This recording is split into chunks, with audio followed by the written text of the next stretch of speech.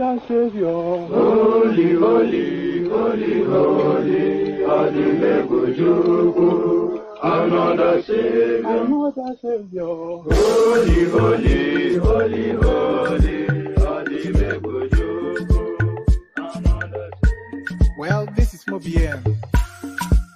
This is dedicated to the gallant heroes of the Nigerian Biafra War and IPO families all over the world. I remember the Nigerian Biafran War, in the thickness of the Biafra genocide. Hey, one man revived the vanishing hope to life. Let the great Biafran army to fight, and they were singing out, holy, holy, holy, holy, is another Savior. They were singing out, holy, holy, holy, holy, is another Savior. Holy, holy, holy, holy, is another Savior. Many years after the genocide, whoa, yet another great leader has risen up now. Oh, and he's leading the Biafrans to victory. In your madika, yabika kokwa namno wow. Hey, anamekele maduche mefo. Manemo, it's an honor having you on board. When I'm singing along, holy, holy, holy, holy, Namdekano is another Savior. Sing along, holy, holy, holy, holy, Namdekano is another Savior.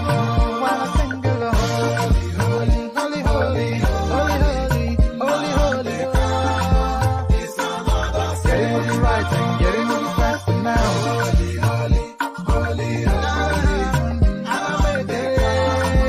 is another Savior.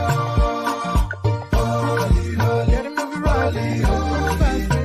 Now freedom is another Savior. Yeah, for freedom. Holy, holy, holy, holy, Namdekano is another Savior. Another Savior. Holy, holy, holy, holy, Adimebujuku. Another Savior. Another Savior. Holy, holy, holy, holy, Adimebujuku. Another Savior. Well, this is Mobian. This is dedicated to the gallant heroes of the Nigerian Biafra War and IPO families all over the world. I remember the Nigerian Biafran War, in the thickness of the Biafra genocide. Hey, one man revived the vanishing hope to life. Let the great Biafran army to fight, and they were singing out, holy, holy, holy, holy, is another Savior. They were singing out, holy, holy, holy, holy, is another Savior. Holy, holy, holy, holy, is another Savior. Many years after the genocide, whoa, yet another great leader has risen up now. Oh, and he's leading the Biafrans to victory. In your madika, yabika kokwa namno wow. Hey, anamekele maduche mefo.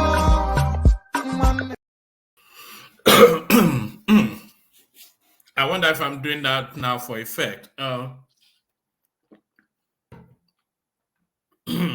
wonder if I'm doing that now for effect. So welcome one and all, welcome dear friends. Another session, the One Man Went to More platform. So of course, you know this goes on every day, and thank you for spending your time with us. It's never taken for granted that you will be here. So it gladdens the heart when you are here. What you could do though for the platform, I don't think I mentioned this often enough. If you copy the link to the live streaming and you put it on your WhatsApp groups and your Facebook groups, it will help us expand our audience space. So if you're doing that right now, then thank you. If you copy the links and put it in your WhatsApp groups, your Facebook groups, etc. So when they say share the links, that is what they mean. Your Instagram spaces, all of those spaces that you hang around in. So welcome one and all. As I said, as ever, it's going to be a banging session. And I can say that with confidence because it is never not a banging session. It's going to be all the emotions will be calling to play in the course of however long the interaction lasts. You'll be angry, you'll be happy, you would laugh, you'll be outraged. But all of those things, of course, is done in the purest and truest of intentions. So there it is right there. Welcome one and all. The One Man Went to More platform, the regular daily live streaming that is now part of your daily diet. So here we go again. So welcome one and all. The usual protocol, as you are coming in, please click on the like button. We ask for that all of the time, only for reasons that it helps the YouTube algorithm. So click on the like button as you're coming in. If you're not already subscribed, then please do that as well. We always need numbers. You know, this thing that we do is all and entirely a game of numbers. And those numbers are counted in the interactions that you have with the platform. So the subscription, the like buttons, the comments, etc. So those are all of the things that is the gold dust of a live streaming space. So, and it's free of charge, by the way. You are not going to be charged a single penny if you click on that red button that says subscribe. So click on like and subscribe. And then it's a live session as well, and an interactive session too. So any and everybody is invited to come and participate. If you do want to come and participate, click on this hyperlink that says StreamYard. It's the one highlighted on the screen right there. So if you want to come join us on the screen, especially if you've not been on the screens before, and if you're a female voice especially, we're looking for that as well. So if you're female, you're new, even if you're a traditional person that always comes in, everybody is welcome. But for you to participate, all you have to do is to click on that hyperlink that says StreamYard. It brings you into a studio space. Soon as I finish reading out the body of the talking points, I'll let you onto the screens and engage you in a conversation. So that's how it works. It's an open microphone session, and the open microphone, the hyperlink that says StreamYard. So click on the hyperlink that says StreamYard, and if you're feeling inclined towards donating towards the platform, then you click on that link that says buy your host cups of coffee. So if you click on that, it gives you the opportunity to donate towards the platform. So you can be as generous as you like. So since we started this initiative, we've not yet had a day that at least one person has not done that. But curiously, it's just the one person that seems to be doing that. So if you want to join the one person that regularly does that to make it more than one person, then you're perfectly welcome to do that. But if you do go there, don't be derisory. Be as liberal and as generous as you can be. So click on like, click on subscribe. If you want to come join us on the screen, click on the hyperlink that says StreamYard. So that's there on the comment section right there. And then if you want to tip towards the platform, click on the hyperlink that says buy your host cups of coffee. So that was the holy song. So now let's not go on to the not so holy headlines that we are going to be discussing. Ailing APC presidential candidate Tinubu secretly returns to Nigeria, cancels US trip over fatigue. So this is a story being reported by Sahara reporters. So we wait to see how that space has been expanded. Because if Tinubu, of course, has had reason to run back to Nigeria for reasons of feeling ill and fatigued, then that doesn't bode well for all of the narratives that currently surrounds his candidature. So all of the narratives around his health, all those concerns, it doesn't bode well for that if this headline is indeed true. Ailing APC presidential candidate Tinubu secretly returns to Nigeria, cancels US trip over fatigue. He did not look fatigued when he was dancing Buga with his party men, El Rufai, etc. But there it is right there. So we examine that only to see what veracity there is to it. Nigeria's carbon market would create 30 million jobs in 10 years. It's the Vice President, Yemi Osinbajo. So he has been talking about that green energy space, which is a space, that's the next gold mine, by the way, globally. So he's been talking about that space for a while now, inviting the Nigerian space to take advantage of their quota in that space. But how does he expand on that narrative? We'll find out hopefully in this space. Nigeria's carbon market would create 30 million jobs in 10 years. The vice president of the country, Yemi Osinbajo. So this comes as no surprise to anyone. Everybody will tell you that, oh, they don't look at XYZ, they only look at the merit of the candidate. But indeed, the reason why most people in Nigeria choose their preferred candidate to be president is primarily because of tribe. Why I will vote for Peter Obi Ezekwesili. So she's going to give you chapter and verse about his antecedents in Anambra, the uprightness of his character, and all of that. But of course, you will all know already in the deepness of your soul that she supports Peter Obi for reasons of tribe. But she will try to point you in a different direction, no doubt. Why I will vote for Peter Obi, Madam Obi Ezekwesili, making the headline there. Fresh trouble for Atiku as Obasanjo slams PDP delegation, calls them betrayer. If the vote that decides the Nigerian presidency is going to be cast solely and singularly by Obasanjo, then Atiku can move back to Abu Dhabi and go and continue to be the waziri of that little kingdom. Because if there's anybody that loads Atiku more than Tinubu, I would like, not more than Tinubu, maybe Tinubu loads him equally. But if there's anybody that loads Atiku more than Obasanjo, I would like to meet that person. Fresh trouble for Atiku as Obasanjo slams PDP delegation, calls them betrayers. So quite why he's calling them betrayers, we'll find out shortly. So the next headline is more a clip than anything else, but still to do with Obasanjo. Olusegun Obasanjo 85 wows guest as he jumps off podium at an event. So I have a clip of this. So you see just how high the podium is, and you see how this 85-year-old man leapt from that podium to land on his feet. So 85-year-old man, by the way, I would certainly be reticent to do this, but he has the confidence in his physicality to do this. Olusegun Obasanjo 85 wows guest as he jumps off podium at an event. So I have the clip for you to see. So we'll see then what happens there.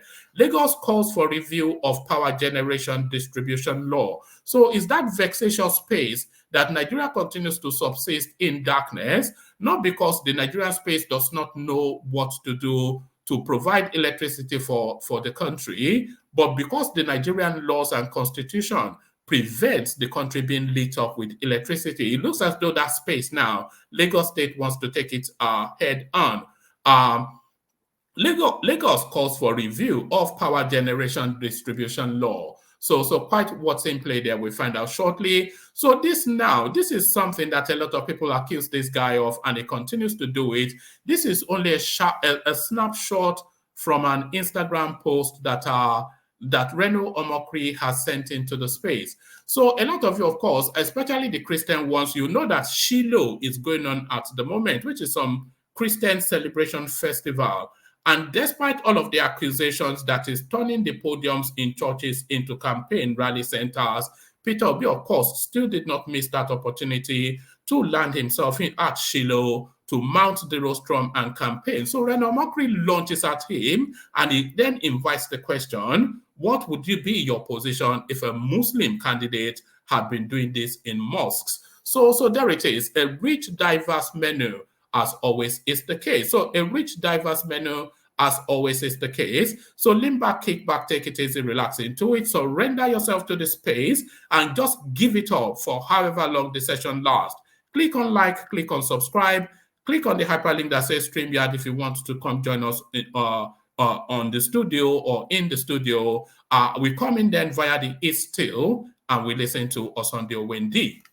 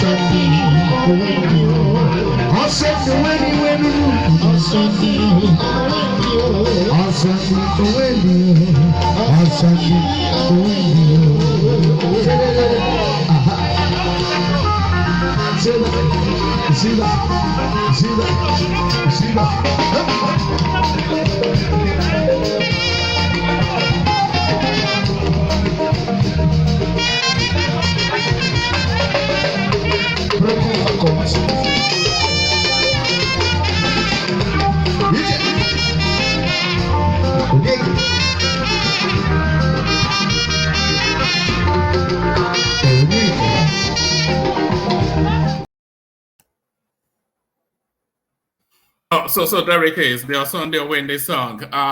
Let me remove my silly art. So that there it is, their Sunday or when they song. Give me one more moment. Give me one more moment to get myself together.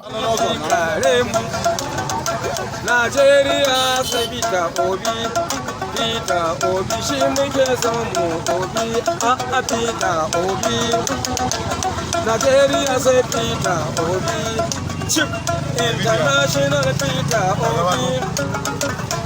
Say Peter Obi. Hey, Peter Obi. She make some Musashi.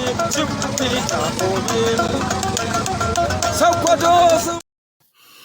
So there you heard it. Nigeria Peter Obi. So Nigeria Peter Obi. As guys, I bring you this.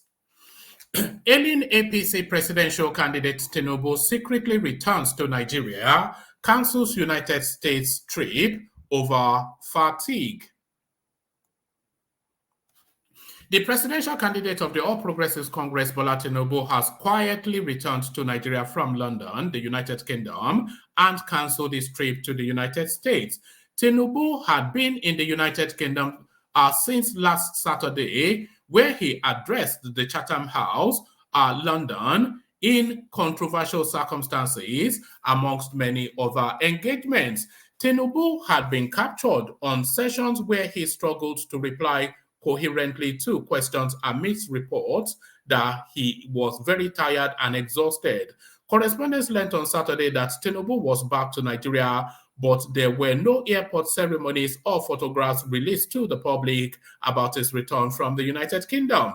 Tinubu has secretly returned to Nigeria. The campaign team did not release any airport ceremonies or photos to the public. This could be due to fatigue on the ailing candidates. Tinubu returned home by 3 a.m. this morning, Saturday, without fanfare, a top source told correspondents. The APC Presidential Campaign Council had claimed that Tinubu would be embarking on a trip to the United Kingdom, the United States, and 2 other countries to campaign. However, after an outing in the United Kingdom, Tinubu returned to Nigeria without the usual fanfare. Tinubu had during, pardon me, there's actually one thing.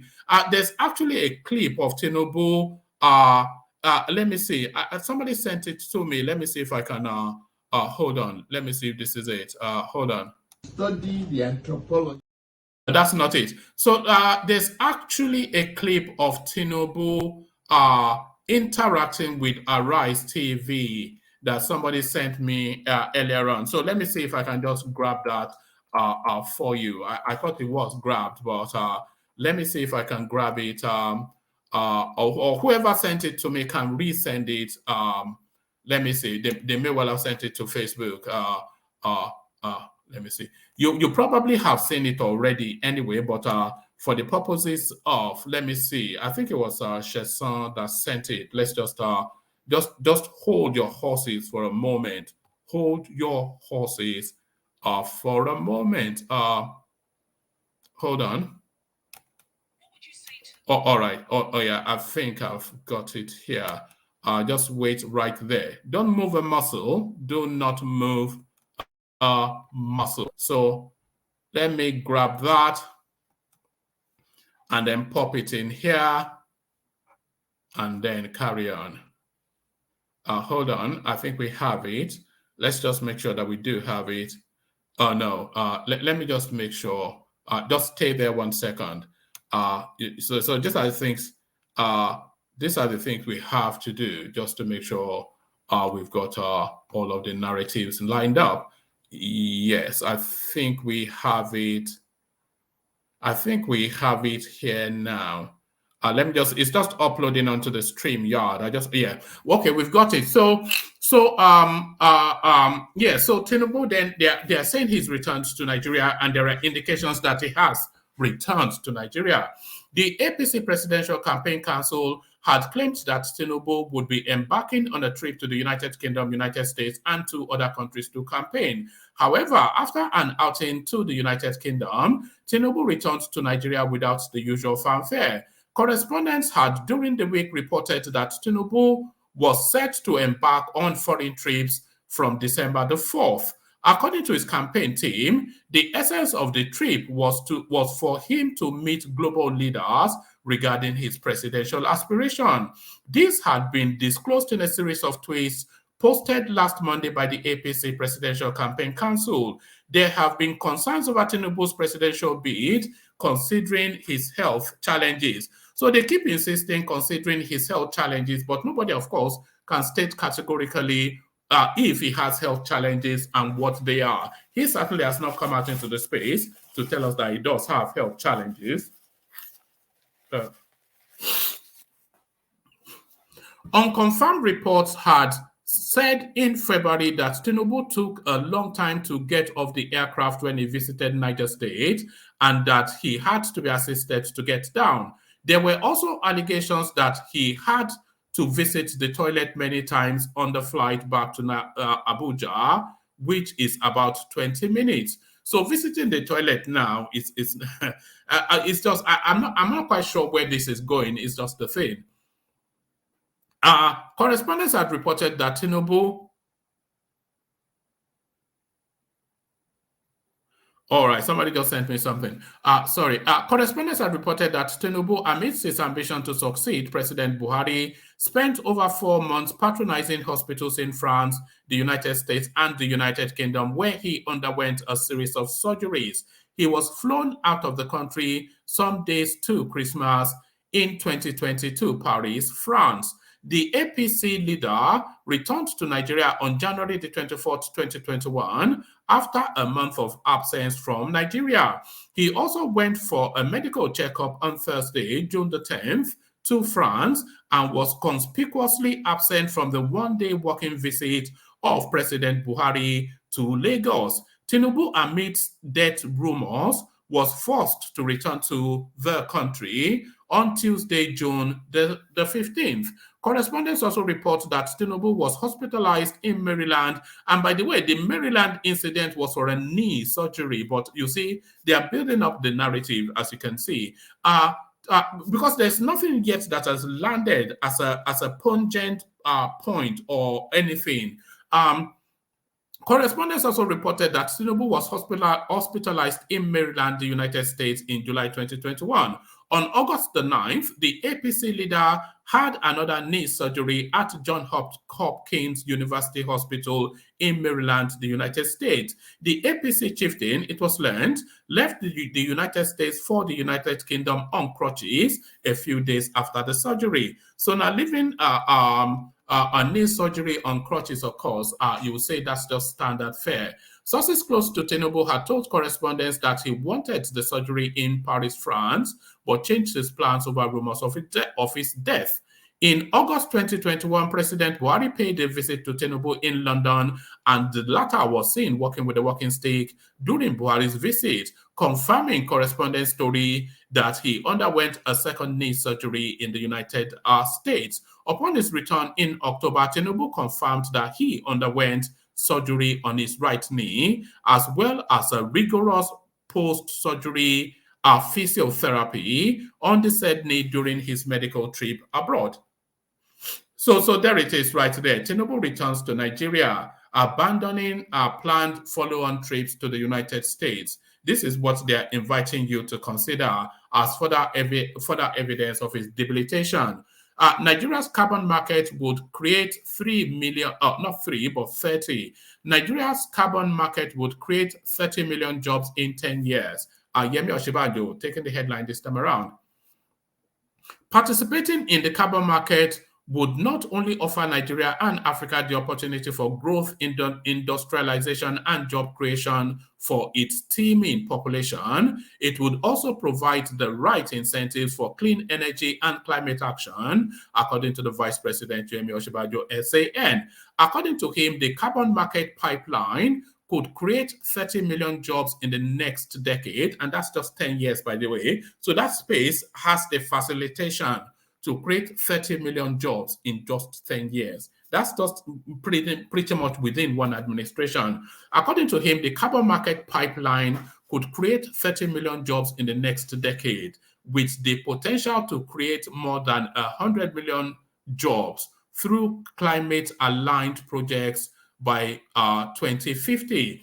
The Vice President stated this yesterday in his keynote address at a high-level international meeting on Africa Carbon Market Initiative, ACMI, hosted by the Rockefeller Foundation in New York, United States of America, where he stressed the importance of building the carbon markets architecture in Africa. So I'm not quite sure if that 30 million is Africa-wide or Nigeria-specific. It doesn't say, but whatever, the bulk of anything Africa still comes to Nigeria. So that's a space that's still untapped. Speaking to an audience which includes the United States Special Presidential Envoy for Climate, John Kerry, who joined the meeting virtually, Vice President Osinbajo stated that participating in the carbon market offers Africa the opportunity to pursue growth, industrialization, economic value creation with the right incentives for clean energy and climate action. The meeting explored potential opportunities which carbon markets offer to generate resources for clean energy transmission, whilst accelerating economic growth in Nigeria and other African countries. It will be recalled that an international steering committee is driving the activation of African carbon market in Africa with the auspices of the African Carbon Market Initiative. So that is a space that is set to open up for people who want to study that space and have the first mover advantage. So that is for you, anybody listening. That's a space that is set to open up if you want to understudy it so that you get the first mover advantage. Members of the committee include the Nigerian Vice President, former President of Colombia, Ivan Duque Marquez, officials of the United Nations, United States Agency for International Development, Gates Foundation, amongst others. Also, President Buhari had announced Nigeria's commitment to net zero by 2060 on the basis of a detailed energy transition plan in his COP26 statement, while at COP27, Nigeria's Minister of Environment, Mohammed Hassan Abdullahi, delivered the president's speech on the need for more funding for energy transmission and climate action, and why Nigeria is championing the development of the African Carbon Market Initiative. Against the backdrop of global rapid expansion of the carbon market, the Vice President noted that Africa currently only has a small share of this carbon market, but the current market can be scaled in a massive way to reach FDI of $120 billion to $200 billion annually. For a continent that needs $240 billion annually in mitigation investment alone, this carbon finance stream could be the difference between transitioning or not. So there it is right there. There are a lot of it over my head, of course, but you, I hope, have a greater understanding of it.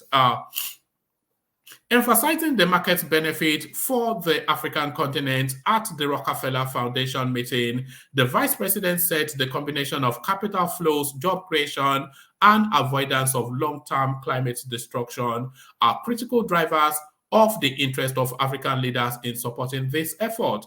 As all of us in this room understand well, the priorities of the African continent are not just to act decisively on the climate crisis, but also create significant growth opportunities for a young and growing population.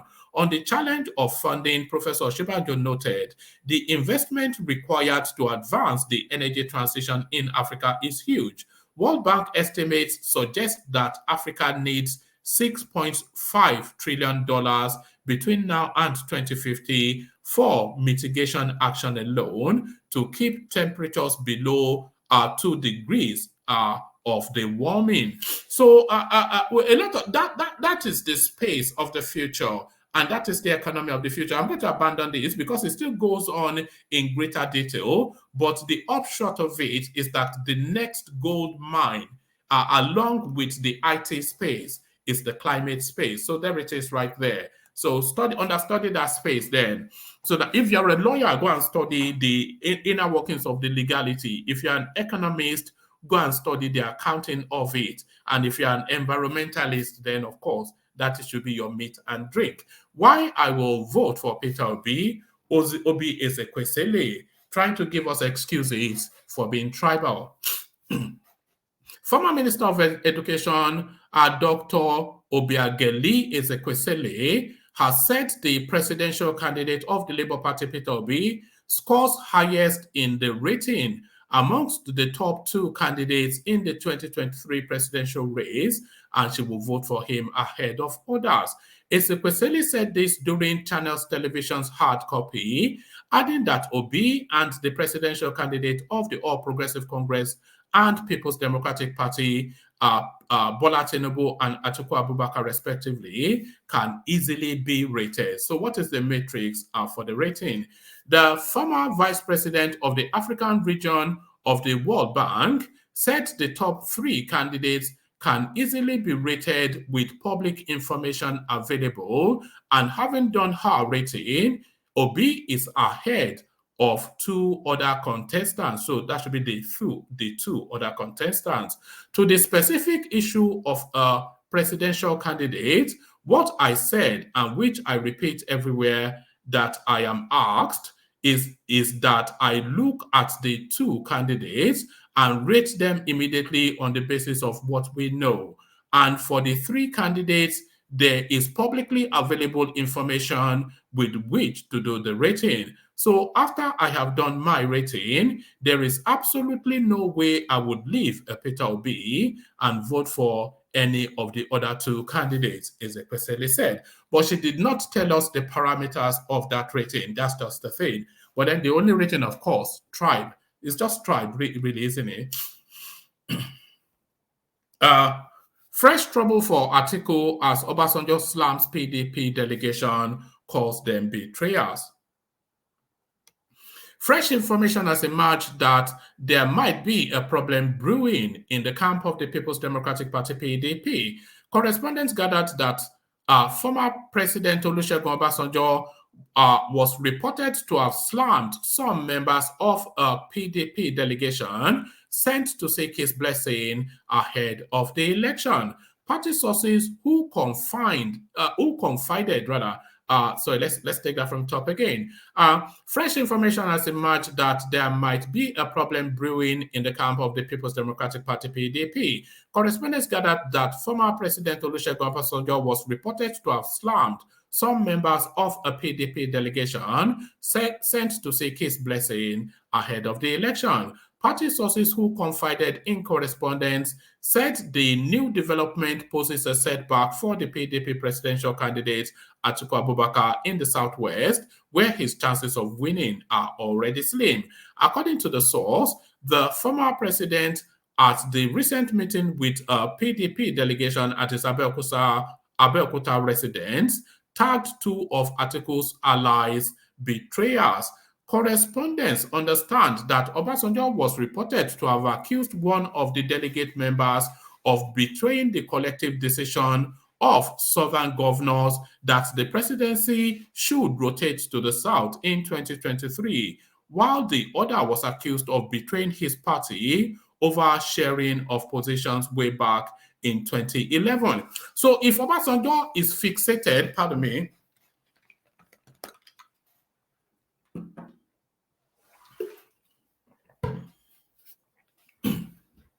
if Obasanjo is fixated on power transiting to the South, then his choices really narrow to Peter Obi and Tinubu. But which of those is a real choice? A lot of people say he leans towards Obi, but then of course he entertains Tinubu equally and with some familiar warmth.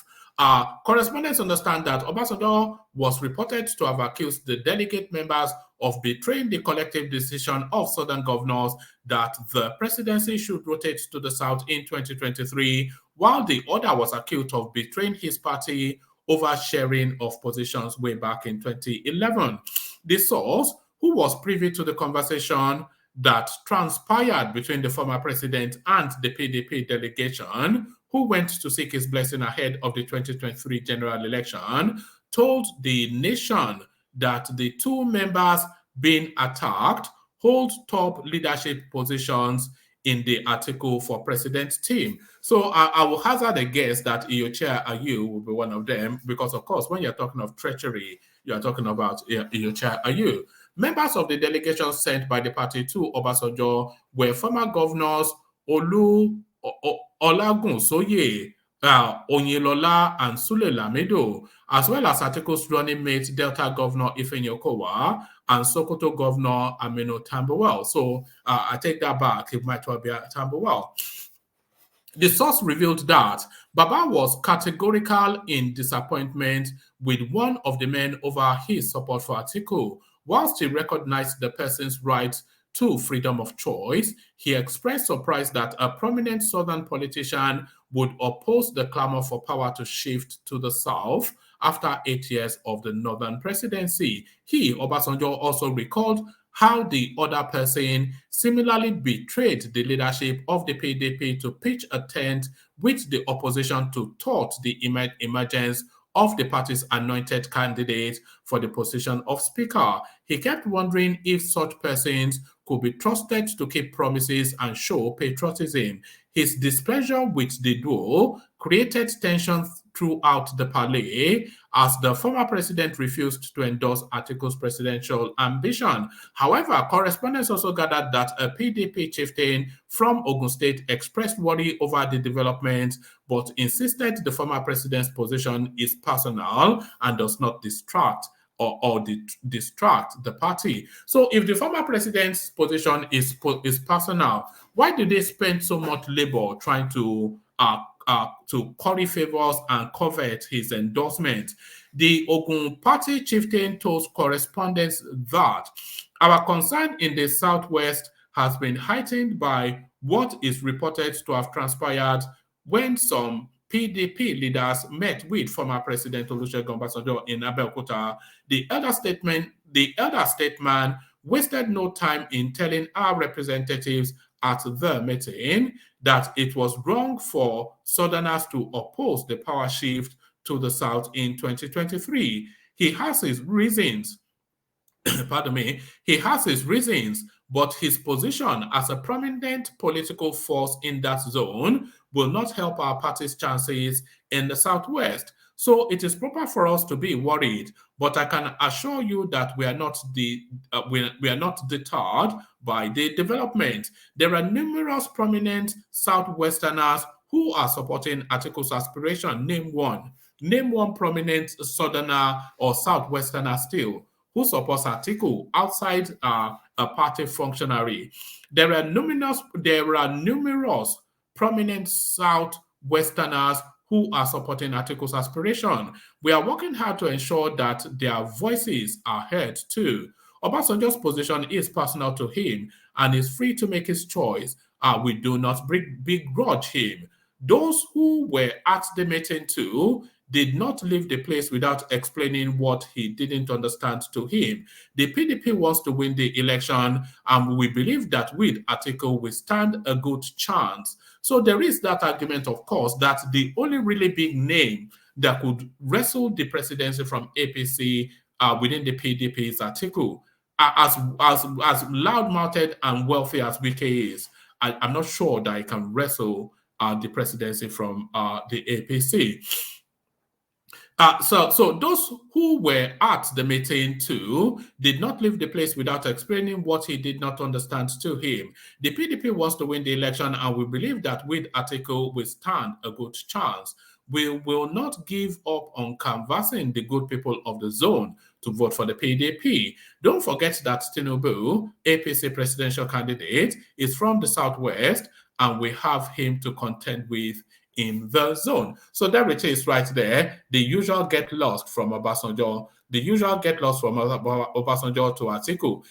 I'm not sure that there's a human being that Obasanjo detests more than Atiku Abubakar. So 3 more to go.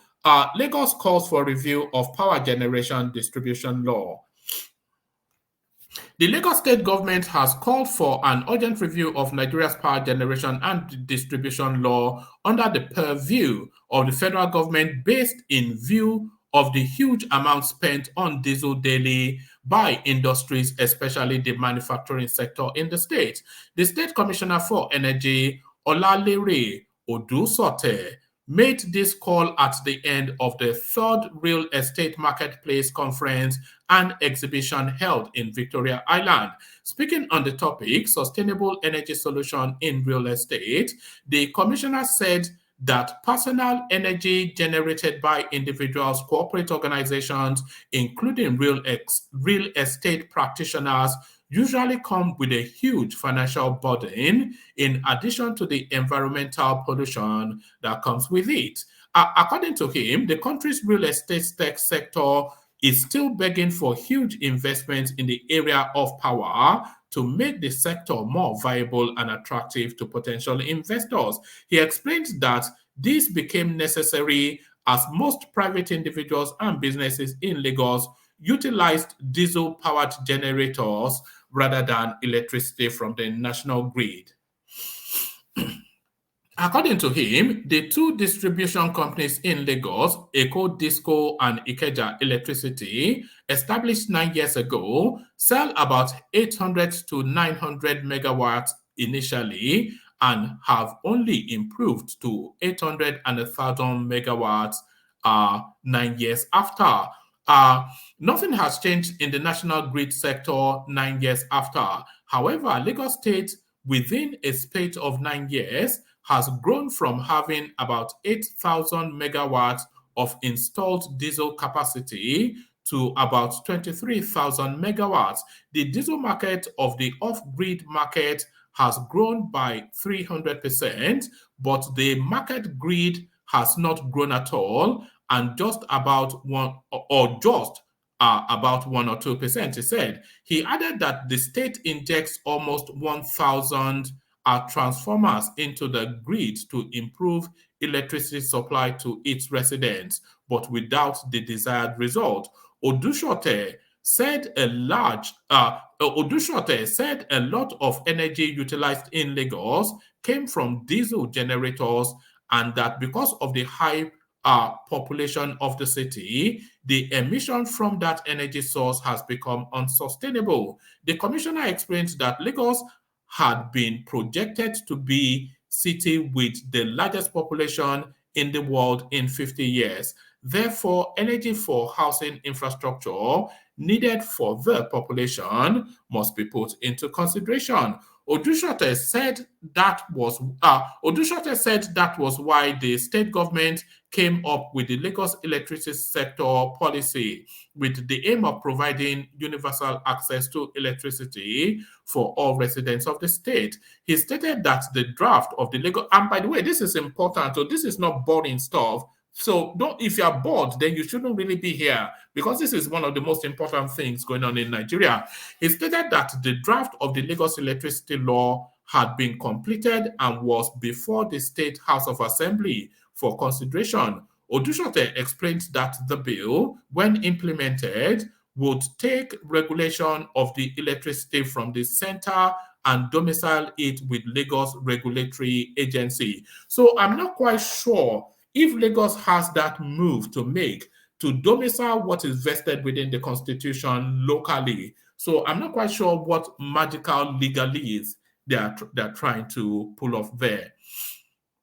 Unless I'm mistaken, which I suspect I'm not, Odushote explained that the bill, when implemented, will take the regulation of electricity from the center and domicile it with Lagos Regulatory Agency. The Nigerian Constitution domiciles the responsibility of regulation and distribution of electricity with the state government, but when the law was passed in 2002, many states were not ready for the responsibility. Many housing estates in the state run on diesel generators because they are unable to benefit from the grid, yet they cannot share from the excess capacity they currently have because the federal government does not permit it.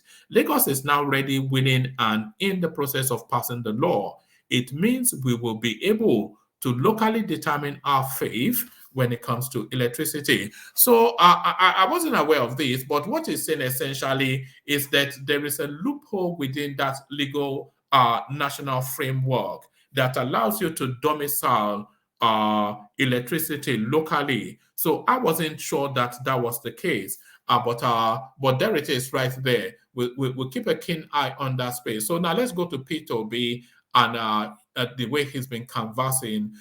Yes, let's go there. So two more, and then we'll see who is in the room to take it on. So this is Reno Mockery jabbing at the obedience space again. Nobody on earth, living or dead, has, to my knowledge, politicized church attendance like Peter Obi, a man who did not even know the existence of these churches before 2022, has started going from church to church and experienced to Shiloh, turning altars to rallies.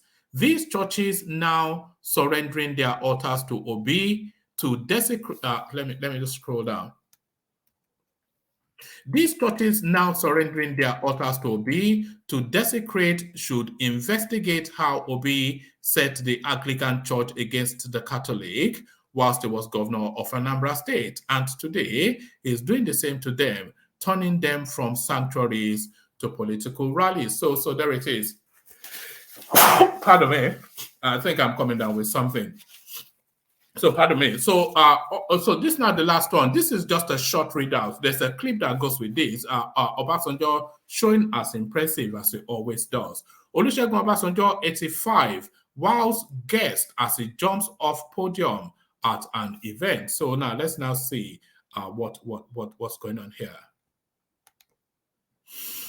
Olusegun Obasanjo, 85, wowed guest when he jumped off a high podium. The former Nigerian president attended the White Christmas Festival and jumped the podium to give a speech. When he was done, he showed how fit he is by jumping off the podium. whilst 2 men stood beside him in case he needed support. He executed the jump well and walked to his seat afterwards. So you think that is not news, of course, but for an 85-year-old man, that is news. So here they are, Kulata and Ola. And if you are intending to join us, please join us now, not when the room fills up and then you don't have the opportunity to get to come in or speak on anything. Before I go to Kulata and Ola, let me just show you then that clip of Obasanjo. This is quite impressive. So I played it twice. This is quite impressive. Bearing in mind, the man you are about to see, look at the height of the podium, and then have in consideration the age of the man. Is an 85-year-old man. So even whatever your age is, wherever you are, can you do this? Can you do this?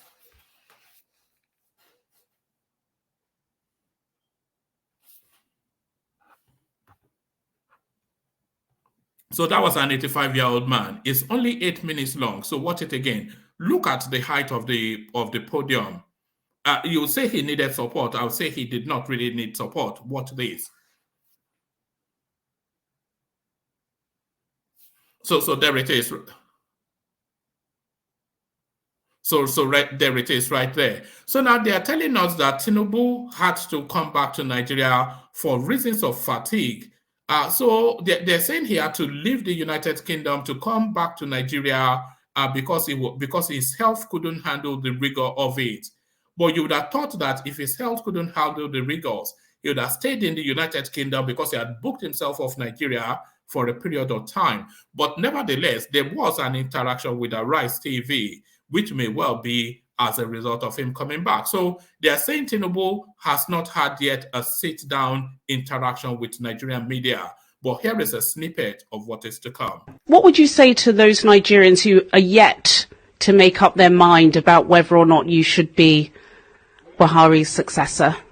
I want to hurry them quickly to the appeal, and they should get their PVC ready and vote for me. I'm not campaigning for any other person but for myself and my party. And that is what I want. And if you've not made up your mind by now, please do so. Finally, sir, Chatham House, this has come at a time where we are at a critical juncture in Nigeria's history, very reminiscent of what we had in 2015.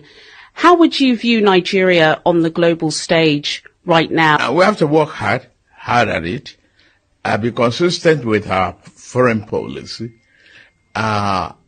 respect our sovereignty.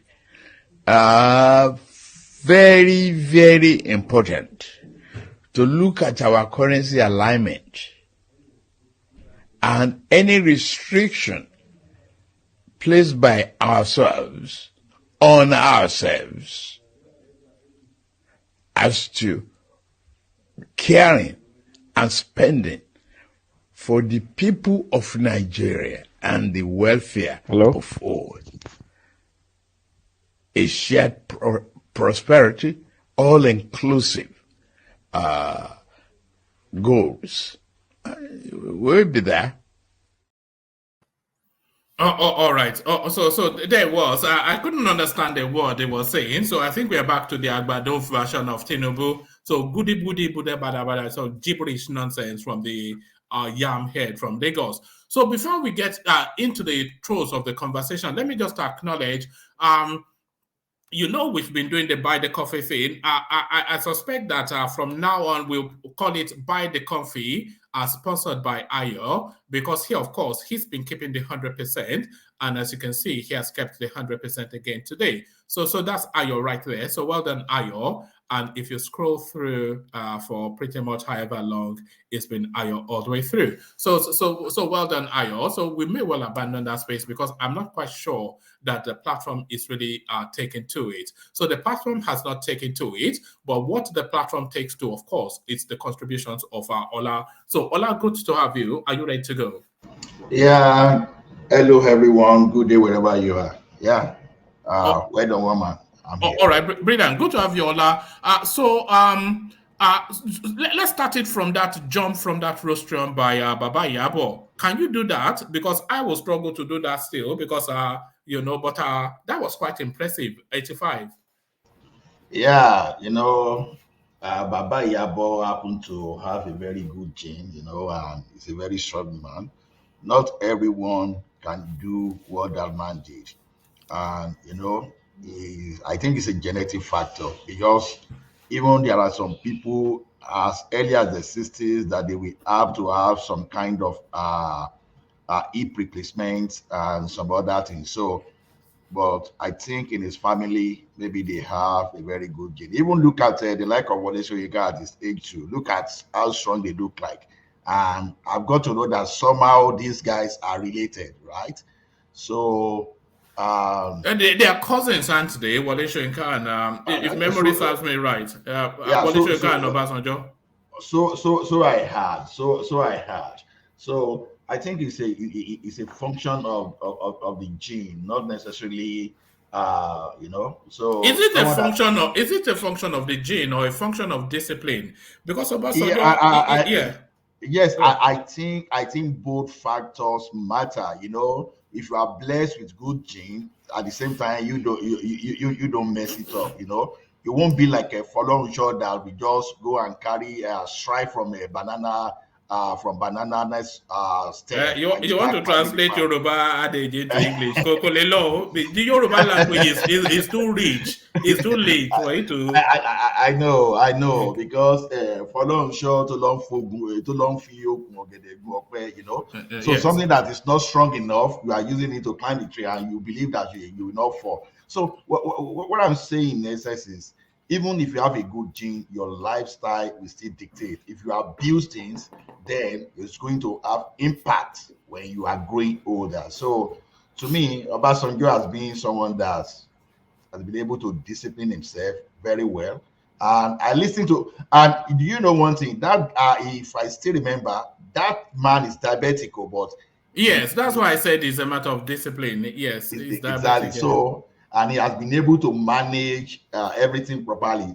Some people in a situation, they are under crisis, serious crisis. So, but as for him, uh, I've watched the video of this man early in the morning where we join people, we be doing exercise, we dance and run around, do stuff I like think he plays squash, doesn't he? He plays squash. so I heard, and the man does a lot of things. So kudos. Not everyone can do that, especially So the way we live in that our country. No, not everyone. all right. Well done, Baba. Yeah, but I hope when I get to 85, I'm able to do that still. So and Pade Banjo, of course, older but equally as strong.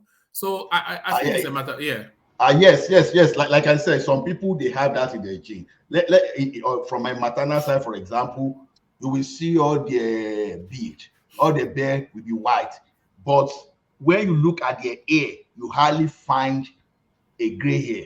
When you find gray hair, they are scattered.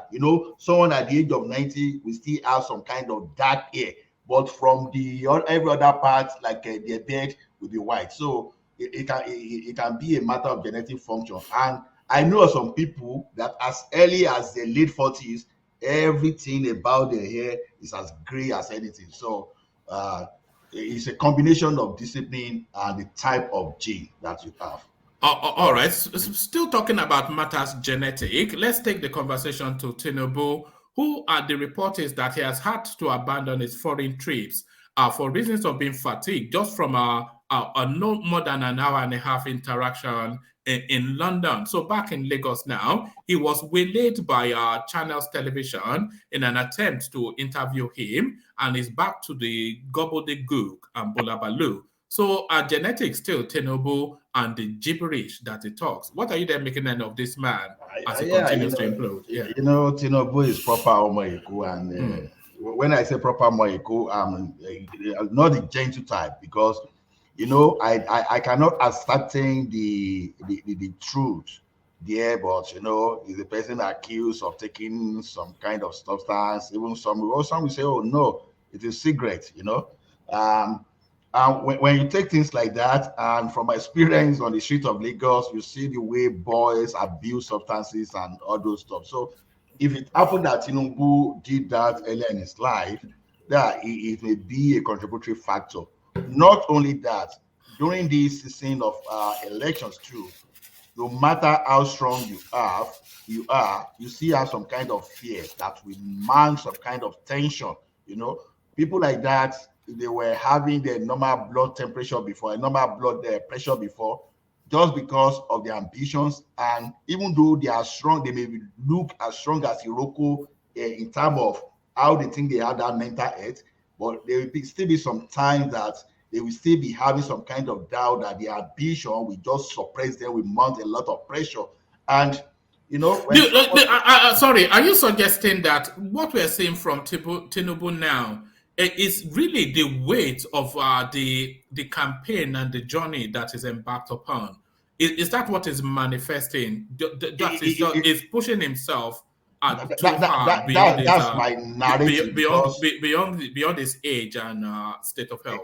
Exactly, that's my narrative, because when you look at the same Tinubu last year, someone that was as very strong, that was bold, was doing everything, all of a sudden, during his time now to campaign and to be the one to be elected, all of a sudden we start seeing different things. So it could be the pressure. Even we've asked some journalists before, a journalist of a reputable journalist, just for him to talk to the like of Trump, his hand started shaking, and this is a person that you will talk anyhow before, but at the sight of Trump alone, his hand started shaking. So whatever contributed to that hand shaking that time, that guy will be the one to know whether he was under pressure, seeing a very massive figure in the society. So the ambition of these guys and the gang up against him initially, and even as it is now, even though we believe that he's a candidate to be, but then it's not a fool.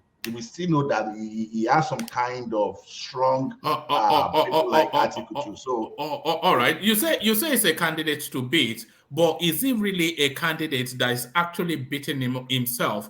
Let's listen to. It's only about a minute 40 seconds, but I'm not quite sure if this was edited to make him look bad.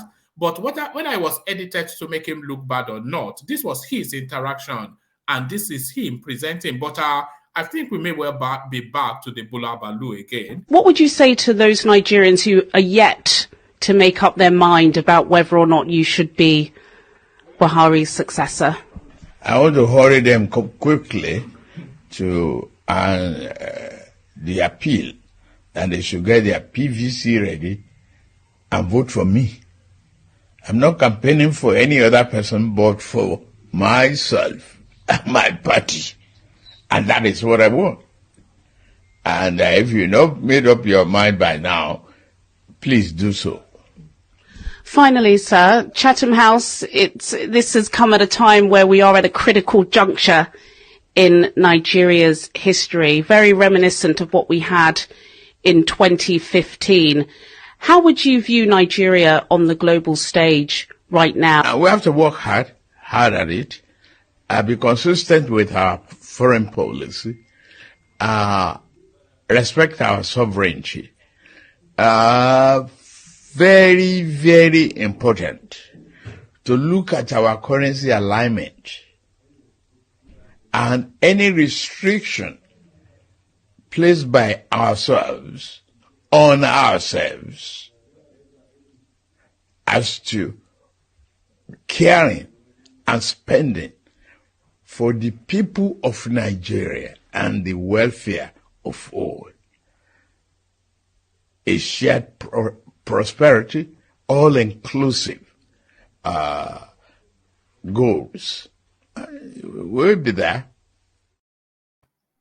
The one thing I have noticed about Tinubu Ola is that he talks in staccatos. He talks in staccatos, and then he goes on to make a point, and then he abruptly stops that point to deviate to another point, and then he stops that point. You heard it all in there. So he seems to talk in staccatos. Maybe he's moving his thoughts. I don't know. But what did you make of that? That it's still gibberish somewhat. No, sometimes someone can be excessively brilliant, but if you are not a good presenter, if you are not a good orator, you want to quickly cover everything, you want to download everything you have at once. So that such a thing can lead to some kind of a disorganization, the way the way he aligned his thoughts. So to me, the way I see Tinubu there, if you other than the first statement where he say we have to hurry up quickly for the appeal, because I could not really find the grammatical expression. I was trying to actually look at how he structured that statement, what he was saying. Apart from that, I think he's been able to say some substantial things, because when we are talking of Nigeria on the global stage, he's talking about for us to work hard and about a global about how to make our currency to have a very good impact at the global level. Then so he's talking about a shared prosperity, which I think when we look at it from the way he presented all those things, but if we take all those points outside his presentation, I think he was actually saying something critical, and something that I think, to me, I'm not really seeing any sign of a sick man in that, but rather than someone that is unable to articulate everything that he wanted to say. So not a big. Is it that he lacks the articulation, or is there a confusion between the coherence of the thought and the expression of the utterances? Is there a disconnect somewhere between him thinking and then speaking? That is exactly what I'm saying. That when you have a lot of sets to download and you are trying to match everything, so then the probability of confusing everything can always increase. One thing I've noticed over time is this: see, some people, they may not be able to do presentation when they are trying to present. They are lost in their thought processes and unable to give everything they want to give.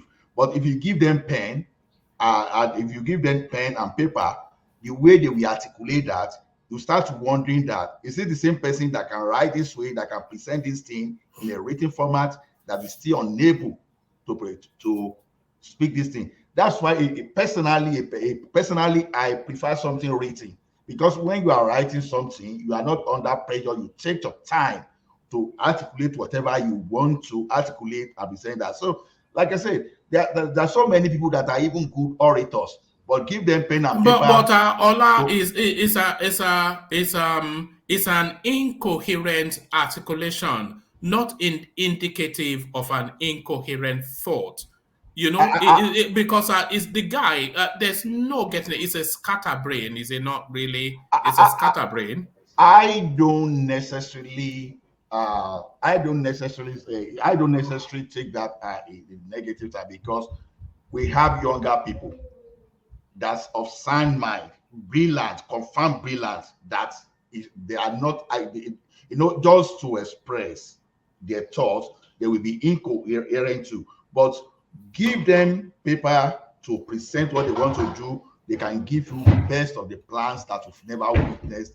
But ask them to speak, they won't be able to speak. And some people, their strength is what they speak out, but the plan and execution, you will never find them there. That is why you see some people, they call some people narcissists. That narcissists, they can make everything to look good around themselves. But when it comes to the back end of that creativity themselves, you will find that they are nothing at all, other than what they can say openly. So to me, personally, I don't know of others. I have no issue with what Tinubu represented physically there, but I'm more focused on the plans and what I can see on ground, and the way he has articulated. Maybe the speech he read. So I'm okay with all those things, but not one-on-one situation like this. Oh, all right, brilliant. Yeah, sorry. Hold on. I am actually going to take that round and then come back to Ola, because Tinubu is back in Nigeria. All the indications are he's had that interaction with Channels Television, And I think maybe Ola may be giving him a soft landing somewhat. But Atiku, Kulata, what did so everybody will get to speak on that, but let's kick it off with Kulata. What did you make of that little snippet from Channels Television? So, I mean, the first question, he answered it appropriately. I think the second question, they asked him about Nigeria's global position, and he totally flunked it because he answered with domestic. He talked about Nigeria's domestic issues. He started talking about currency. He started talking about prosperity. I mean, I think he discovered that, oh, I flopped it. Then he was trying to shift his thought to answer the question that was asked of him, which was, how do you see Nigeria's global position or something of that sort? Because he totally flopped that second answer. And he was just talking about domestic issues. He started with Forex, he jumped to something else, he jumped to prosperity. And so I think it was a guy that realized that, oh man, I think I missed this. And he was trying to now shift to the correct answer, but there was no shifting from that. He just messed up that second answer. So that's how it is. At the first glance, you have to listen twice to pick sense from anything he has to say. Because when I first saw it, just as somebody sent it to me, when I first saw it, I just thought, oh, this guy is back to Agbado again. It was this is not Agbado level. Other candidates do exactly. We laugh at other candidates for doing exactly this. Yeah, but he's on the spot, is it not, for this sort of inconvenience? Yeah, that's why I'm not forgiving him now. The second, I mean, they asked you a clear question about Nigeria global positioning. What does that have to do with our monetary policy? I mean, I can answer it with the monetary policy and string it together, but he couldn't string it together and was struggling to try and land back to what exactly was asked of him. So he messed it up. He messed the second question up. No forgiveness from me. All right, that's quite worrying though. In a 1 minute 41 second clip, he answered 2 questions, ball stop 1. So we can only look forward in trepidation to a Nigerian grading standard. He gets a 50C. Look at that. All right, let's hear from Sincere Conscience, who joins us for the first time. So we're talking about that little clip, that little snippet from an interaction to come with Channels Television. So Tinubu has made himself available to the Nigerian media space, but from what Channels Television has put out there, it looks as though we're back to Agbado again. Sincere Conscience, good to meet you. Sincere Conscience, on mute. Sincere Conscience? All right, okay. All right, so let's go to Mr. Ed. So Mr. Ed, to you, response to Tinubu's clip. Mr. Ed. Yes, sir. Yeah, I just saw I think I saw the last few, about a minute or 2 of it. I didn't watch all of it. But the part that I saw, I thought it was indeed, what everyone has said already. Somewhat incoherent. But I think that is a problem, right? For the position that is vying for, because I keep seeing, I think the first guy that spoke, it was Ola. Yes. I think he was saying that, but it doesn't matter, it's about his plan, what is in his head, whatever, but if you cannot communicate what is in your head, to your followers, the people you are leading, how can they take direction, to know exactly which direction to go, So I think at this moment, that's just my own opinion. Look, you have different leaders for different times. There's no good or bad. Tinubu's, I don't know, his circumstances right now, it's not good, it's not bad, that's not what it's about. It's what do you need? What kind of leader do you need at this moment, right, to move that country forward? In my opinion, I think you need a leader who's a unifier, to cool down the tension in the country, to kind of unify the place, keep the temperature down, form like some type of cohesiveness, some harmony. So that they can focus on development, because you only can focus on the development if people, have somewhat of understanding. I think you have to go back to the things that I guess were destroyed, by when the West came in and started to change the culture or whatever. I think we have to go back to what we were doing before. So if we all come together, for me, I think the secret, to success is really that everybody, have a space in that country, and their space, how they live, you know, and their tradition, their culture needs to be respected. And there should be no invasion or intruder, but only like, you know, come in as a welcome guest and also live, you know, there peacefully, you know, and then depart, you know, peacefully. You know, I think if you have because I think also at Chatham House, when I watched Tinubu, also in, what is it called? The Archival House, when they asked me a question about climate change, for example, you know, he stated like, you know, he got so combative about it, you know. I thought that was I thought that was one of his better answers. No. So for that me, climate change that was interaction at Archival, I thought it was excellent in that. That's what I said. That's because you use a different, because that's because you are using a different belief system. That type of belief, if you have that belief system, of if you think that's a great answer, then, you know, if Tinubu get in. Wait, so that climate change answer was spot on, because let me just say why. Guys. What he said exactly, UK are now starting to use coal to generate electricity, and that's the poison chalice that I was talking about. That's not the point I'm making. Listen to me first. I think that's the problem that we have, you know, in this world today. You know, people always, you know, it's always just opposed. You know, it's either right or wrong, right? Or hey, he got a good answer. That's not the point. The point is what is he trying to achieve with that answer? If you want development with that answer, you know, achieve development. If you're combative, no, you can still get the same answer by using the different tactics or system. I think what we intend to do, we focus on the process that get the result, not the result. Work backwards, find out what is going to get the result. Can you remind us of what the answer is according to you? No, for me, I would say the answer should be... No, just refresh us of what Tinubu said for climate change, please. No, so what Tinubu said was that, you know, if the West, you know, if the West want us to work on climate change, they have to pay us, you know, they have to give us funding, you know, to help them with their climate change. If they don't give us money for the climate change, you know, then to help with their climate change. Isn't that what he said? Okay, so what is wrong with that? Everything. Yeah, tell us.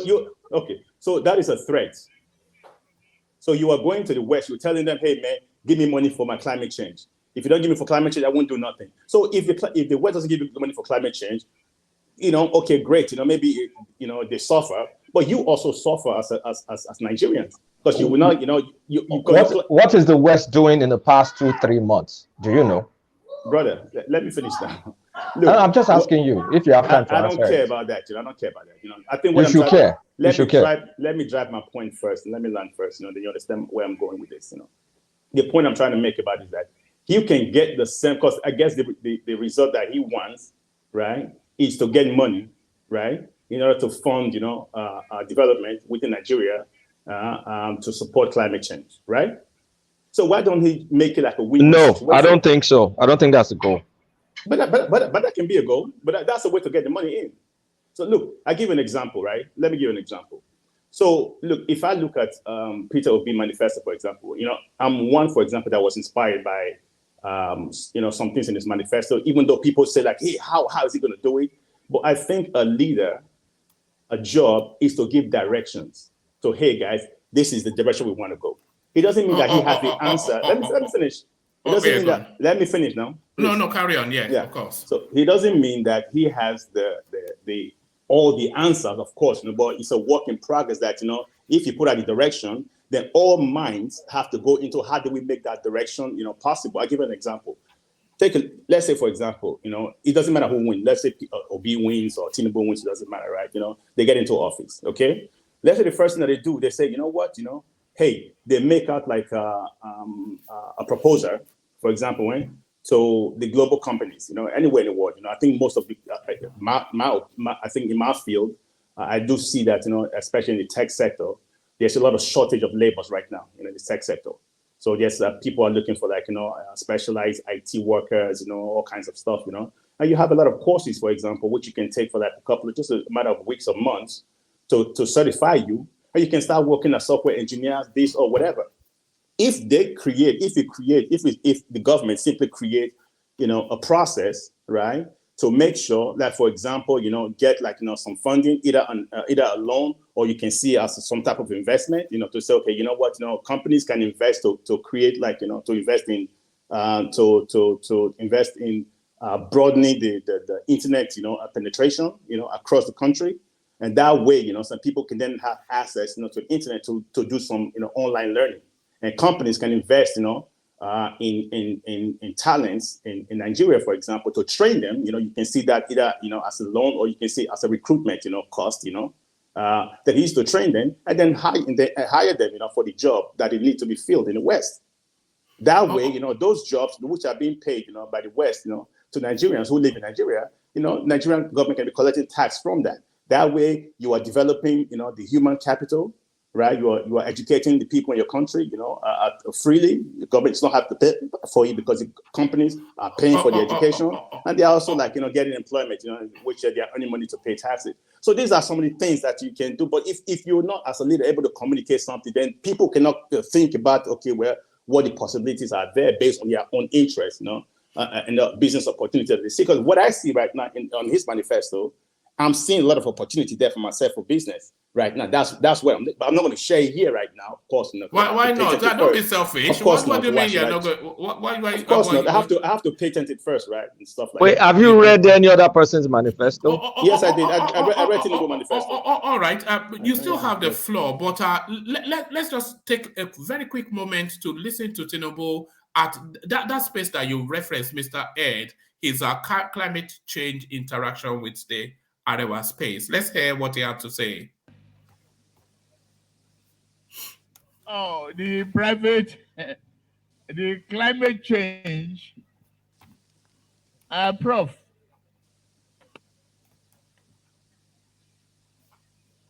It's a question of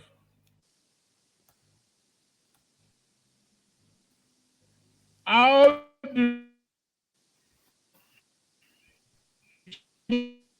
a person.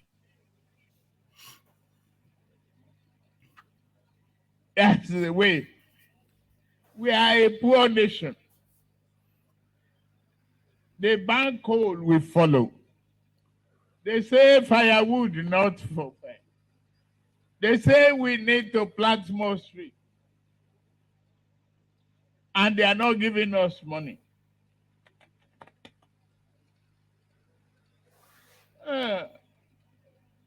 We need to open our eyes, shine it, and tell the West, if you don't guarantee our finances and work with us to stop this, we are not going to comply with your climate change. They'll do it.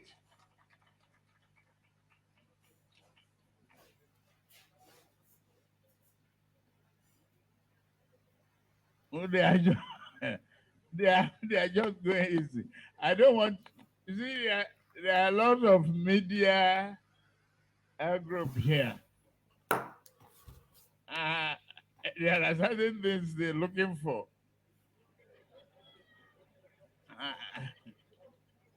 I'm not going to reveal everything. Now lie. All right. So that was that space, Mr. Ed. And I suggested that it was an excellent response, and I stand by that, because what you were saying, I'm not sure what your understanding was, but my understanding was that the global green energy space, the climate change space, that all too often the West will come with a policy position which the African space and the third world will adopt. But what he was saying was that he was going to, for compliance to the energy space, the green energy space, negotiate some sort of financial inducement for Nigeria to comply. That was what I understood from that. I'm not sure what you understood from that.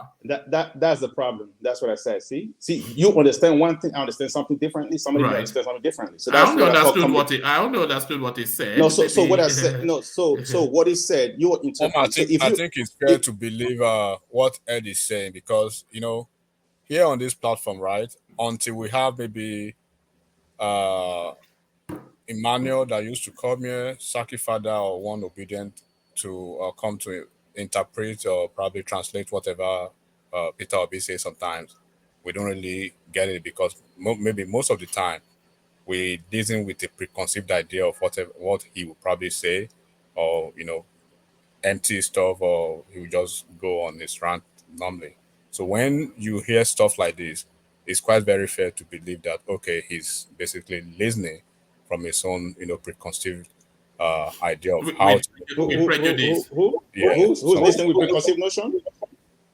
He's accusing you of listening with prejudice. Prejudice. I question Ed. First of all, I question whether you even understand the climate change politics, and I also question whether you understand the poison chalice metaphor. I don't think you understand either of them. Look, Kolata, you are speaking a lot of stuff. That doesn't really, for me, I don't think that's important for me. I think just focus. First, what I'm saying is that put yourself, and let's say you are the West, okay? If Tinubu, if I'm trying to put myself, not you, I'm trying to put myself in the position of who he's speaking to, because the audience is, I'm not the target audience, right? If I'm going to analyze, how the message is going to be received, you have to put myself, in the position of the target audience. You know what I mean? So I think for him, what would have been better for him to, because it comes across combative, you know what I mean? Combative, you know what I mean? Engagement is never helpful. You can we should go bowling and begging the West. That's what you want. It's not one or the other. You know what I mean? You can be firm. You know what I mean? Stand, but you have to create a win-win situation. What he has done and what he said there, a couple of African leaders, they've taken that position and they are taking. No, but I say it's a wrong position. It hasn't worked till now, right? Has it worked till now?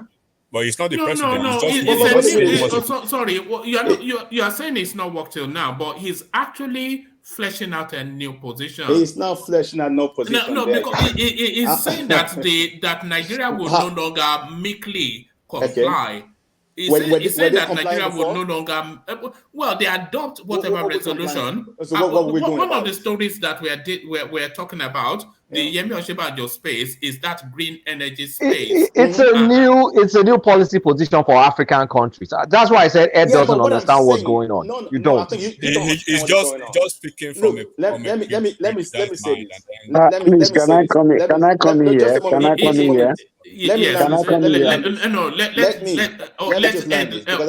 Hold on. Let Ed land, and then you come in just for you. Yeah. I think the conversation is taking a detour here, Yes, it has. That's not where I want the conversation to go at all, What I was saying, and then I'll land, then I'll go on, you guys can move on with the conversation. What I wanted to say was that, sometimes it's it's not always what you say. Sometimes I get the results. Sometimes it's also how you say it. What I say is that, it's pretty clear that there's a way to create a win-win situation on that climate, change space. I know the West, for example, need, Africa, for example, to invest in climate change. But what stops, because Nigeria has a deficit right now for electricity, right? So what stops, Nigeria for asking companies, abroad or anywhere else, to start investing, in solar energy or wind turbines, green energy or whatever, as a means, to create opportunity for them to make money, in the Nigeria space. If you answer a question like that, that is more a way to say, basically, that's also saying the same thing that he's saying, which is like, hey, give us money to do climate change. You know what I mean? But you're still getting the money to do the same thing, right? Do you know what greenhouse emissions are? Greenhouse emissions.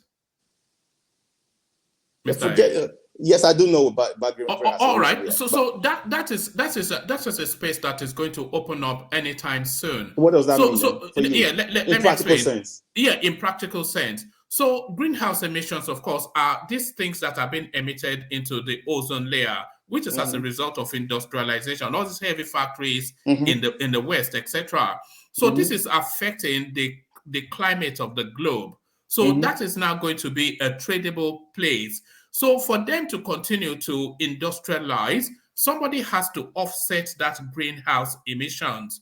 So some certain countries cannot then, through fossil fuel and all of these heavy greenhouse emitting resources, try to industrialize. So that has to be negotiated. So a lot of that negotiation will be to the third world countries that are trying to emerge into industrialization. Can I ask you something? Right, go on. Is using fossil fuel the only way to industrialize?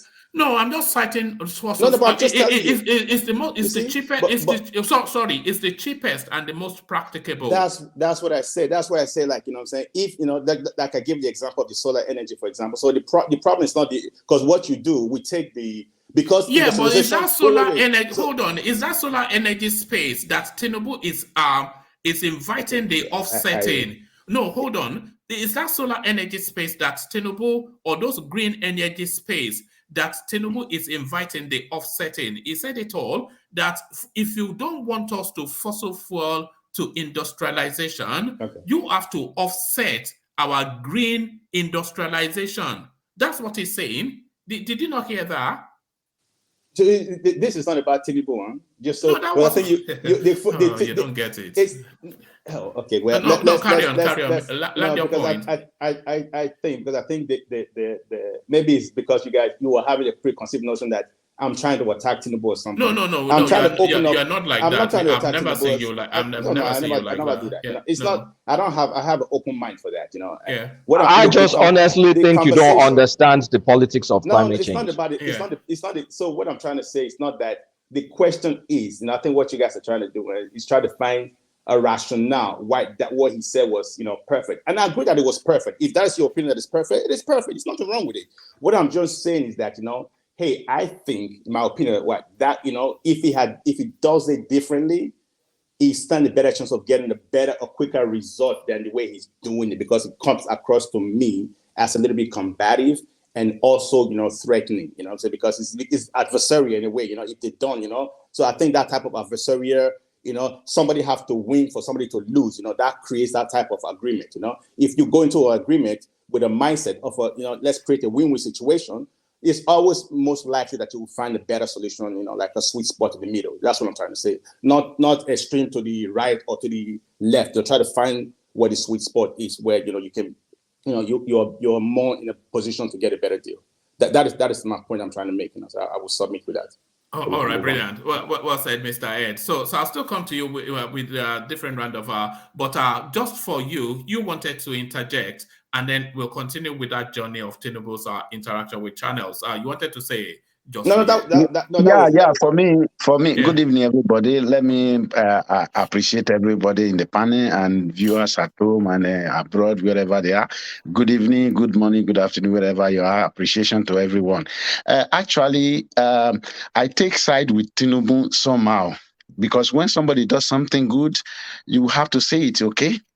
The only thing that that was lacking there is that the system or the presentation was not all that too good, because the way he presented it. Come to think of it, do you know that these people that are going to the moon, do you know the machine, do you know the contamination is causing? People that are going to the moon? You see Concord Place, if Concord Place pass here now, you will still see the mark there. That mark is not just ordinary. That is smoke, and the rest of them, that is gases. So these people who are industrialized, like the West, take, for example, China, take US, take Germany, take Britain. Do you know the amount of pollution they are doing to this pollution we are talking about? And you will come to Nigeria because of ordinary firewood, a woman who is making firewood in the bush. You want to compare that one? I work in airport before. You can't go close to, when a plane lands, you can't go close to it at the back. There is a meter you give to it. Now you will come to the West and to Nigeria and say we are talking about climate changes and that. I'm not against climate change regulation. No, I'm not against it. But these people, they know what they are doing. I hope everybody is hearing me. Are you hearing me? Yes, perfectly. Carry on. Okay. Now, who is polluting the world? Is people at a time. I want to tell you, maybe we have forgotten. There was a time these people manufacture, I think, this atomic bomb. I'm forgetting now. They wanted to come and dump it in the seal of Africa. I think you can still recollect that. It was the Italians. It was the Italians. Okay. Then you will come and tell us that how do we solve the pollution of sea pollution, air pollution? These people, they know what they are doing. Okay, how many industries are there in Africa? Which country that are industrialized in Africa? These people, that is why I'm siding for that. I'm siding Tinubu, but the presentation Yeah, was but not. just for you, Mr. Ed was saying that Tinubu's stance is too aggressive and adversarial. Yes, that is why I said the presentation was wrong. Maybe we are just saying the same thing. The presentation was not okay. But I understand what he was dragging us, what he was driving out. So wait, in the negotiation, do you come from a position of strength or a position of weakness? For Tinubu? I don't get it. Just generally. If you want to negotiate, do you come from a position of weakness? It doesn't matter. You come for whatever position you feel can get to the results. It does matter. It's always position of strength. See, that's what I mean. So that's the binary choice that you guys always create. It's either this or that, It's not. It can be both. Often instances, choices are binary. But that's what I mean. That's the condition that you guys have. Often instances, choices are binary. You ask me a question. Okay. Now, what I want to say here, the person who is doing something, you are coming to tell me that I should comply with you. How do you want me to comply with you? You are the one who is polluting the war, and you are coming to me. I'm not polluting the war. You are coming to meet me to comply with you. How am I going to comply with you? It's not possible now. If you take that argument, sorry, Mr. Ed, if you take that argument to its logical conclusion, the invitation is for you never to industrialize. They continue to produce and sell to you. That's the invitation of that. One man, and that is what Tinubu is pushing back against. Everyone. I understand what he's doing, but I think that's because you're not thinking about the opportunity that it creates for them, and the advantage that it creates for you. That's what I'm saying. You know what I mean? So is it in the interest of the West to have Nigeria industrialized? I say yes. Of course, I would say no. Resounding no. I would say no. They never want you to industrialize. They take cheap resources from you and sell back to you at exorbitant rates. I'm interested in for now, do you know that Chinese? Hold on. Chinese. Just for you, hold on. I'm interested to hear Mr. Ed land that point. I beg. Sorry, just for you. Carry on, Mr. Ed. No, I was. There was an interview on Arise News. I think it was yesterday or 2 days ago. From it was on the U.S. Consulate General. He talked about some of this stuff. You know what I mean? So I think if you watch that interview with Arise TV, I think you will. I made the conclusion, based on that interview, that I think it's in the interest, of them, to have Nigeria industrialized, in a sustainable way. And they support that. I watched it. What did you think? And I think it's just the usual U.S. foreign policy. All they're interested in, from a foreign policy perspective, is extracting resources from you at the cheapest price as possible and securing that supply, preventing Russia and China from getting to that supply. That's it. All that fancy stuff was saying on TV. What I'm proposing, if you think are new, if you don't think are old, make them, don't invest in no land, or property or whatever, say make them invest in human capital, make them invest in the people. Those people are still always going to be Nigeria. You hold them, they're Nigerians. You make money from them, taxes or whatever, but they work for the US, But they cannot own land, factories, everything has to be local.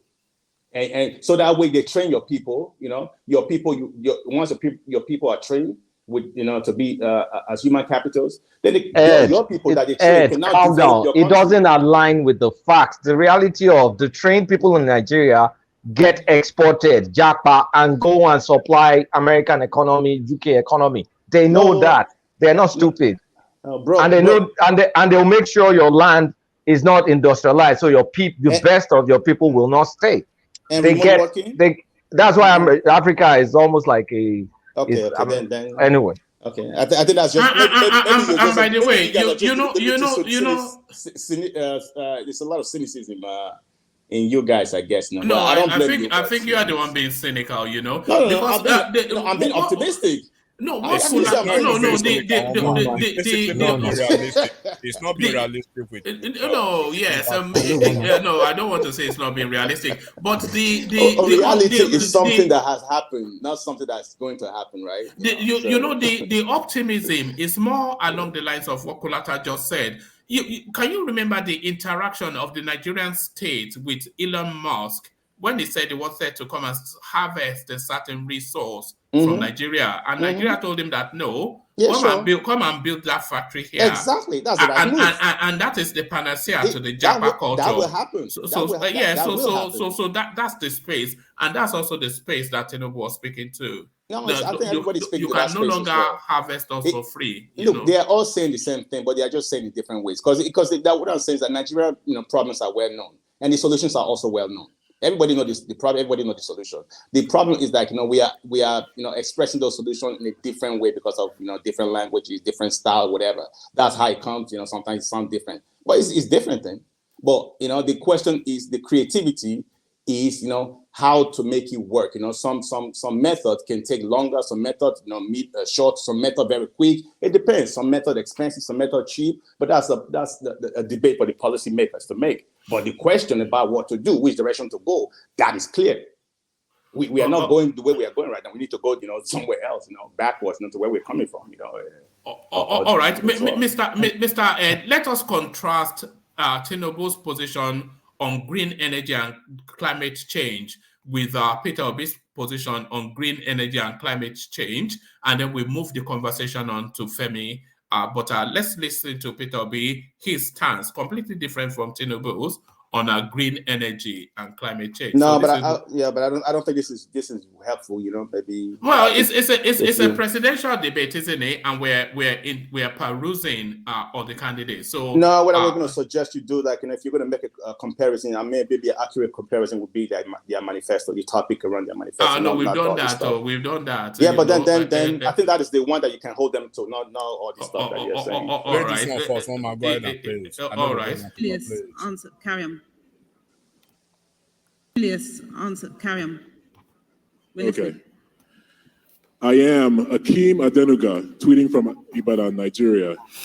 Sir, I would like to ask you, what do you think about the Green Energy Initiative the current APC administration signed Nigeria up to, considering your policies intend to pursue aggressive production and industrialization? I didn't understand you. Can you help me? Sure. This is a question from Akeem Adenuga. He's tweeting from Ibadan in Nigeria.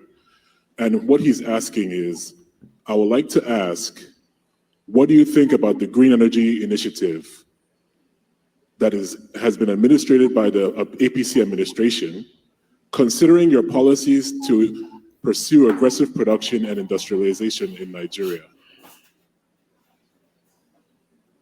Quite frankly,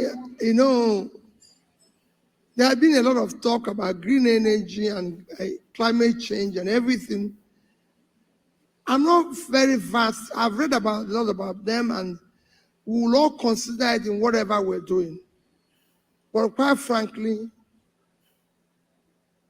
I'm going to be aggressive in other areas than in some of the things that are coming out on the issue of climate change.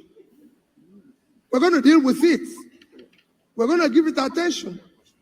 But these things are not more important, as important as securing the people, because you can't be talking about climate change when people are taking cover from bombs.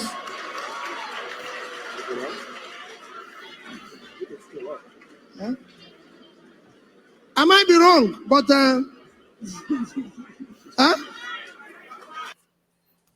and there it is. You probably got more sense from that Tinubu clip than but there it is. Hey, yam. What he said even make more sense. You get, because now he's saying that he's not very sure of the whole thing. That you get is making it clear that he's not very knowledgeable on that aspect. Do you get? Which is different from what Tinubu is basically saying bullshit. Oh God! All Yeah. right. Well, there it is. But when you Omar. hear that saying, it's almost complying with Tinubu. He said you can't talk of climate change when you have bombs flying here and there. It doesn't lay more emphasis on that climate change. That's what. No. He considered that he did not understand the space. He That's what he said. He said, "I don't know. I don't an understand empty brain it." about Yes. that. He knows Yes. it's an empty brain, so we don't say Yes. about that. Yes. So there it is. But can you see how quickly they try to always no matter how elegant or presidential article may appear to speak, or any of their opponents, regardless of that, they should always give them at least kudos for their efforts. But they never say any kudos. But they want people to see kudos in the emptiness that will be unleashed almost every time. That is the contrast that they need to understand. Politics does not mean you do not give kudos to your opponent sometimes, and people can see through that. Enigmatic. See, this is enigmatic. I don't agree with you that. I don't agree with you that. I don't agree. Obi is not shying away from that. He said he is not aware. It's not everything you have, So when you are there, you know what to do. So he's not saying yes, he's not saying they say, but climate change is good. But he is not grounded in that aspect. That is what he's saying. I'm not even speaking to this subject matter now. I'm speaking generally, just no. Let's keep it on topic. But let's go on to Femi. Hopefully he's still there. So Femi, are you still there? Yes, one. I'm still here. All right. Go on. I was actually inviting Tinubu's clip commentaries on that, but let's hear from you. Okay. Thank you, one man. I would kind of agree with Mr. Ed, who said Tinubu's response about climate change was kind of combative. I would like to, from here now, I'll try to go into a little bit of detail into how green gas works and how credits, what they call carbon credits, work. Taking as an example, Tesla.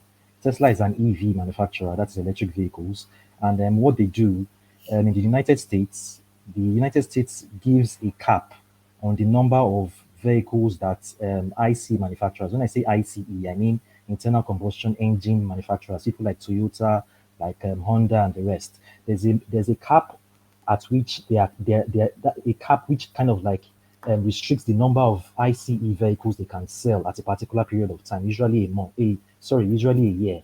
So if you kind of want to exceed that cap, you have to buy carbon credits. And you get carbon credits from companies like Tesla and some other companies that actually produce electric cars. So Tesla actually in 2021, if my facts are correct, the Tesla earned 1.96 billion from selling carbon credits alone to other car manufacturers, based on a total income of almost 5.96 billion. So Tesla actually makes a lot of money selling carbon credits to people who create devices and cars and whatever that contributes to carbon emission. So when Tinubu is saying whether the West likes it or not, they must pay us. The West will never come and pay you. You must actually produce projects that reduce the amount of carbon emission to the environment. So when Mr. Ed said his manner of approach was very wrong, I kind of agree with him.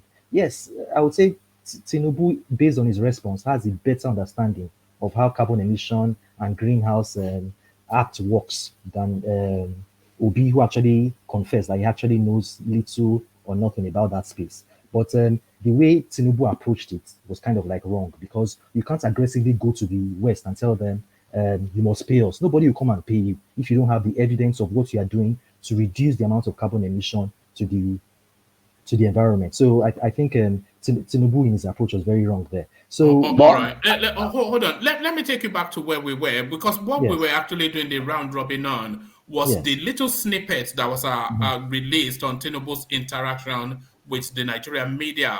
I was inviting that, has he gone back to his Bula Balu? But for the purposes of the audience, let me just, it's a 1 minute 40 second clip. But let me just remind the audience of where Tinubu is now. It was meant to be are traveling abroad on a foreign tour to sell himself to the international space. But people are saying that because he was so fatigued by his interaction in London, he's had to fly back to Nigeria. And his first media interaction now, we're back to Bulabalu. What would you say to those Nigerians who are yet to make up their mind about whether or not you should be Buhari's successor? I want to hurry them quickly to the appeal, and they should get their PVC ready and vote for me. I'm not campaigning for any other person but for myself and my party. And that is what I want. And if you've not made up your mind by now, please do so.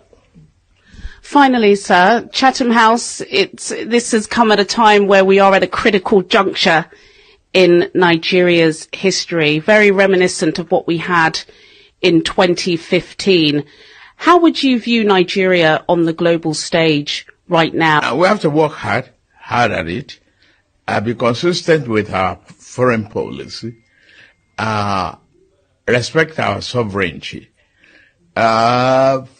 Very, very important to look at our currency alignment and any restriction placed by ourselves on ourselves as to caring and spending for the people of Nigeria and the welfare of all.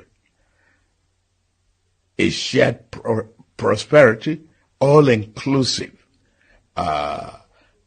goals. We'll be there.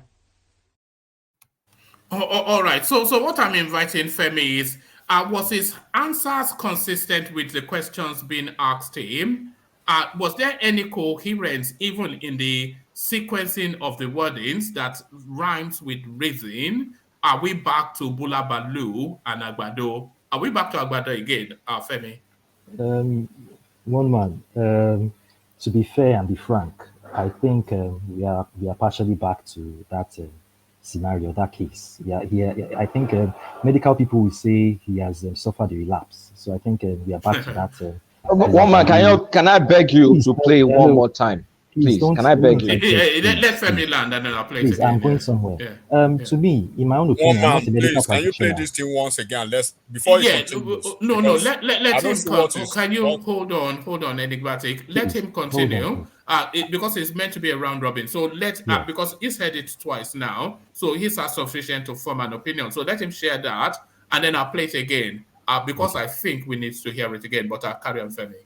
Yes, thank you. One man, to me, I'm not a medical practitioner, but from what I know and having interacted with people who are elderly and things like that, I have four things I might say about Yes, hold on. One, he's old, and with age comes mental degradation. His mental faculties are started to get degraded. And two, I am suspecting that Tinubu is suffering from Alzheimer's, or there's something called dysarthria. Dysarthria causes slurred speech, incoherence in your speech. It's very similar to what Alzheimer's does too. You find it very difficult to marshal your speech in a cognitive and logical manner. So I think those three, and also his rumored drug use and drug abuse. So those four factors actually is what is taking a huge toll on his mental faculties. I think he has actually relapsed. He's back to that stage. And maybe when he came, they decided to welcome him with his usual food in quotes.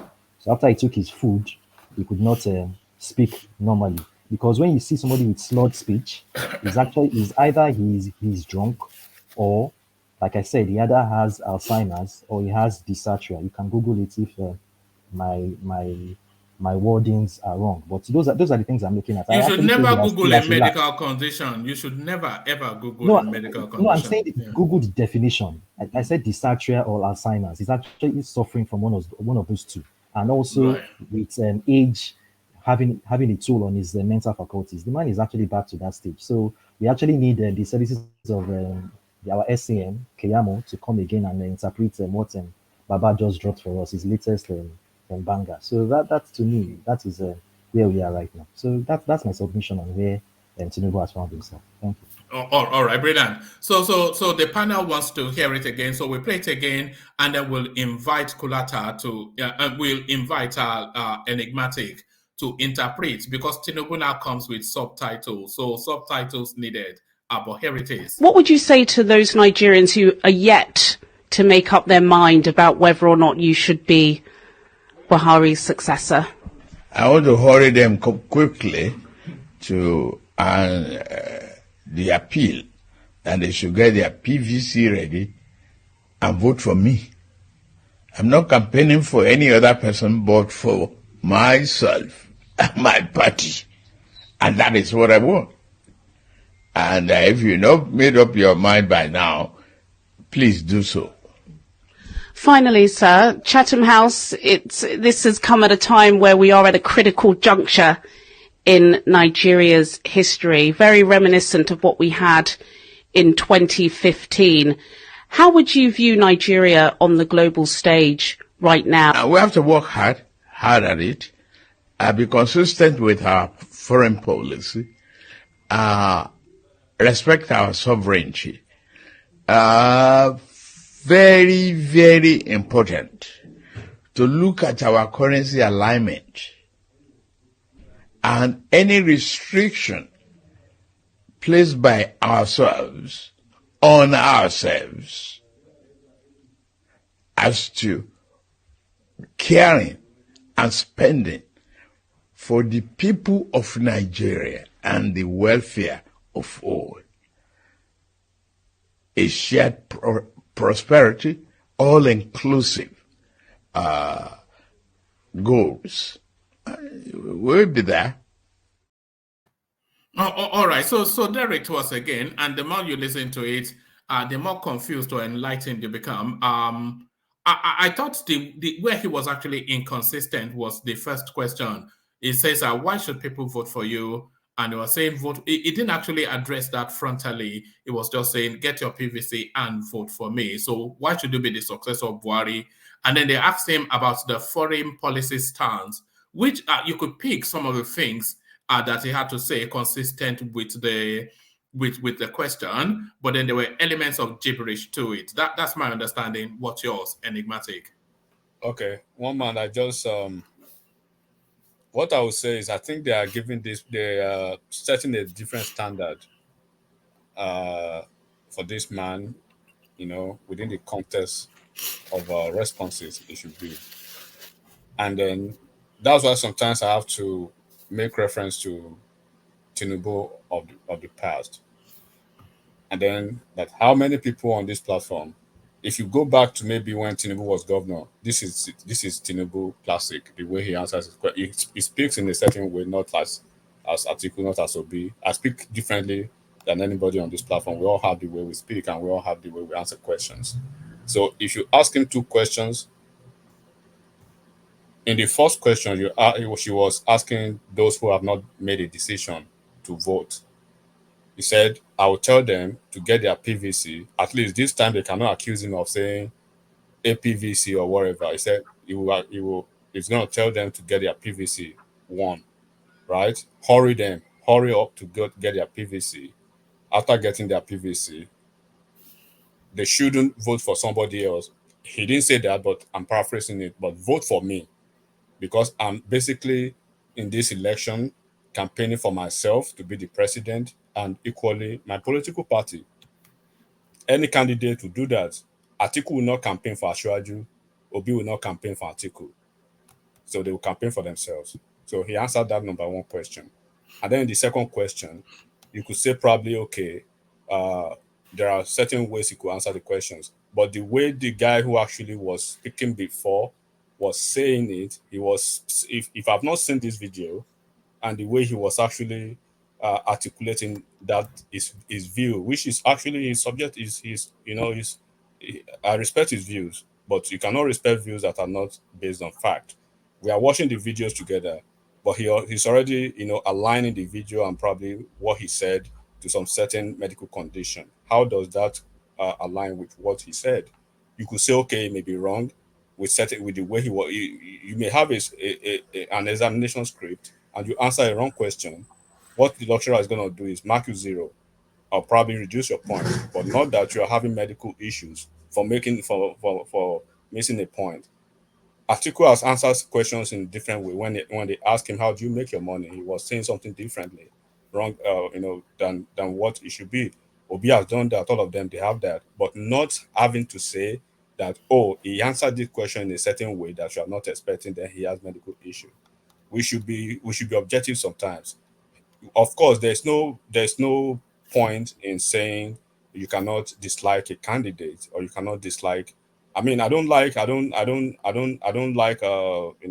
of the politicians kind of politics.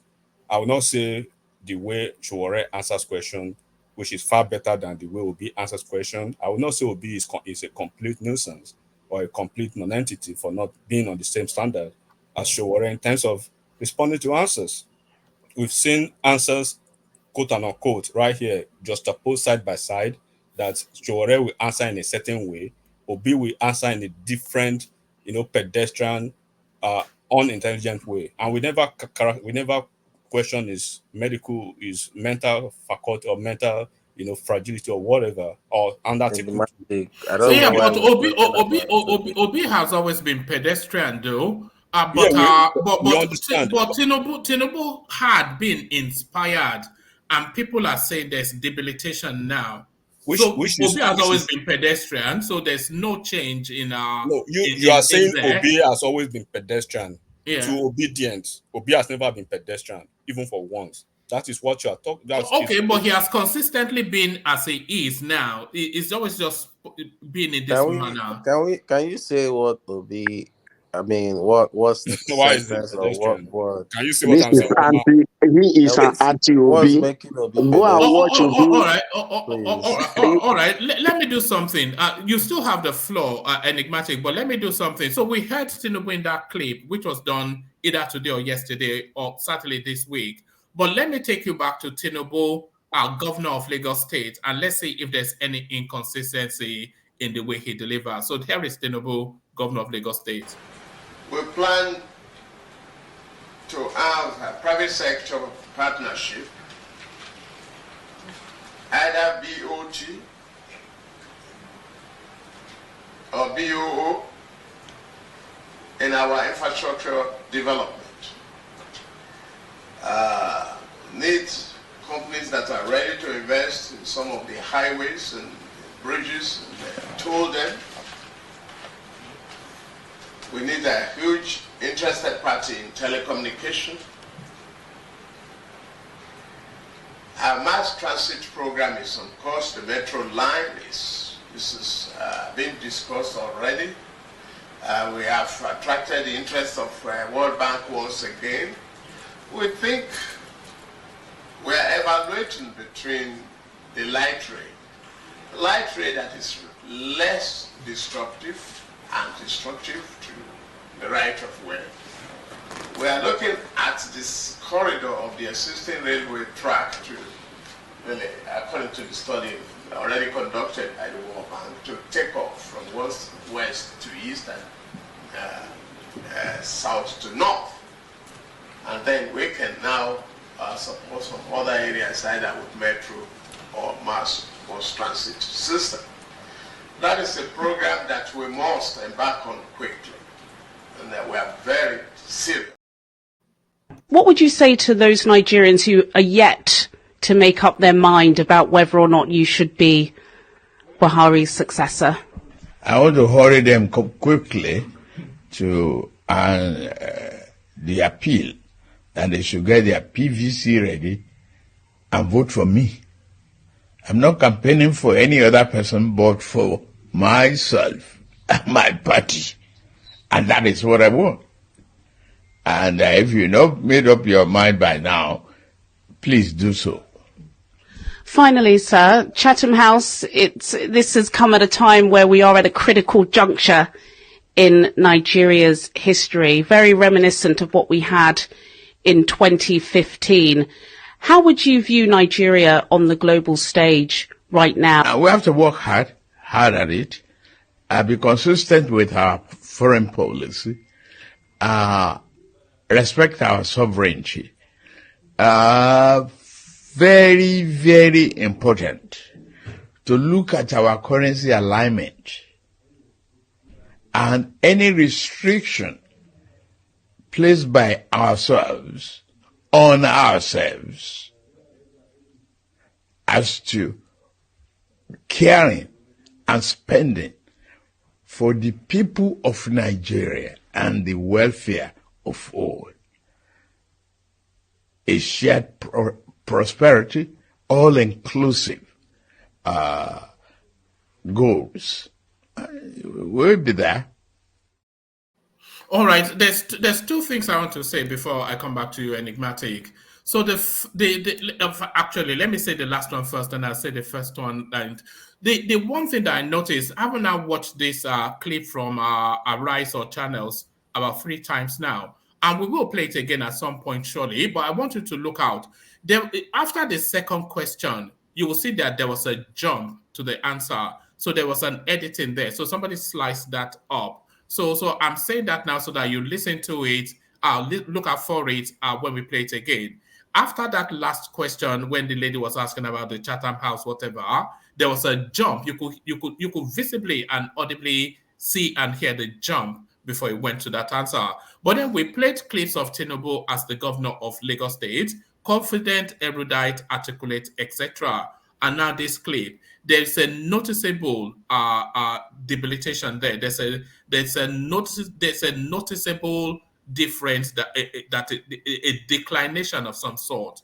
It's just there to say, Enigmatic. Sure. That was I would say 2007 when he left office.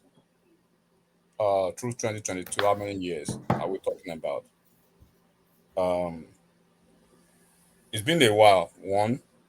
Number two, and if you put all the other candidates on the same platform as Asiwaju when in 2007, then where they were and how they are, where they are now. Of course, but there are certain things that will never take intelligence off you, right? Your intelligence will still be intact. You may slow down in certain activities, you may slow down in certain capacities, but not in the way people are actually trying to magnify the illogical process of making themselves, because believe that this guy is probably gonna fall. Look at the questions very well and look at the way he answered the question. But of course, when you have a bias towards, like myself, I must be very, very clear, right? When you look at Kwankwaso answer questions, and then when you look at Atiku answer the same question, then throw the same question to Omoyele Sowore, you will see the response, and then you will see how Sowore will tackle the question with so much pragmatism and then agility to it. Of course, they are not on the same level when it comes to experience and age. Take it or leave it, age is on the side of these folks.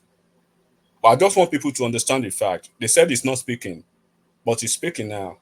But while he's speaking now, what is their focus? What actually are you noticing is their focus? Are they focusing on what he says, or they are focusing on what they actually have already, a preconceived notion about what they are expecting, what they believe? So when you put him side by side with those who are actually considered younger than him, and they are unleashing absolute empty jargons almost every time, nonsense every time, and then we just let them be because we know like you said, it's been pedestrian, right? And I want you to say what did he answer wrongly in the first question, and in the second question, the first 3 bullets were key on point. Then he dropped later, I think in the twilight of that. I think we can abandon that second question, because that question and the answer to it, they were different spaces. So it looks as though they've edited that answer and slotted it to a different question. That's what's happened there. You could hear and see the jump. Please, can I say something here? The first question, having watched this clip many times, I thought Tinubu was right for that first question, but Tinubu actually is wrong. So when I watch this clip for over and over each time you play it, I discovered that there is something missing there. The question was actually, what will you say to those who are yet to make up their mind to vote for you? And I'm yet to make up my mind to vote for you. Then you are telling me to get my PVC and vote for you. You are not telling me the reason why I should vote for you. That is what the lady was asking. But you are not told me this is the reason why I should vote for you. And you are still, I'm contemplating. You are still telling me go and get my PVC. But What of if I have that my may PVC? just be a sense of entitlement. That is the point. He has not answered that question well. No. That's more like lack of a grasp of the question. Is more he didn't understand what was being asked. No. One man. He answered the question. His response was more political than the way this guy is actually expecting. The answer was not consistent with the question. Enigmatic. That answer was wrong. He answered that question with more of a self-confidence and the typical enigmatic. Go and get your enigmatic. Why should I vote for you? That is the question now. Why should I vote for you? Hold on. Let me land, please. Let me land. Yeah, carry on. Let me land. This question, right? They've asked a lot of politicians that I know, and I've seen the way they answered this exact question. I've seen the way they answered the question, right? So when they asked the question, when this same question was thrown to somebody that I know, almost similar the way actually answered the question.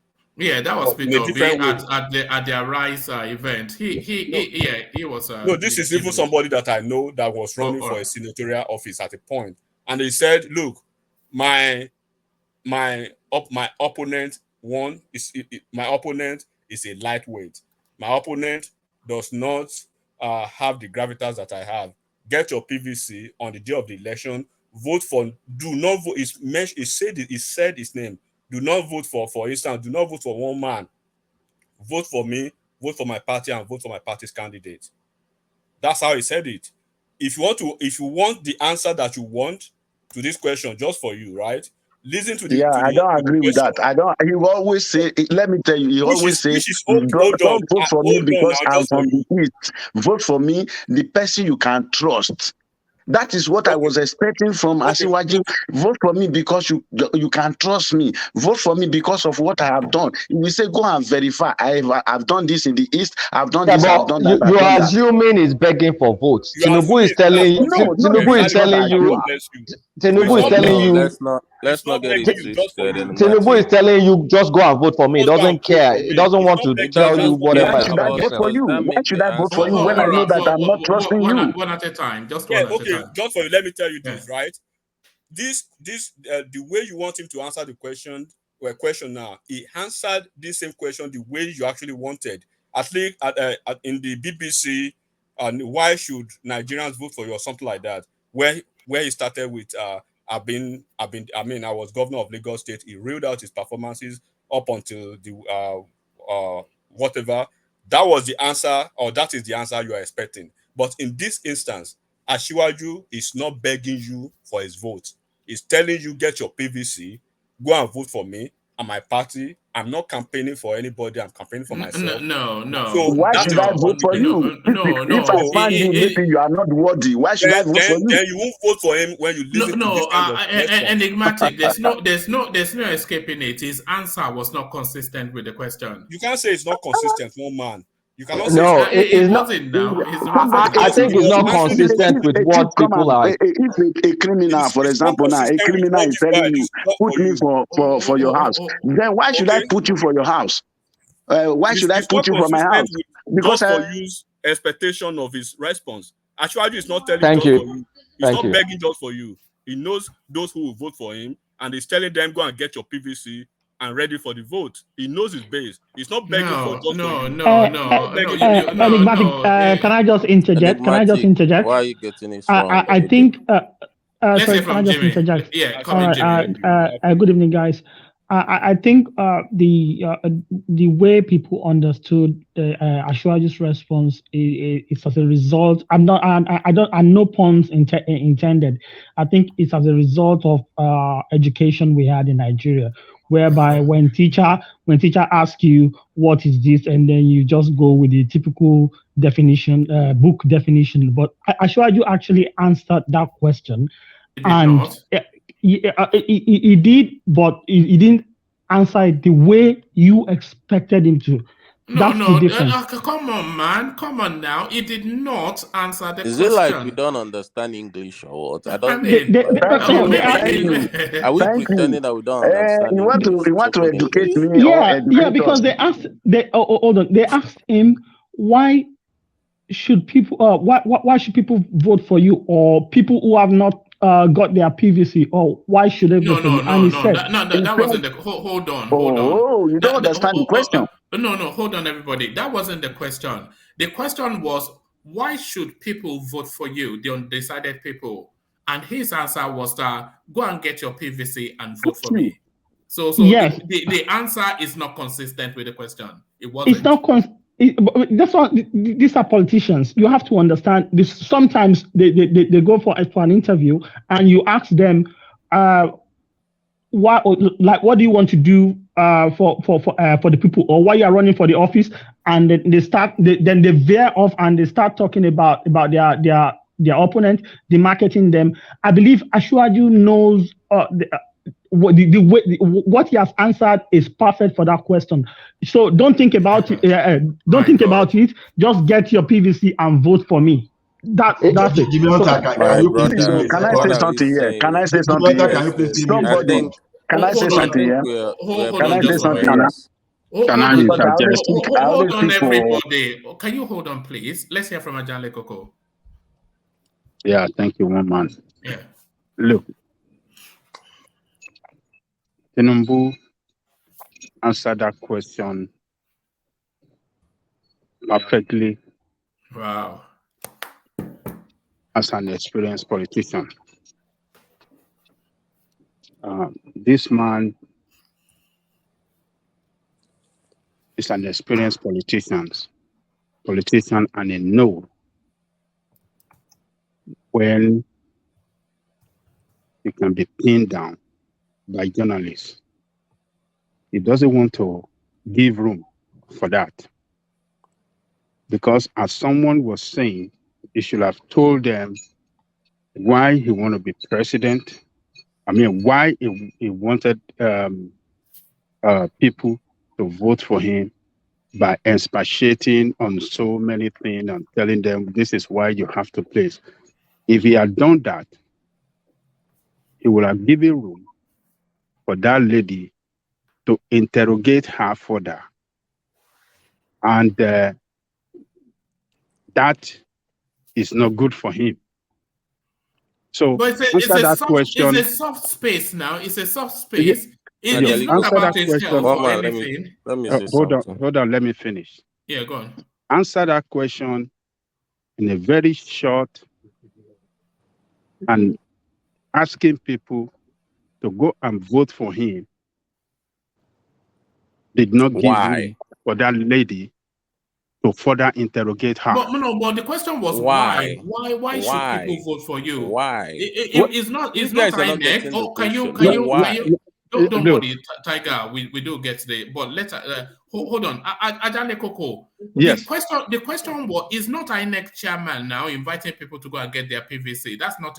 He is a candidate canvassing for votes, and the lady gave him a soft question. Just why should people vote for you? Because I am the best man for the job, my antecedents in Lagos, all of these things he has said severally, but he did not understand the question. No, I will not say he doesn't understand the question. He, like I said earlier, this man answered that question in a political manner in order not to give that lady opportunity to interrogate him further or ask more and more questions on is the reason he will have given why they should vote for him. He doesn't want to state all those reasons, because stating all of that, that lady can pick some and ask her some more technical question, which he's not ready to answer. He wanted to answer that question in a very simple manner and to urge people, vote for me. Omar, can I Go say and get your something? visit and Can vote you for me. hold And he on? Do move you want me to tell and Ajanle Koko to shut up so you can talk? Let him land now, then I'll come to you. Yeah. and he move on. So see, when he answered that question, as you observe it, that he didn't answer it well. Why He did not that answer lady? it at all. Hold on, He one did man. not answer the question at all. Never mind Okay, well or not well. okay, one He didn't man.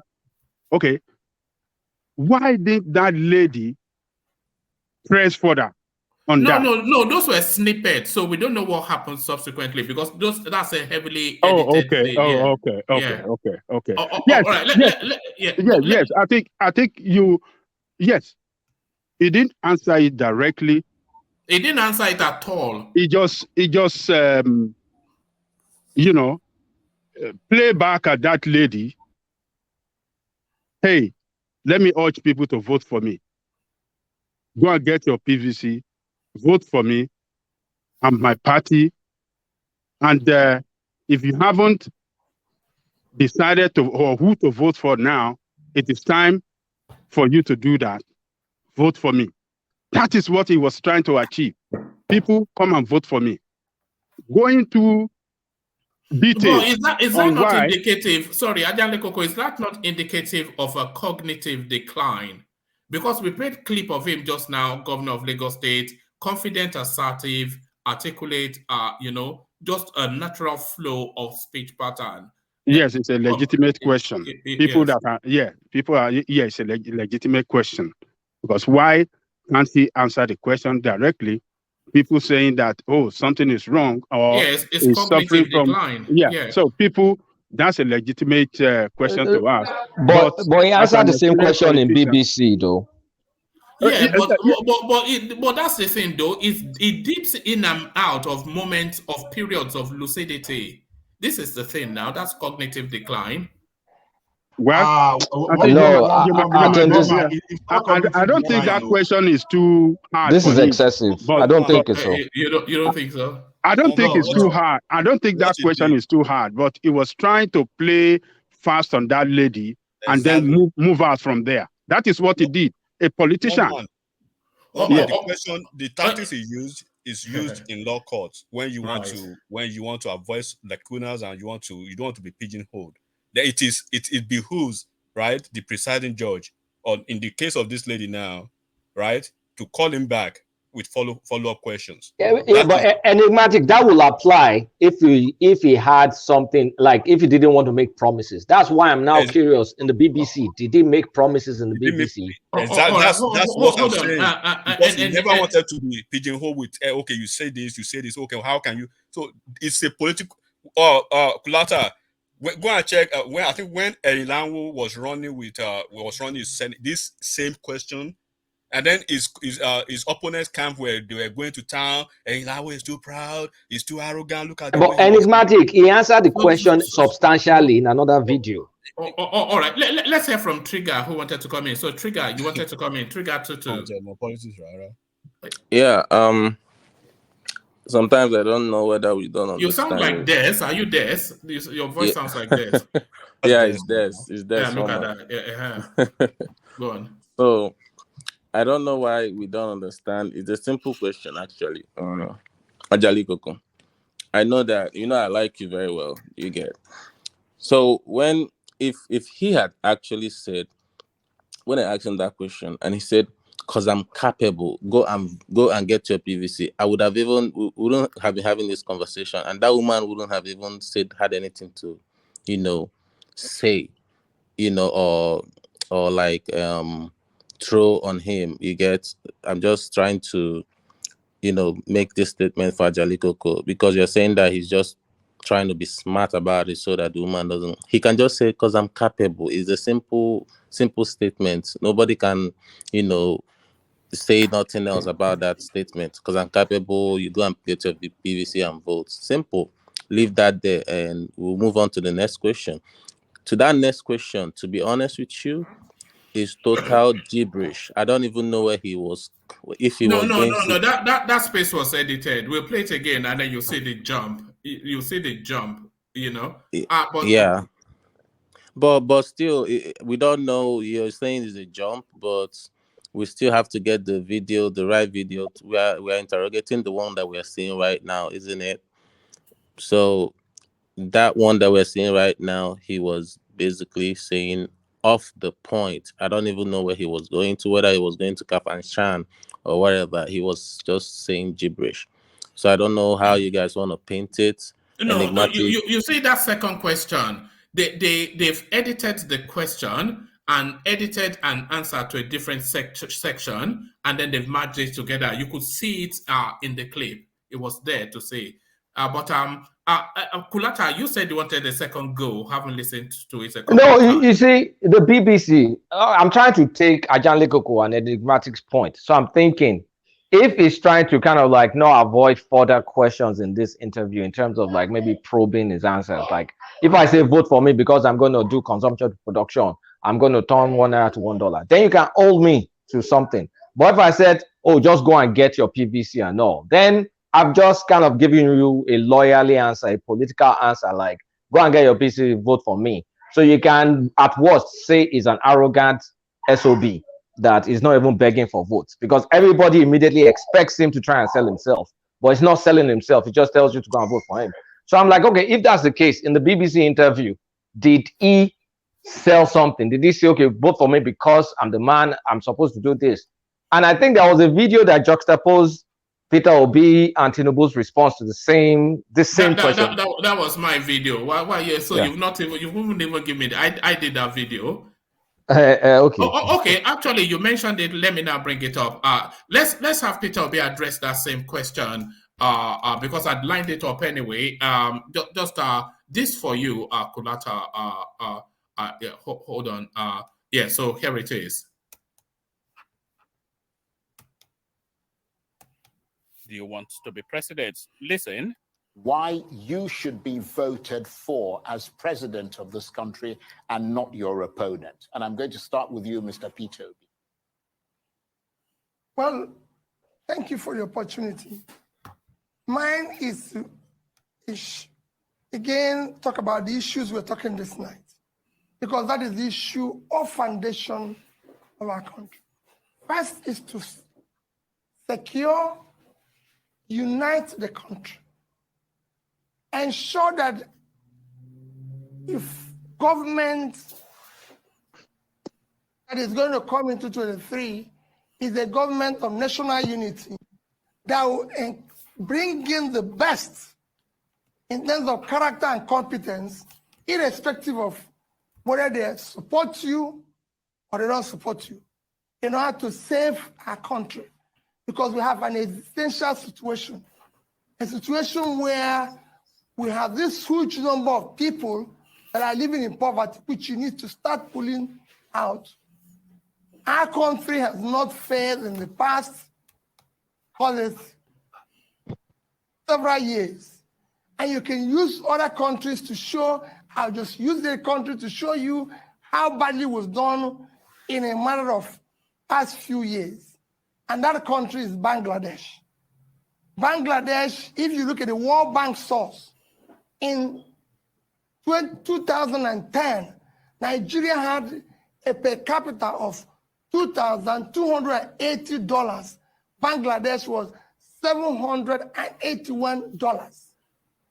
By 2015, Nigeria was about 2,600. Bangladesh was $1,247.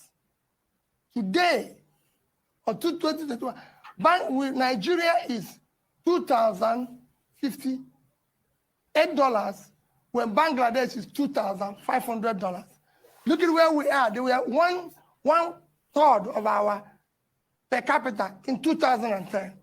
And now they have almost tripled it. All right. So there's somewhat of a dissonance between Obi's answer and the question there. No logical sequence to it. But let me take it to Tinubu's response to that space. Question at the BBC. So let me take it to Tinubu's response with the BBC, and then we'll come back to you, Kulata. Listen to this.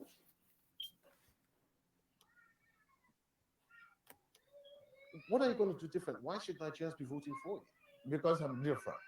I am Bola Ahmed Tinubu. I have governed Lagos. I built a modern state that could be a country on its own. I've led an administration that is so prudent.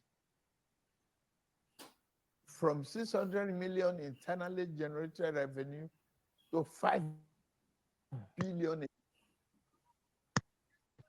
That's a record. Nobody else can brag about that. I've treated and tamed the Atlantic Ocean surge in Nigeria that will have perished many people in Lagos. The infrastructural renewal of Lagos is excellent. I've continuity in Lagos. Buhari has done his best. I can't run away from him being my friend, my leader in the party. I will not. All right. I think of all of the spaces that has answered that question, that's been the best answer. That's the best that answer has ever yet been okay. answered. Hold on, let me just land this. That's the best that question has ever been answered.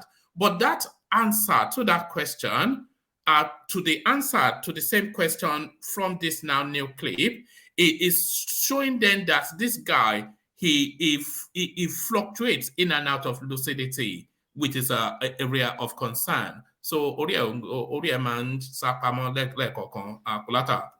and now this is where I want to agree with, Enigmatic and Ajani Koko, because the BBC response, it did not campaign on promises. It did not mention a single promise. It campaigned on his record, what he did in Lagos, exactly what he campaigned again. And towards the end, he now segued towards his relationship with Buhari and how he just married, how it's going to get the continuity issue. So in this new interview, it did not reiterate like, I want to run because of this Lagos record. And what will you do if you don't do that? You'll talk about your plans, perhaps an abridged version of your manifesto or something along those lines. It skirted it because it probably did not want probing towards those issues. So all the instances he's answered this question is either been his record in Lagos or just avoiding promising anything. So I want to agree with Ajan Lekoko that it did the political thing by avoiding additional probing into that question if he has led it with promises. All right, brilliant. So let's carry on with that space to round it off, and then we go on to another talking point. Just for you, the topic of discussion, Tinubu's interaction with the media. A lot of people speculating if he has gone back to Bolabalu. So you've heard all of the to's and fro's, and you've played it about 3 times. So now give us your understanding. Give us your thoughts. Just for you. Okay, thank you very much. Though my internet is frustrating somehow, but to the one that have watched, I believe Tinubu wasn't coherence in that answer. Especially the second one. I think you are talking about the first and the second question. That one we were talking about before. Is that what you are talking about? Okay. Yes, the new clip. Yeah. The new clip. Yeah, he's supposed to talk about the foreign affairs, foreign relationship, and the rest of them. But rather, he was talking of the internal affair of Nigeria, which I felt that is very, very. I think I'm the one that created that error, and I want to correct myself because I listened to it and I took notes. When they asked him about the global policy, he started with we need to work hard at it, have a consistent foreign policy, respect our sovereignty. Those 3, and also look at our policy alignment. those 4 bullet points addresses the question. Then there was a jump in the video. Then it now went to any restriction we place on ourselves for prosperity. I believe that probably is climate change. Like we shouldn't restrict ourselves. I believe that. But there's someone cut the video between those 4 bullet points. So that even that second question, I'm changing my mind because I think Tinubu is very hard to hear because of his slurring. Because I had to write notes before I could make sense of it. I don't know whether you have answered that question like that. I'm speaking that from was my mind, clear, okay? Olata. What Tinubu said was clear because he said it. Because it was clear. I wrote the notes. I had to write the notes. We get our policy right from home. Wait, listen. The question. I think I'm the one. I'm the one talking. Okay, let me land. If I land, then you can come in. I have to speak my mind. Okay. Yeah, carry on. Yeah.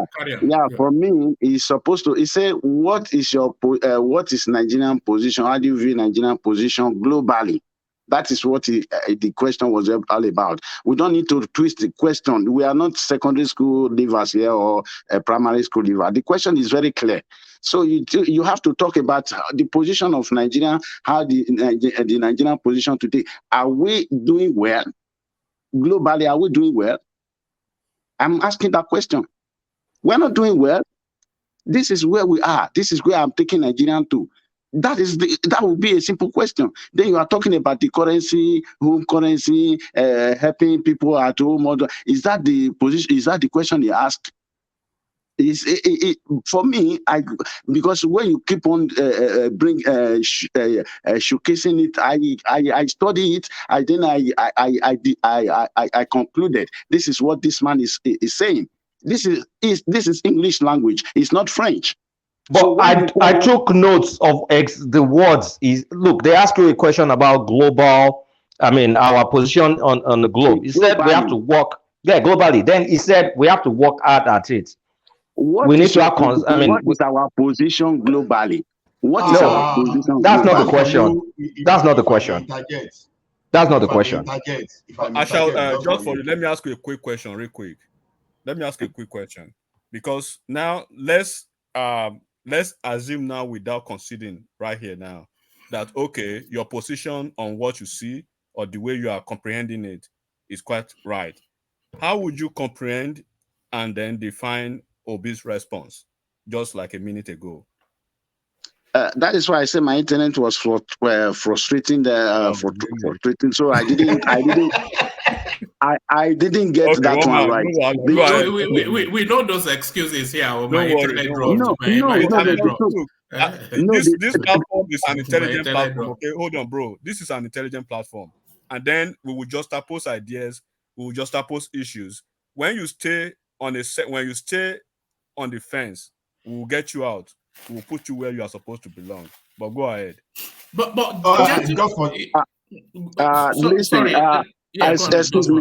Excuse me. In this platform, I don't know. I am new here, okay. But actually, what we are working for is the better Nigeria. We are working for a better Nigeria. Okay, anything aside that, me myself, I'm not a politician. I'm not into politics. I want a better Nigeria. We discuss a better Nigeria. You don't have to sell a bad product to Nigeria. Buhari was sold to Nigeria, and today everybody is regretting it. What we have to work is, you don't come here to show you're intelligent or what you are. But there are many people who are. Excuse me. Hold on. Let him land. There are many people who are. Can you hold on, please? So let just for you land. Go on. There are many people today who are SAM. There are many people who are doctors or lawyers. But you see what they are performing. They are performing nothing. There's nothing to write home about. For all the what they have acquired, the degree and the rest of them. But we are talking of people. There are people with intellectual ability, people who can deliver country. Like Obi was talking to his successor.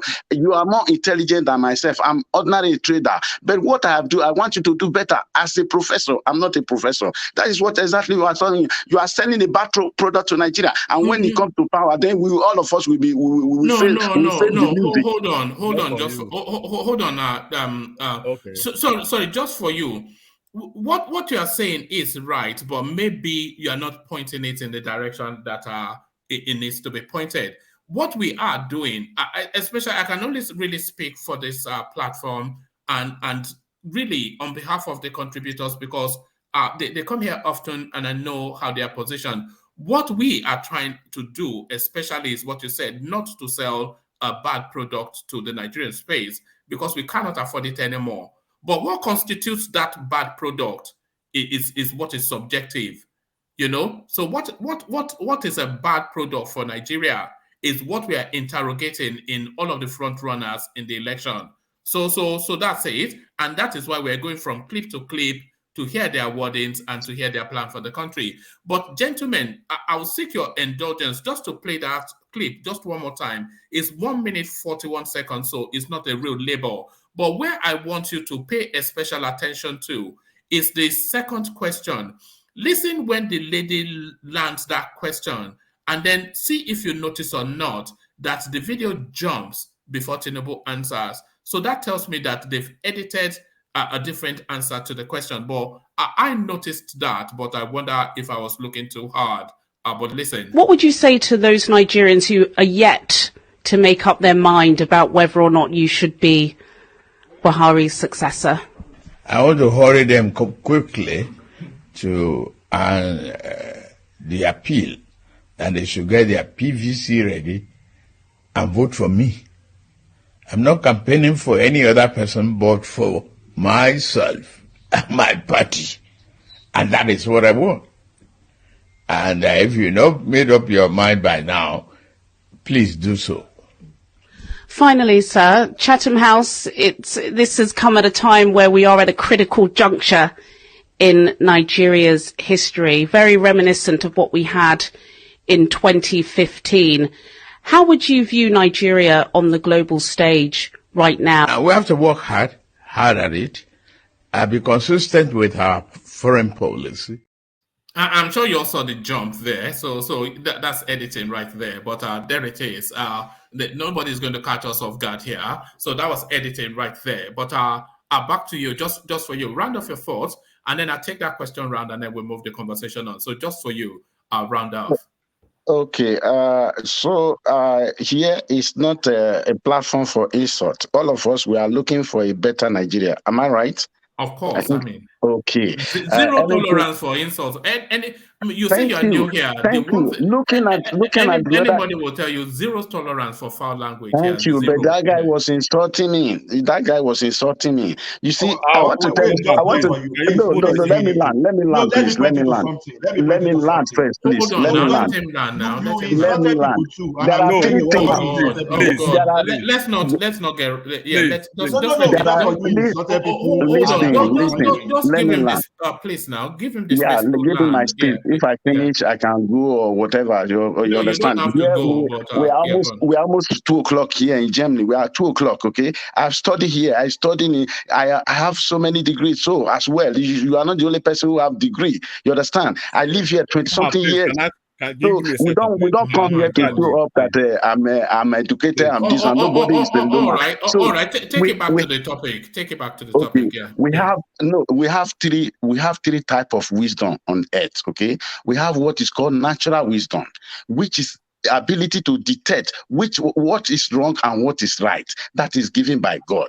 We have another one that is gotten from experience. What the road you pass 2 times, you must have had experience. So you will know where the danger is and where the danger is. Then the third one is experience we got from knowledge. That is from school, from learning and from all that.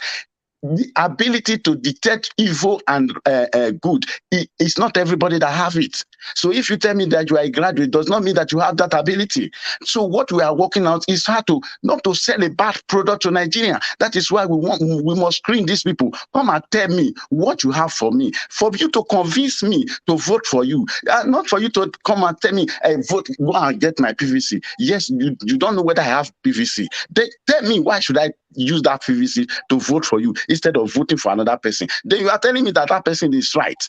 So that question is not answered right, because that question is yet to be answered, because you are still repeating it. Go and get your PVC, vote for me. I am still asking you, why should I vote for you? That is the question. Then the other one is not well answered, because that question is edited, as you said. If it's edited, he has not answered that one. He was on the right track. Later on, he turned around and be answering the question internally. So that's what I want to say. I yield myself here.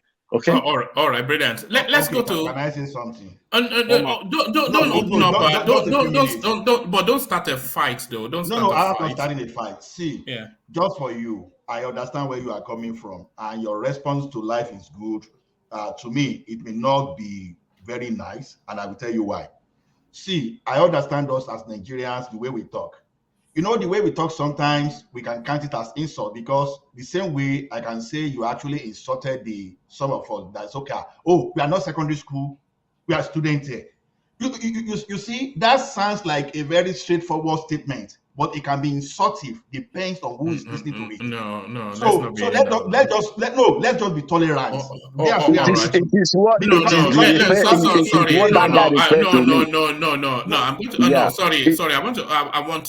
I don't want us to go there. Let's stay consistent with the subject matter and take the conversation to sincere conscience. So, sincere conscience, good to have you. Are you able to unmute now and speak with us? Sincere conscience. I know the fight.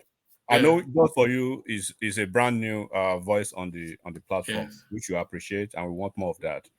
I will always like to be contextual with what I say and how I say certain things.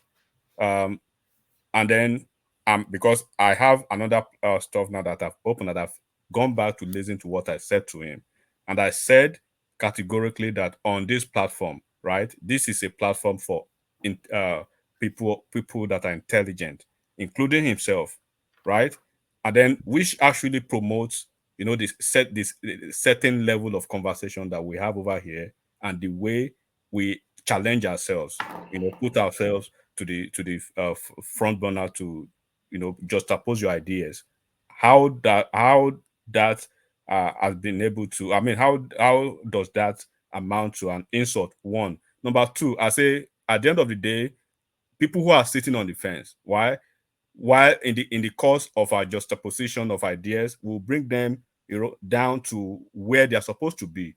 If you are supposed to be on the right and you are on the fence, when ab initio you're on the right, will bring you to the right where you are supposed to be instead of being on the fence. How does that amount to an insult? Except I will correct you for that one. Number one, all right. Don't correct him now. It's only because we end up in this space sometimes, and it can label the hours. I'm not trying to be neutral with you. Just for you, so you don't have an omnipresent idea about this platform. If it's about me, I don't care who. But this platform is what I'm talking about. We are not here to insult anybody. We respect your opinions, but this is an intelligent platform that we have. We check ourselves in Niger language. Of course, now we have a bodyguard at the door of the platform that IQ checks people before they come in. So of course, anybody that's here is the pick of the pick. So another pick of the pick are sincere conscience. So hopefully we can hear from you now. So the conversation now wrapped around this little snippet of Tinubu's interaction with the local media. But what are you making then of Tinubu's clip and the conversation so far? Sincere conscience. Speak now. Benny. Look at it. All right. Okay. All right. Let's go to His Grace. Have his sounding on that space, and then we move on. His Grace, are you there? Yes. Oh, okay, to you. Yeah. I always love the rattling of plates anytime somebody comes on, or the munching on us on that. Carry on. Okay. The entirety of the clip we have not watched. You see, the second question where you said it was edited, quite all right. I saw that too. But can I say that Tinubu didn't answer the question well? I didn't think so. See, let's go back to the BBC interview. Tinubu answered the question the way he needed to answer it. Now, when he answered that question, nobody said anything about, sorry about the background noise, let me explain myself. Nobody talked about the answer he gave. Now, at a later interview, which is the one with channels, and he didn't answer the question. Quite all right, he didn't answer the question. This second one, he didn't answer the question. He was direct. See, I am not begging you. I know I am close to victory. But because you are undecided, you either join the victory camp or you don't at all. Tinubu is not saying in this second interview, he wasn't begging.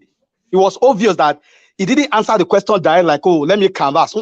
He was saying, vote for me or you don't vote for me. I think I'll be the winner.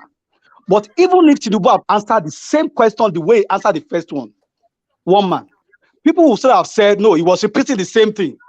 He was rehearsed. If Adibi was not rehearsed, he would have said something different. This guy has said it already, that he wasn't looking at social media any longer because he doesn't want to have hypertension. Tinubu has already made up his mind. This is the pattern. This is the strategy I want to go. People can keep saying whatever they want to say. I am following this path. Did he answer the question this time around? No. Was it intentional? Yes, because if he had answered the question the way Ajale Koko said, Tinubu would have exposed himself for further interrogation. And that would have led to maybe another blue or whatever. So being conscious of that, I think he did well. He was strategic about it. That's my opinion. All right, brilliant. So do we have you now, Sincere Conscience? I thought I heard your voice. Yes. Can you hear me now? Yes, we can now. So to the conversation, your contribution. Okay, thank you very much, Woman, and all the panelists. Good to join you. I've always been following the discourse on this space. I see you all the time joining the conversation on Facebook, but I'd like to have you. Yeah, welcome. Now, let me just create a quick background before actually going into my response. Number one, I think if we are discussing politics, we should take it away from our professional linings of either classroom experience or teachers versus student relationship. Have we lost you again? All right. We seem to have lost. Are you there? Yes, I'm there. All right, carry on.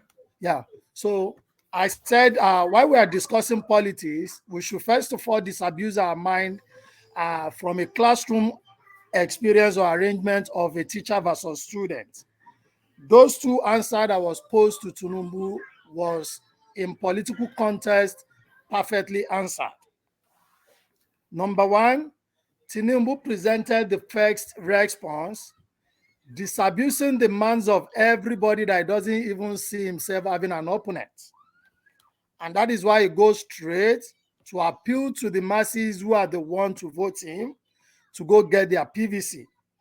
He doesn't want to go into contention, into discussions with anybody, but just to assert the fact that he's seeing himself as the only candidate.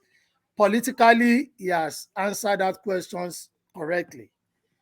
For the second part of that question, asking for the positions of Nigeria in the global space, however edited that clip is, I think the comment made by Tinubu was still very, very in tune with that question. It might be relative, though, to my own opinion, but the fact remains that there is nothing today a Tinubu will say that will change people who have basically closed their mind on his intelligence. Believing he has some cognitive issues, is brain dead, is whatever. And that is why everybody... No, hold on. It's a leap from saying he has cognitive issues to being brain dead. I'm not sure that the suggestion is that he is brain dead, but people are saying that is declining cognitively, and I think there's reasons, there's some veracity to that. Yeah, basically, like I said, that will still be relative. Number one, nobody knows his health status. Then I saw you show a clips of Tinubu as a governor the other time, comparing that or just opposing that with the BBC channel's interview.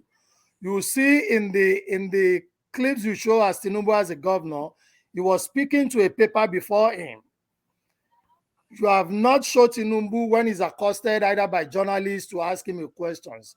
I can tell you from my experience of Tinubu, that is how he basically talks. I grew in Lagos. I am a former student union leader in Lagos during Tinubu. I engaged with him. I interacted with him. And I know that is basically how he talks whenever he's like speaking extempore. He gurgitates, he murmur, that's just the way I've seen him. I know him over time that he speaks. Now, looking at the cohesion of his words, of his statement at times, I think he's by style not somebody that is eloquent. And I think he knows that as his shortcoming or his disadvantage. He doesn't really want to play himself to people because he knows what the people are out against him, mostly his opponents, just want to see him flutter, want to see him made mistake, want to see him made errors. Most of all these politicians made similar errors, but nobody pay attention to them. And he has summarizes that to them in his previous BBC interview that it is out of envy. Either we like it or not, Tinubu in this race is the man to beat. And that is why every action by him caught up an attention. Tinubu is a newsmaker. And people say he's not speaking to the press, but I can tell you Tinubu has been organizing town halls and speaking to people if he's going to get their vote or would drive his ambition. Let us first of all understand that this is a contest and everybody is designing their strategy to win this contest. Whatever strategy everybody prefers to put to the burner, so be it for them, let it work for them. You play clips of Obi all the time. If you look at everywhere Obi has appeared to make statements, he's making use of one style because he has sold the rhetorics to the public space about ability to cram and disseminate statistics, and people fall into that for him. And yeah, but people concede that Obi is not clever, but people have always been of the thought that Tinubu is clever. So you see that there are different standards being applied. Yeah, I don't think I've never heard anybody describe Obi as clever. Yeah, so you say one man, and Obedience will never believe that with you. No, I've never. Even the Obedience, they've never said Obi is clever. Nobody has ever described him as clever. Yeah. But people always describe Tinubu as clever. So different standards. Yeah. So to the best of my understanding and knowledge, I want to believe all these parties are putting to the burner their respective strategy. And because they are in a contest, everybody want to use their strategy to achieve their aim. If people are saying Tinubu is sick, my questions will be, if a man is sick, but everything he does catches your attention, you have an option, if you don't believe in his strategy, to jump to the other ship and follow the strategy of the other party. You need not criticize him for his strategy. Strategy is best known to him. If it's working for him, so be it. If Nigeria believes in his strategy and vote for him, so be it. I think it should be an advantage to whoever is criticizing him of using that strategy to be more happier that, yes, we saw something he's doing that is not going to give him vote, then we are sure of coasting to victory. But if all they do at all time is to criticize his strategy, then something is wrong. They are either believing in him as the best candidate and they are failing to say the right thing. That is just my submission at this point. All right, brilliant. No prizes for guessing who you are voting for. I think that came through quite sharply. But thank you. Stay with us, Sincere Conscience. So let's take that conversation to Jimmy, who I think hasn't spoken on that space. So Jimmy, you're up next. Man, let me ask Sincere Conscience. Like it seems like somebody that I know. If it's this is all right. So hold on a minute, Jimmy. Yeah, ask that question. Enigmatic. Sincere Conscience. If this is your real picture, one, are you from Ondo State? If yes, are you related to Olushola Oke? No, I'm actually from Oyo State, Ibadan, precisely, and that is my real picture. No. Oyo people are not that skin texture. They look like me. I've never met an Oyo man that looks like that. You look like an Igbo man, to be honest. You look like an Igbo man. Are you putting on an accent? Speaking your natural accent. I live in Brampton, Ontario. I'm in Canada. Okay, so you are in Canada? Yes, I live in Brampton, Ontario. Don't carry all the girl finish, you are big. And the fear as you enter this place now. All right. What's your business with girls? Ola, you are a happily married man. That's what you tell us all the time. I know I'm fighting for those people that are still searching. Look at this guy. Look at this guy. All right, sir. So to you then, Jimmy. So Jimmy, to you. Look at this guy. Your picture is not consistent with your. Look at this guy. Is this what they call catfishing? Are you catfishing? Look at this guy. We can't hear you now. Look at him. You have to unmute. That's how we usually work. We don't understand sign language. We don't understand. Oh, sorry. I didn't know I'm muted. Yes. So this is my picture. The other one you're seeing is a photo shoot. Look at this. But the fact remains, a photo shoot. You don't look like an Oyo man, bro. No. You look like a relative of Nnamdi Kanu. You look like an Igbo man. Yes. Like they look precisely. Kedu.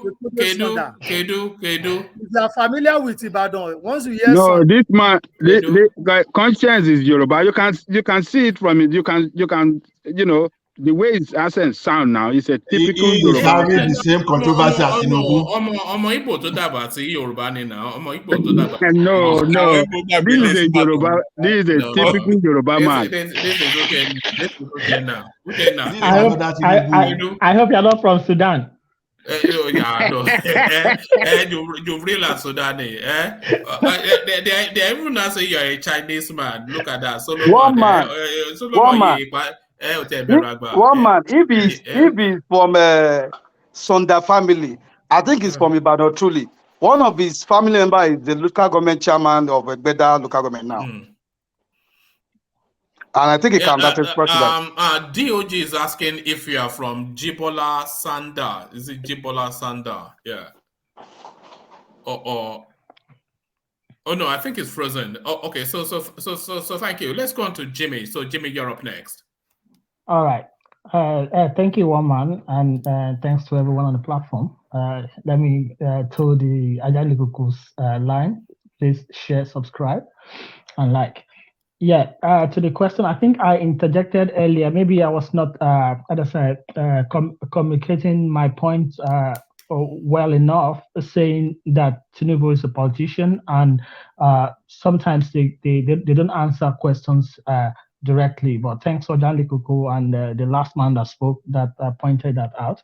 So as regard the second question regarding the foreign policy question, though when you pointed out that the video was edited, I saw that, but I didn't catch that initially until you pointed that out. But when I thought deeply about the responses, latter pointed out that the first 4 bullet points were in order, which I totally agree with. But also the last, the way he related something about shared prosperity, when you put that in context as regards foreign policy, you want to whatever foreign policy you have, you want to make sure that in the end it works for your own people as well, and not not benefit the other party, unlike some African countries or African leaders which actually sell their own people in the name of foreign policy. So I think that also fit into that context. That's any other thing. I think everyone has actually said practically everything that I would like to say on that. Oh, all right, brilliant. So thank you, Jimmy. So thank you, Jimmy.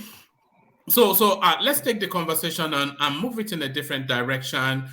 So we're still with the presidential space, but if you stand accused in Yoruba language, and apologies for people who don't understand Yoruba, but in Yoruba language they say one pe lole otungbo eranjo, one pe ni ole otungbe omo eranjo. So Yoruba language is so rich and nuanced, it never really translates into English fully, but loosely in English, it means that they are accusing you of stealing, and there you are still parading the evidence of what they are accusing you of having stolen. So that's the idiom that leads to this. So this is the Peter Obi space, who has, by a lot of people's accusation, turned the pulpits in churches into campaign rostrums.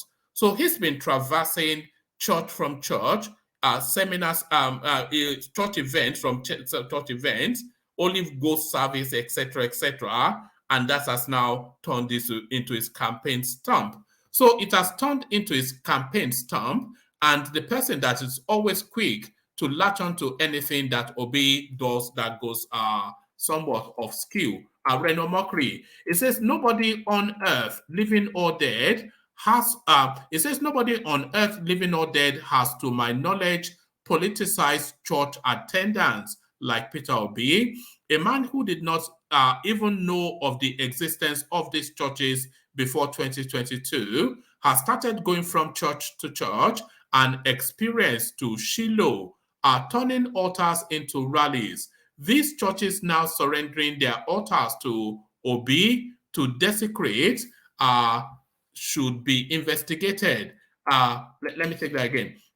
These churches now surrendering their altars to Obi to desecrate should investigate how Obi set the Anglican Church against the Catholic whilst he was governor of Anambra State.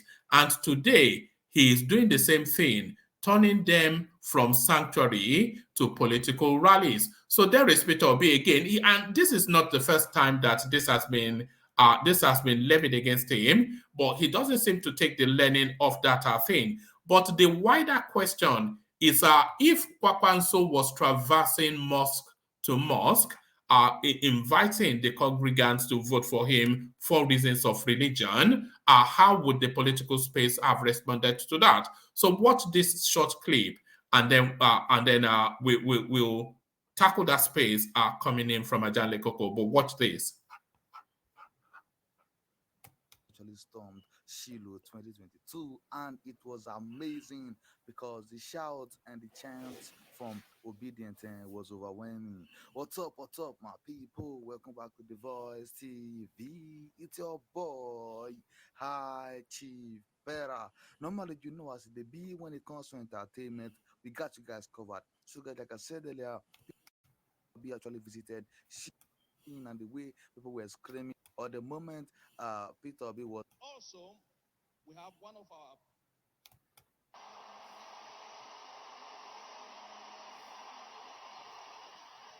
Let's have some silence. Have silence, please. At everybody.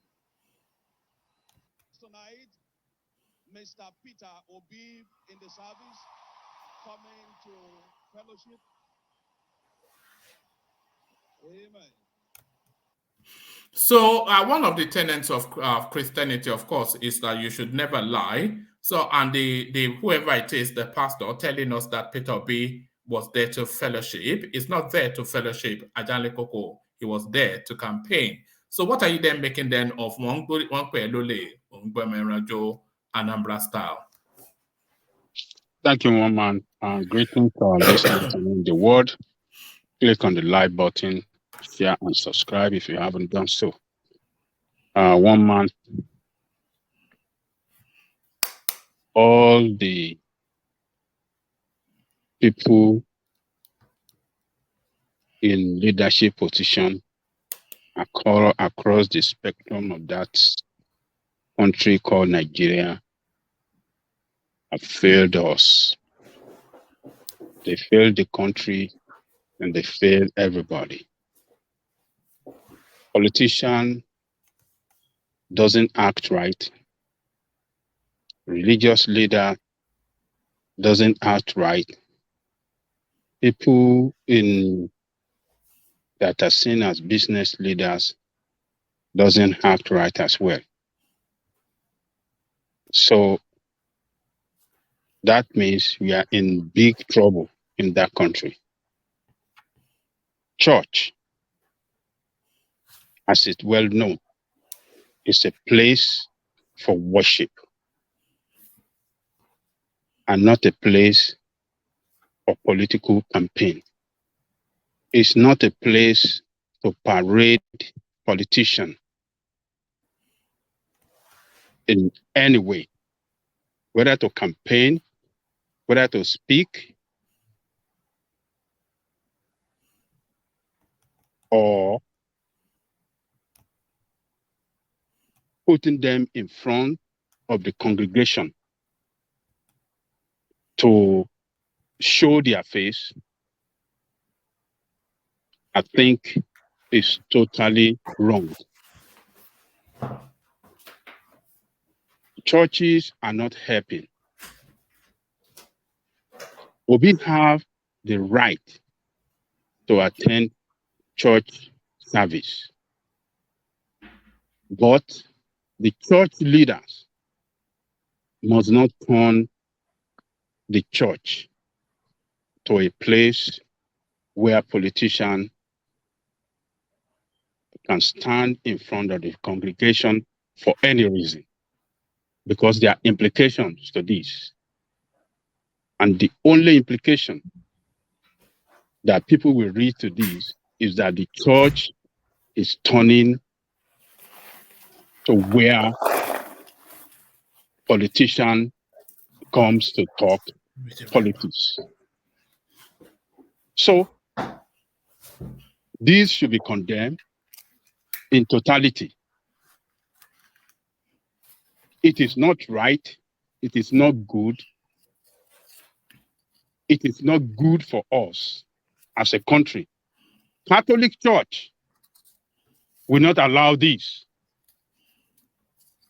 Only the Pentecostal churches that you will see this kind of insane and irrational things happen. Only in Pentecostal. What is their interest? What are they turning the church and the churches, what are they turning it to? I mean, the truth must be told all the time. These people should be condemned. All these Pentecostal leaders that are parading politicians in their churches. This is the time of campaign. So when they are doing this now, how do they want the Islamic leaders? Adane Koko, if Rabbi Kwakwanso had gone to the Central Mosque in Abuja to go and do this sort of fellowshipping that Peter Obi has done, the vote for me fellowshipping, under this climate of Islamization language that we're hearing, how do you think the political space would have responded to that if Kwakwanso had gone to the Central Mosque in Abuja to campaign? Everywhere we boiled up, and you will see our brothers that are Christians be saying a lot of things. Look, if Atiku Abubakar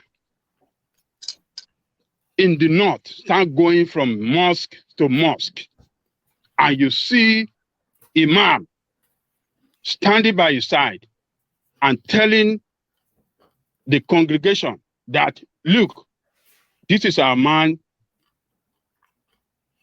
and according to the Holy Quran,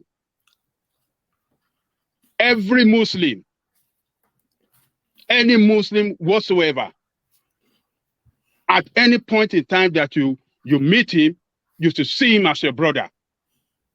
Whatever he requests from you, you should strive hard to give it to him. And that will justify Atiku Abubakar to, justify the Islamic leader to campaign for him because it is his brother in Islam and is asking for their vote. And by the tenet in Islam, you have to vote for him. Why do you? Nigeria is a secular state. We cannot run the country like this. Religious leaders should be out of politics. They should stick their neck into this political game that these politicians are playing. And they should not showcase any political leader in the church as well as in the mosque. They should let them do their own thing. This is totally wrong.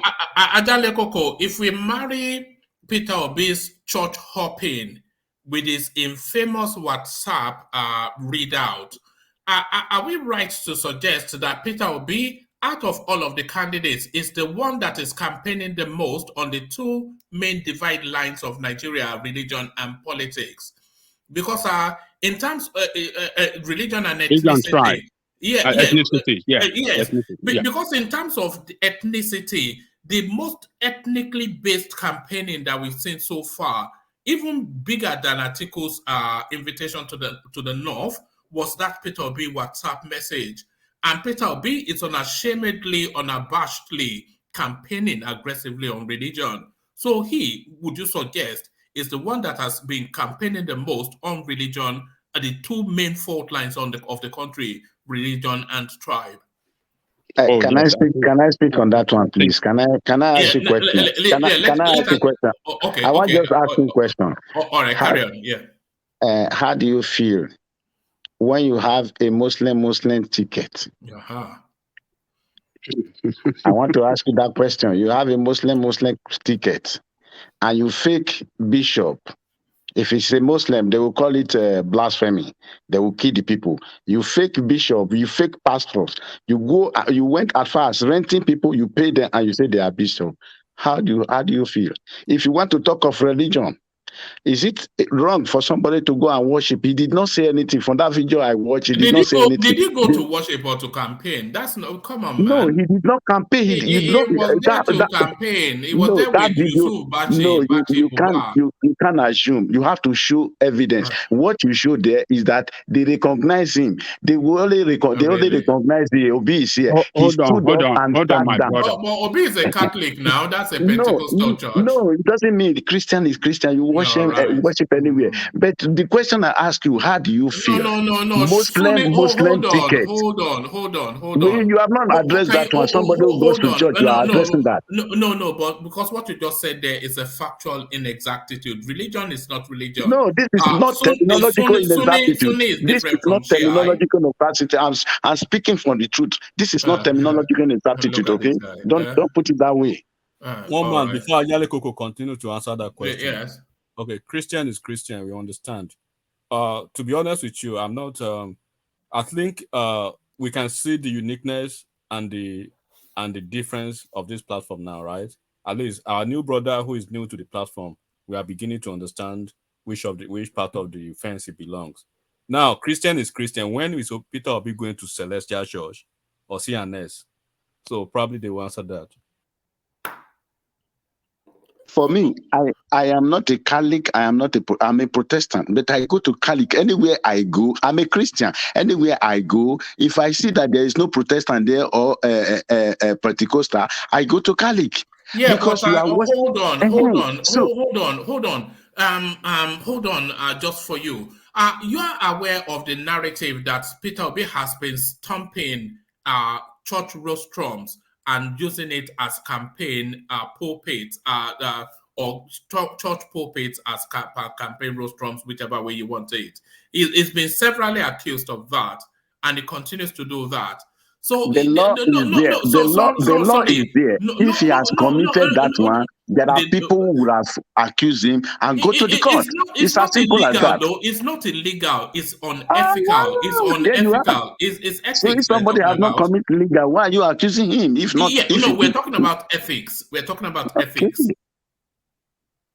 Is it ethical to campaign on religion in a place that has such a huge chasm along those fault lines like Nigeria? Is it right to campaign on religion as Peter Obi patently is doing? Yeah, as we start today, there is no. I'm not saying here. I have not seen where he has campaigned the church, and it's against Nigerian law. No, I'm telling you, it's against it's against INET constitution. Go and read it. I don't know which part. My brother, it was there to fellowship. No, my mistake. He was there to fellowship. So if he has campaigned for there is people that will go and arrest him and disqualify him. He has not done that. They only recognize him. If Emir was there, they would have recognized Emir. If anybody is there who is important, they would recognize him. We want to recognize the presence of social person. We do it everywhere. So I don't see. My brother, let me put a position to you. It's unbelievable what you're saying. Do you believe in body language? We as parents, for example, there is a way we look because we have kinetic and not kinetic, right? So now, there's some communication that you don't need to speak, that you understand the significant representation of that. Now, a politician during the election period, during the campaign period, moves from one church to another. You go to Anglican today, Catholic tomorrow, Methodist the day after, and you are doing that. What you've not been doing before, and you are saying that is not a political campaign. When people can recognize you and you want to associate with them, Obi needs and by the way, Ola, he goes to this religious venues not on a casual slow Sunday, but on their biggest event days. On their but that is not now you are talking. Maybe they have invited him. That is not a campaign. They have invited him. Okay. You are a funny man. Funny. Can you give us evidence of where we did? So you don't need to speak. You don't need to say, please vote for me. You are already saying that thing. We have means of communication, internet. Everybody can see. You just go to show your face there that, oh, I'm here to associate with you. What type of campaign do you need more than that? That is not kinetic body language. Let me ask you a question just for you. How is Peter Obi hopping from church to church, mounting pulpits? How is that different from Atiku's invitation not to vote for a southerner, to vote for him because he's a northerner? Is that not an invitation not to vote for any other religion because he is a Christian? Is it not the same thing that Atiku said that enriched people, that Peter Obi via body language is saying? No, body language is different from reality. Assumption, assumption is different from reality. We have realities on ground, and we have law. If you break the law, you go in for it. The law is there. Okay. So if you, as a person, you are a Christian, you go to the church, you don't commit any crime. He has not preached there. He has not said anything. And somebody say, okay, we are organizing. If I'm organizing birthday, then I invite somebody. The person come. And so I want to recognize the presence of that person. They seem to be inviting him to a lot of churches. They seem to be inviting. No, it was with Biso yesterday. I am not. Bakari. I want to clear one thing here. I am not Obi fan. I don't know Obi before. Are you sure about that? Yeah. I'm not tribalistic. I am not. That is one thing I want to beg this platform, please. I want to beg this platform, please. What we need is a new Nigeria. What we need is a brand new Nigeria, because we have suffered enough. We have seen killings. We have suffered more than we have been ridiculed. We have been ridiculed all over the world. We have been ridiculed. So we need a new Nigeria. Wherever the person is coming from, whether you are from the east, whether you are from the west, whether even you are from another country. Who's going to give us? That is the person we are looking for. We are not looking for. Who will give us a new Nigeria? Nigeria. Yes, take us there. Take us to that Who new give us Nigeria. Yes, yes. You know the reason we have to judge these people by their character. The person you are projecting now, because I know this platform, I don't hate anybody. You understand? I'm a friend of all. I am not a partisan. I don't belong to any party. I don't support anybody. But if I who will see give a us just new person, Nigeria? Just for you, just answer I the am coming. question I now. am coming. For Tinubu himself is answering the case is in court now. Okay, we don't know the identity of Tinubu, but the US you are saying there. Excuse me, the US you are saying there. Hold on now. The You US, asked him a the question. US Let you are him saying answer. there. Yeah. Okay, The US you are saying continue. there. They have released Tinubu is series a of criminal. Continue. yeah, they have released He's a criminal. what Let's just Tinubu have quickly done. get over Okay, Tinubu. and Let's Tinubu have not continue. denied it. We won't hear him if we. Sorry, carry on. Yeah, Tinubu has not denied it. No, Tinubu have not denied involvement with drug. How will you now be promoting that person? How the international that brought us to international relationships with others. Sorry, I've muted you. We couldn't hear you because there were so many voices. But pick it up from a decent place and present it.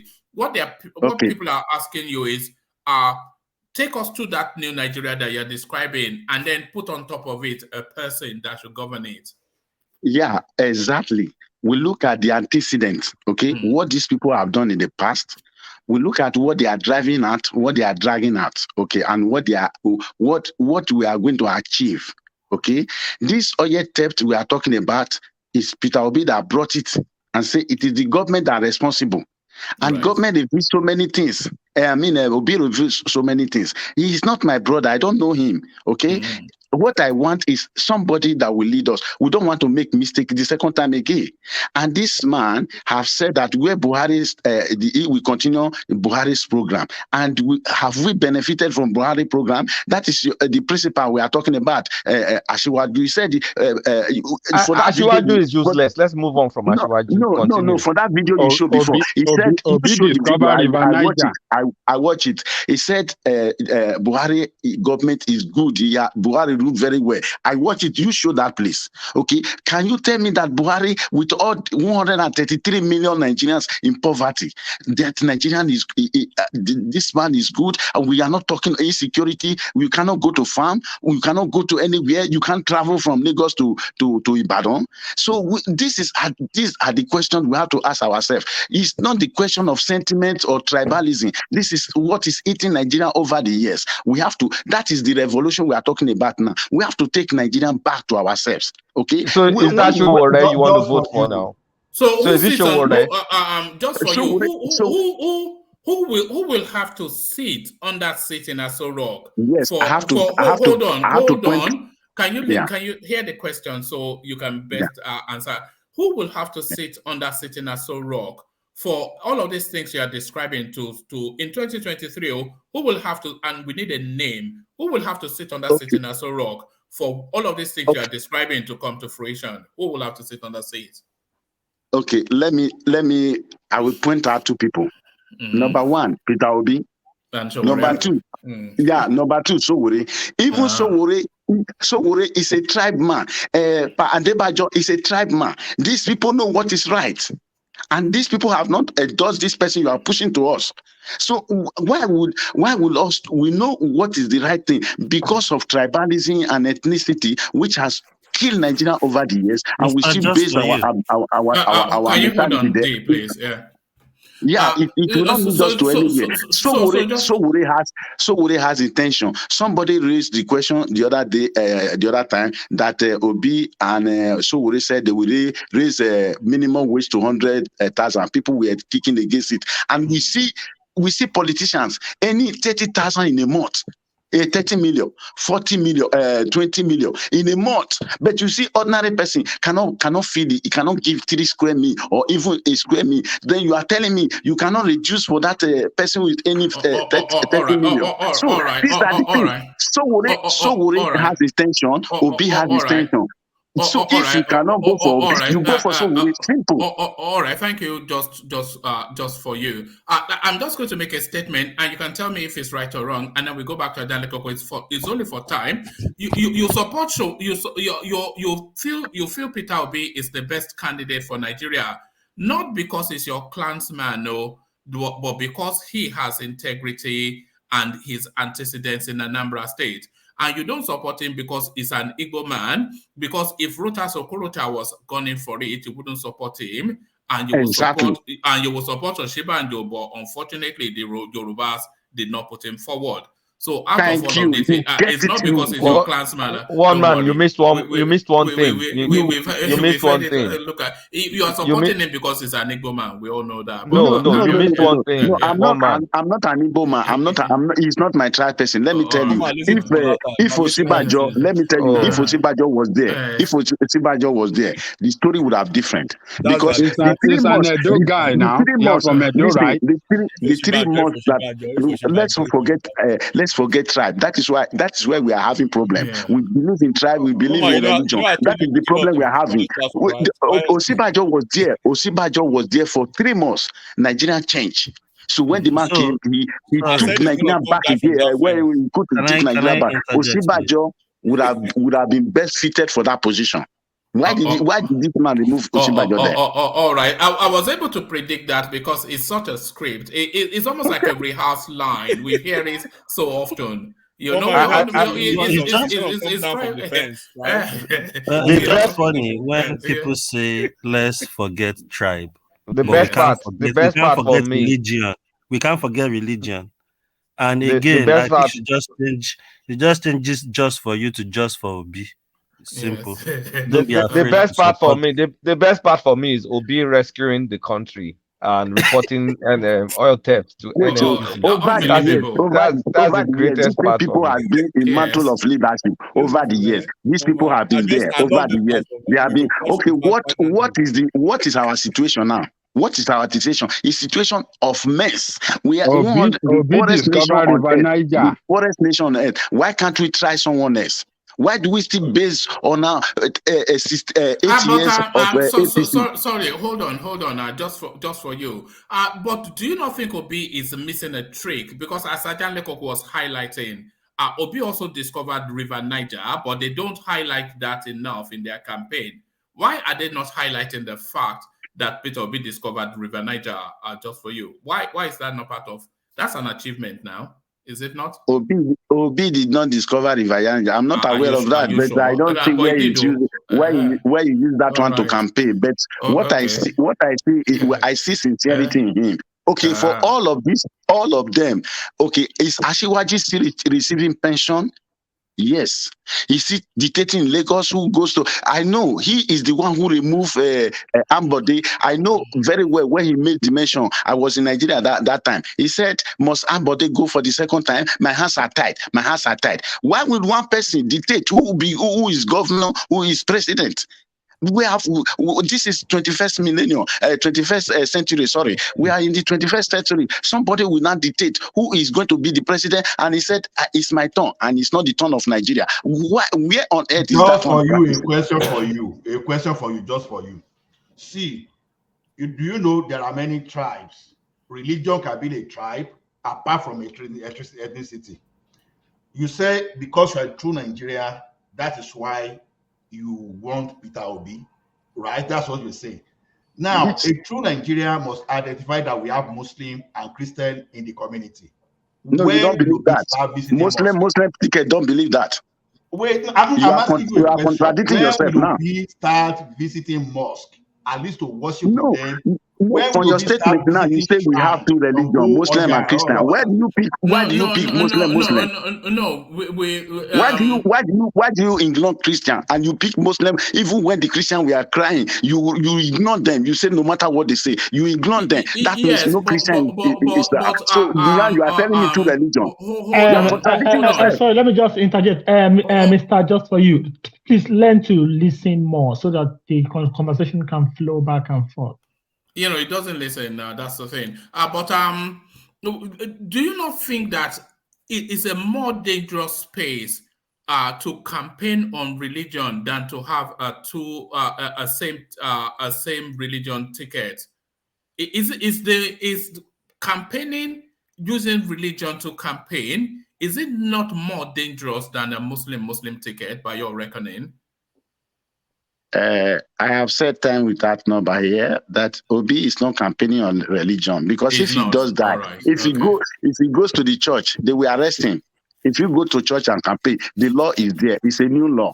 If you go to the church, this is the INEC law. They just sign in. So if you go to the church to campaign or mosque to campaign, they will arrest you. If this man have done that, they will have arrested him. So if you said you said it that what he did was not illegal. So why are you Yeah, but it's unethical. adjoining It's him as unethical. It's unethical. Is so it not? if until you find somebody guilty, you can't say that person is guilty. What you are accusing him of, he has not committed that crime. If he committed that crime, you come forward and you show it, then you have the right to arrest the person. You have the right to do whatever you want to do. Let me tell you one major problem we have in Nigeria. The problem of Nigeria is not corruption. I want to tell you, corruption is like a parasite.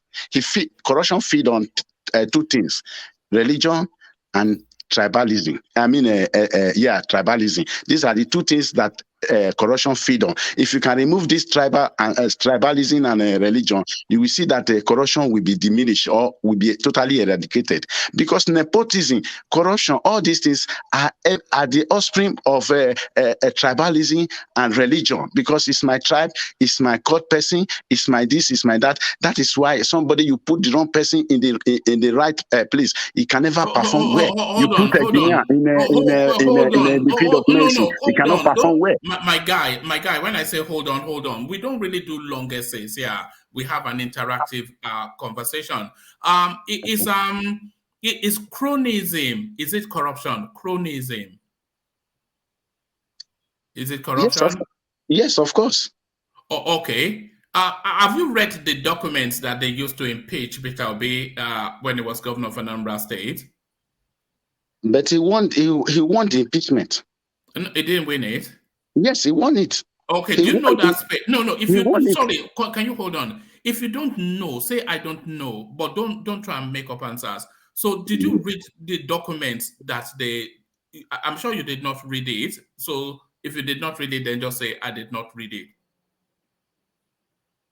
Oh, all right, we lost him. So there it is. So back to you, Ajanle Koko. You were talking us through. But come back. You will be pushed on your thoughts. That's just what we do here. We will push you. But Go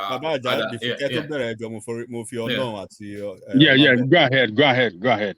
One man, when I tell you to keep doing what you are doing on this platform, right? The guy was having some issues with me initially when I was trying to basically just oppose some ideas with him. And I told you that he's going to come down from that fence. This is why this platform is unique. Just continue, Baba. Eshego. Thank you. Look, it is always good to call spade a spade. What the churches are doing, allowing Obi, announcing his presence at the church is not good. There is no church should not be a place where you give special recognition to politicians, particularly this time, this period of political period. Church shouldn't be doing that. Pentecostal churches that allow Obi to come to the church, it's not wrong to invite him to the church, because sometimes some of these churches, because you are wealthy or you are rich, they will invite you because they know something can be taken out from your pocket. But him as a politician, contesting for the most highest office, and them announcing him while he's there, is totally wrong. It's a form of campaign. They shouldn't get involved in that. It doesn't speak well of the church, religion should be taken out of politics.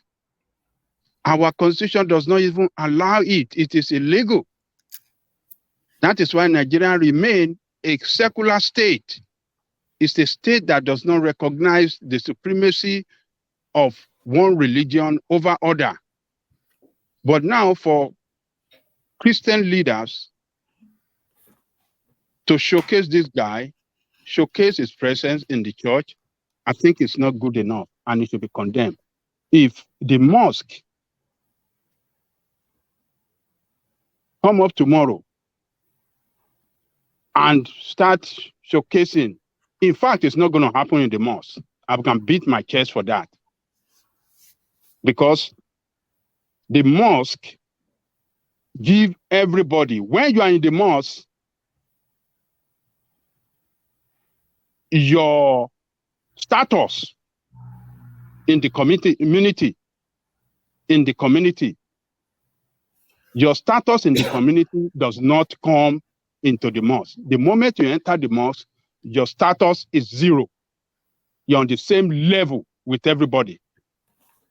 And that is why there's no specific place, there's no specific spot for anybody in the church. There's no reserved place for anybody in the mosque. The only person that have a reserved place is the imam, the person that's going to lead in prayer. Every other person, be a multi-billionaire, is first come, first serve. If the space that is available while you come in, that you will stay and observe your prayer. They will not reserve any seat, any place for you. They will not say, oh, 1 billionaire is coming. Oh, nobody should. The moment they announce the time for prayer, that is it. There's no reserved place for anybody. So for churches, when churches, you see, we have seen what these Pentecostal churches have done to the religion, even to the Christendom. They have, we have seen a lot of bad things that these people have introduced to that religion. Now they are trying to introduce politics into it. We should condemn it. It's not good. Mr. Obi have the Angelico, right to your attend. bias is shining through. Your bias is shining through. And what your you bias say? is shining through. Your bias, from what you have been saying, I can deduce that you are a Muslim, and your bias is beginning to shine through because Muslims My don't bias have is shining the through. ability. Okay, Yeah, it's tell shining me through. It's where I showing. am It's biased becoming now. obvious. It's becoming obvious. I don't. No, tell me where actually, I'm biased. Just say it. hold on. Tell Okay, me where I am I'm trying to biased. say. You are saying the Can I Christianity is trying to interject? introduce Tell me politics where I am into. Hold biased. on. You are saying Christianity is trying to introduce politics into the religion. I Don't am talk like that. specifically about You should say the same Pentecostal thing against church. Muslims. How You would don't you feel? see this nonsense happen in Catholic church. You don't see happen You said in they don't other do churches politics that met. in the mosque, which is a bloody lie. It's a lie. You are lying. It's a lie. There's politics in the mosque. There is. I'm going to send one man a video of where an imam was outrightly saying in the mosque on Friday that nobody must vote for Obi. That anybody who votes for Obi is not a real Muslim. I'm going to send that video. So when you are saying things like this, please back it up with data, back it up with evidence. Please, you are being biased. And you know Muslims don't have this ability to absorb criticisms from Christians. They always say Christians are kafiri, they are unbelievers. So when people are saying these things against Muslims, you guys get offended very easily. So please try and tame your bias with a little bit of retrospect, please. It's not fair. It's not fair to Christians here, please. Can I interject? One man, this guy that just Can I made this. interject? Okay, whoever is there, go ahead.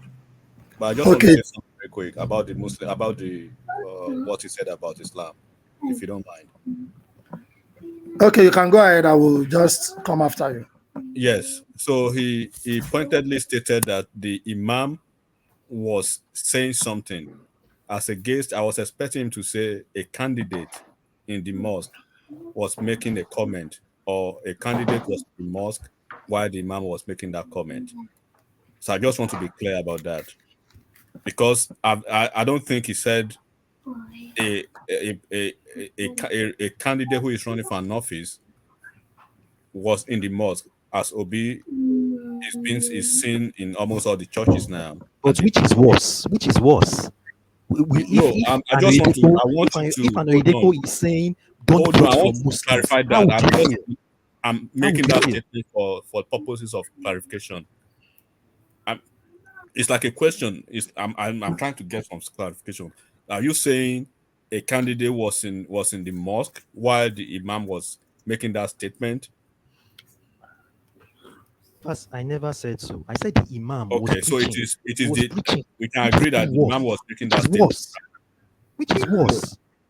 That is debatable, bro. But the imam was making the statement, right? Not that a candidate is in the mosque.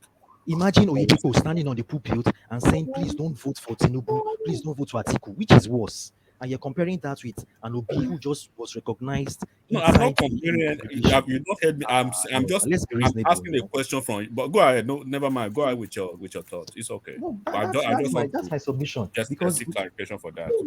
Yeah, but I can tell you that no candidate or no whatever can go into the mosque, and then the imam can speak, but not the candidate. I don't want to go there because on a very good day, it's quite unfortunate. It's appalling. It's irritating that we could be talking about politics and religion, and then a candidate is driving that conversation. It's not so good, and this is why we are opening this space up.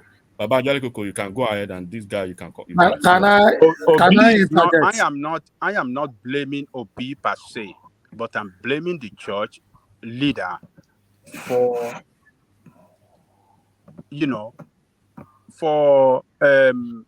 giving a special recognition to him in the church and for allowing him to speak before the congregation. It is wrong. It's not a pastor. To speak, to campaign, you mean? Yes, to campaign, yes. Obi did not speak. Obi did not speak. Are we trying to revise history now? Hold on. We have seen it. He didn't speak. Hold on. We have seen so many videos where they allow him to stand in the front of the congregation to talk. I thought we were talking about the Shiloh incident. No, hold on. The Shiloh incident, for calling him for recognition, is equally wrong. Really, we have thousands of people there. He is not the only person there. It doesn't have two heads. It's just there on equal basis with other people in presence. So for that pastor to call him for recognition is trying to play politics of, this is our man, he's here. You know what I'm talking about. It doesn't have to elaborate or be specific about why is giving him that recognition. It is a political, giving that recognition to him is a political statement. It is out of religious activity right there, because it's a politician, it's a man contesting for president, and this man has been going from one church, he's been to several churches. It is wrong. It's playing a very dangerous. It's taking a dangerous dimension into its campaign. Its campaign strategy. It has introduced a very dangerous, dimension into it, and it should be stopped. I mean, we should say it. This is not right. Yeah, especially in this climate that the country is in, especially. And you said you want to unite the country, but you are taking your campaign to the church.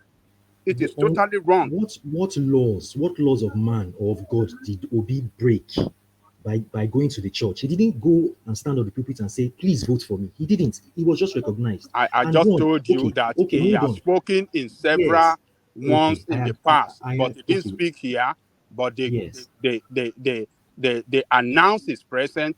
Yes, that was wrong. I'm going somewhere. I'm actually going somewhere. If you say it is wrong, let's assume in theory that it is wrong.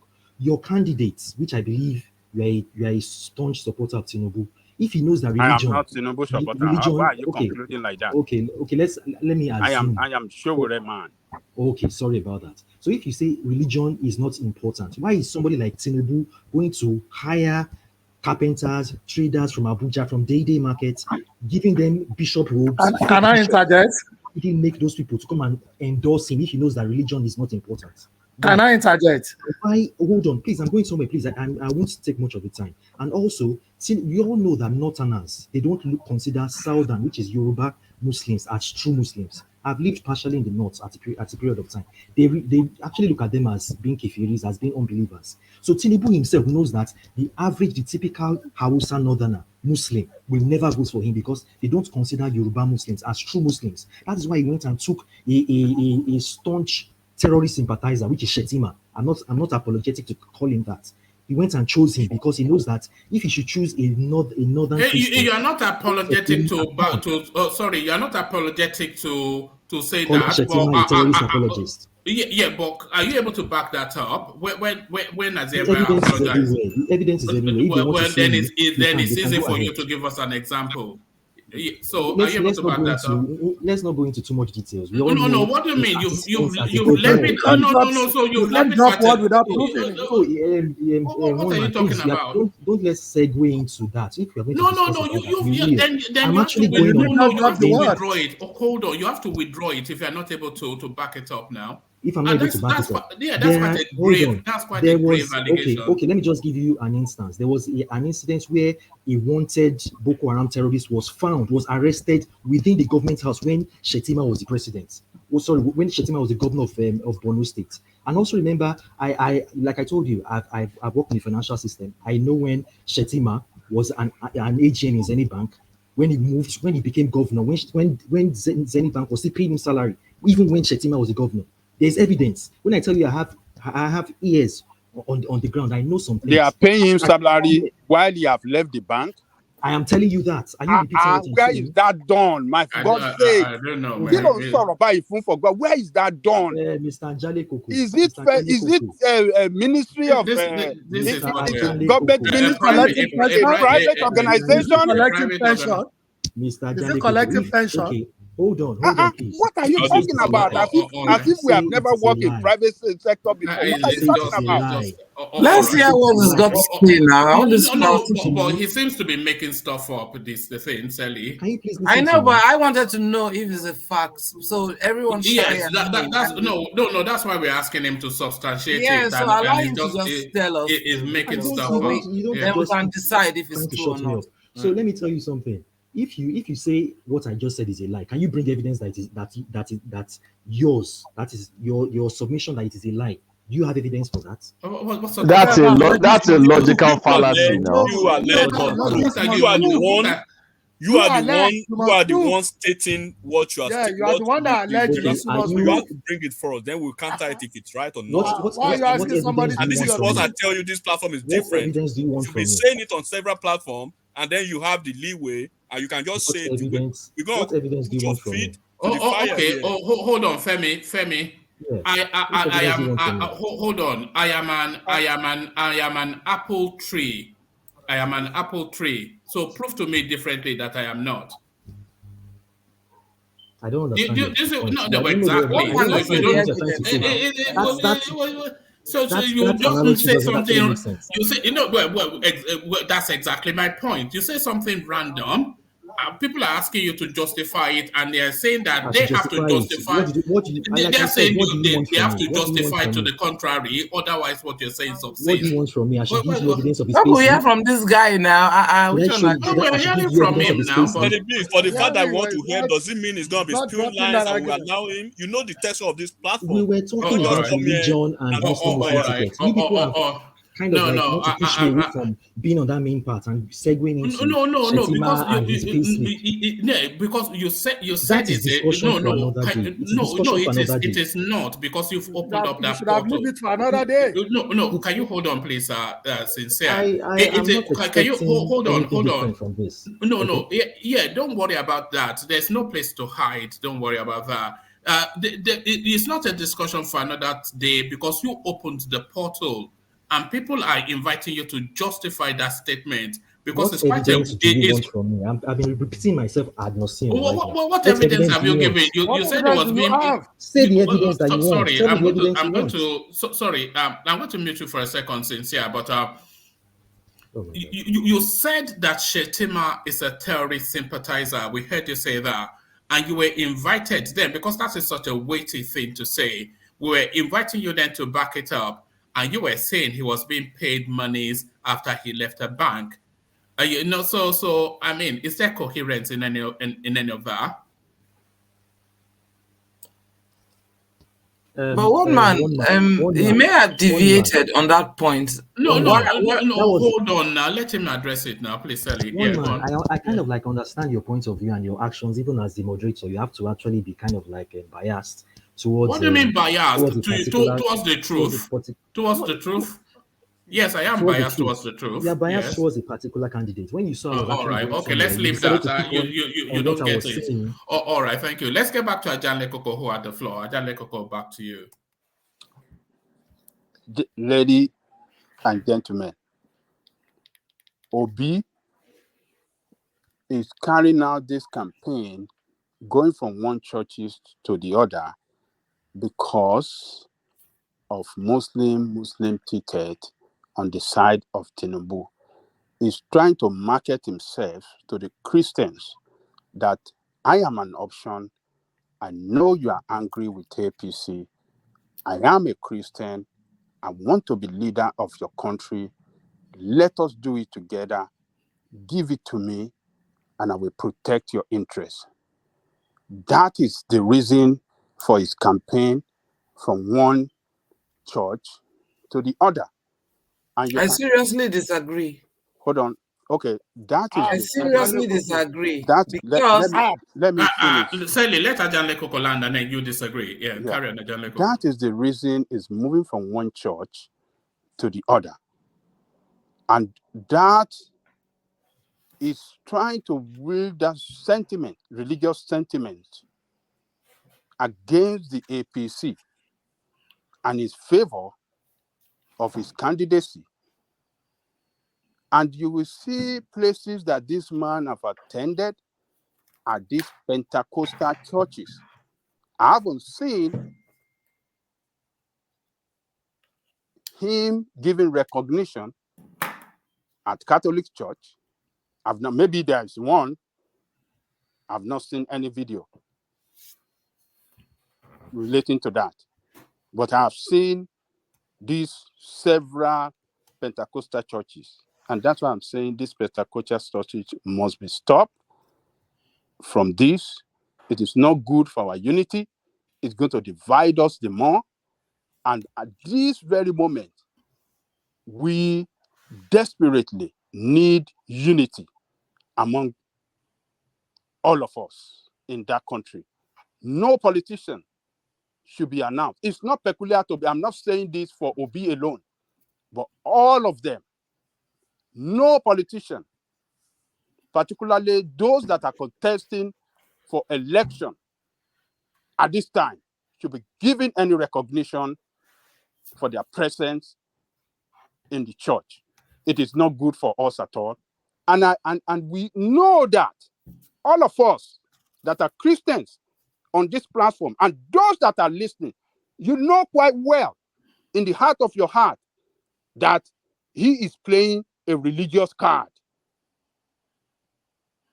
for him to get support and vote from the Christians.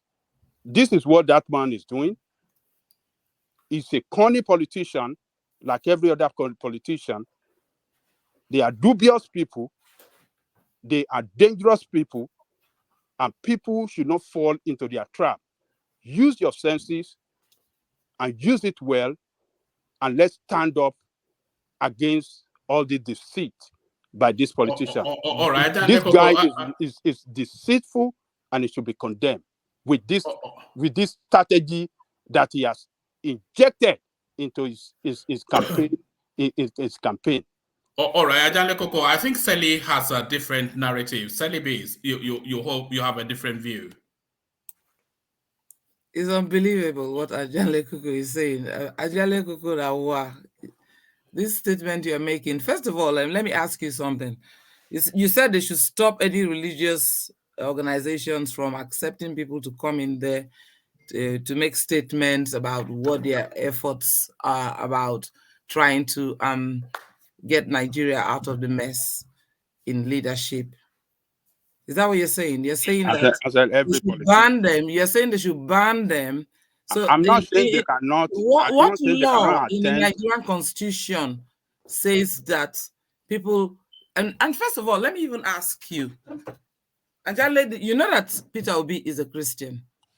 So when it comes to Christianity, we don't say that Catholic, we don't say Pentecostal, we don't say any of those things, because a lot of us have a background of the that is not true. What you are saying, Catholic can are I different just from finish? Because you Pentecostal. spoke for a long time and I was patient enough to listen to you really carefully.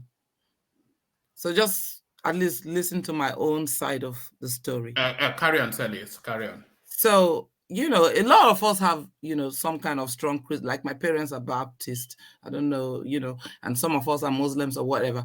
But in general, when we do the classification, we don't say Catholic or this or that or that. When they ask you, are you a Christian or are you a Muslim? You have to say that you're a Muslim or you're a Christian or you're not anything. You know, so I mean, let's just get a little bit basic about that. And then the other side of it is that even if they do so, what part of the Constitution says that somebody who is aspiring to do something for their community or for their country cannot go to a church to get blessed or to just say, okay, this is the person? And mind you, when to get blessed or to campaign. No, because they don't really campaign. I've been watching him. He has never really campaigned as such. But he has made one or two statements. And when people, even when he went to see Pastor Adefaranse, one of my star pastors, you know, he told him, you're welcomed here, blah, blah, blah, blah. And they just hugged. And in fact, I think one of the guy was there too, who's a politician, and the whole church is a church that just hails him. He never gets it was at Oyedepo's celebration just the other day, and then it was at Shiloh's again now, and previously traversed. It was at the RCCG event, all the main church events. He's there to fellowship in quotation marks. But he's a Christian. All right. So being a Christian, is it good to govern as a Christian? He's not going to govern. Well, being a Christian, governing as a Christian is a good thing because Christianity is a good religion anyway, for all we know. Will the Muslims be compelled to convert? I said Christianity is just a good religion, like Islam is a very good religion too. I don't separate them. Don't matter if I'm Christian. Islam is a very good religion too. So that is it. Will you like to be governed by Islam? To hurt other people. Celibate. The truth. Will you like to be governed by Islam? Covered. What do you mean? Covered. What governed. You said it's a good. You said Islam is a good religion. Christian is a good religion. And I'm asking you, will you like to be governed under the tenets of Islam? I don't have any problem with Islam because I've even practiced it at some point in my life. So you don't mind Sharia in Rivers State? What is wrong with Islam? I went there and I didn't see anything wrong with it. All right. Just perfect. Look at that. It's true. One man, can I interject? Yeah, come in. Yes, Sincere. Sincere wants to put a position to you, Sally. Yeah, I think the position of Ajanle Koko in the analysis of the Peter Obi Christianity trajectory is apt. We don't need to come here and deceive ourselves on certain things that we all know. I said it in my earlier presentation that basically everybody or all of us had the political aspirants that we are leaning towards. That is a fact. Now, I look at the Peter Obi trajectory and I look at the focus of his strategy. Number one, Peter Obi was trying to capitalize on the disaffection created by the Muslim tickets of the APC. And he went ahead to make use of that trajectory to win the heart of Christianity, who come out immediately that announcement came to forbear, that they are not going to accept that. Now, somebody raised the issue of fake bishop. How do you determine who a fake bishop is? Is an Oyedepo a better bishop than any other bishop? No. Hold on.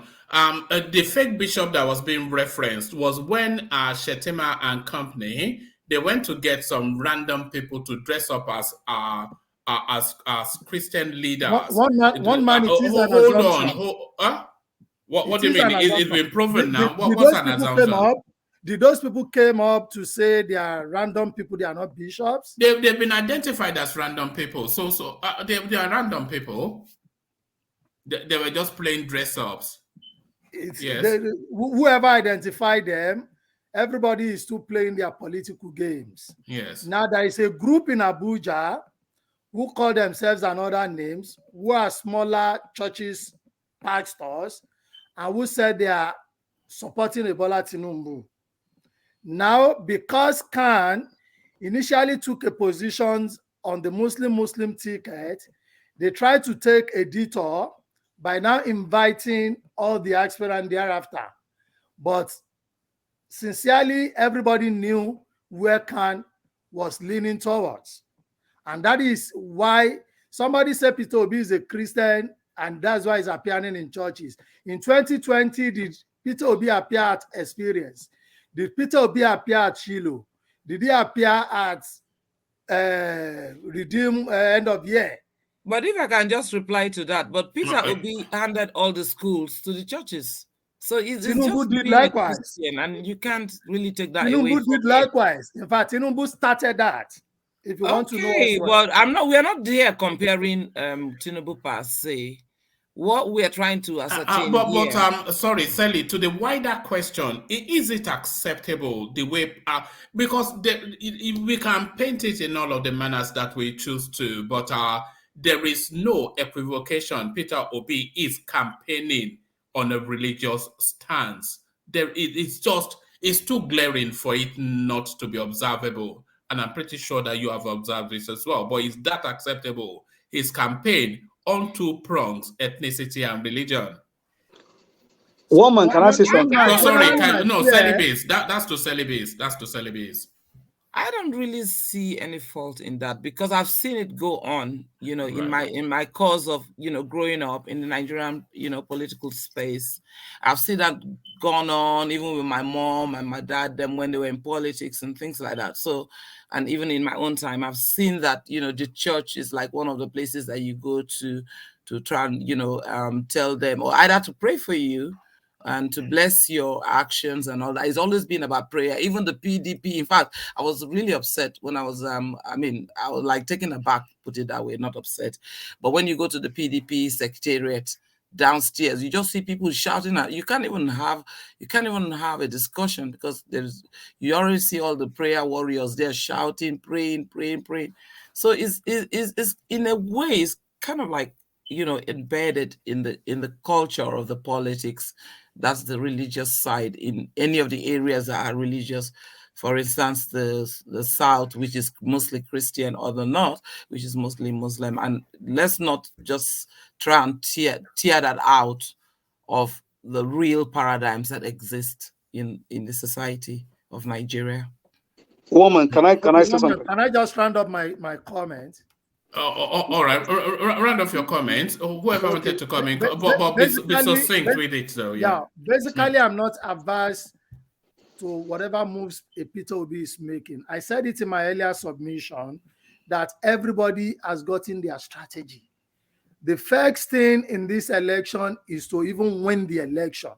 Whichever means anybody wants to adopt as a strategy, so be it for them. If it works for them, so be it. But my fear is that some of these strategies, I'm praying they don't further divide Nigeria more than uniting us after the election. It is glaring where some of these aspirants are tilting to by their trajectory, by their strategy, going to churches, looking at the embodiments of their support base, tilting basically towards a particular ethnic tribe or ethnic sides of the nation, then if such candidate pushing such trajectory and position did not actually win the election, it could be suicidal for that tribe and for that religion. And that is my fear.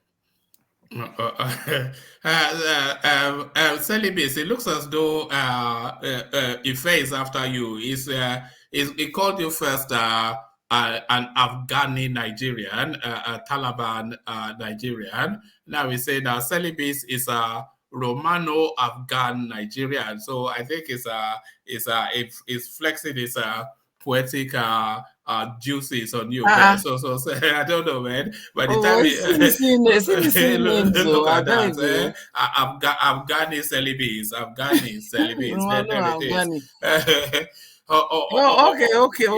I mean, I see his drift, you know.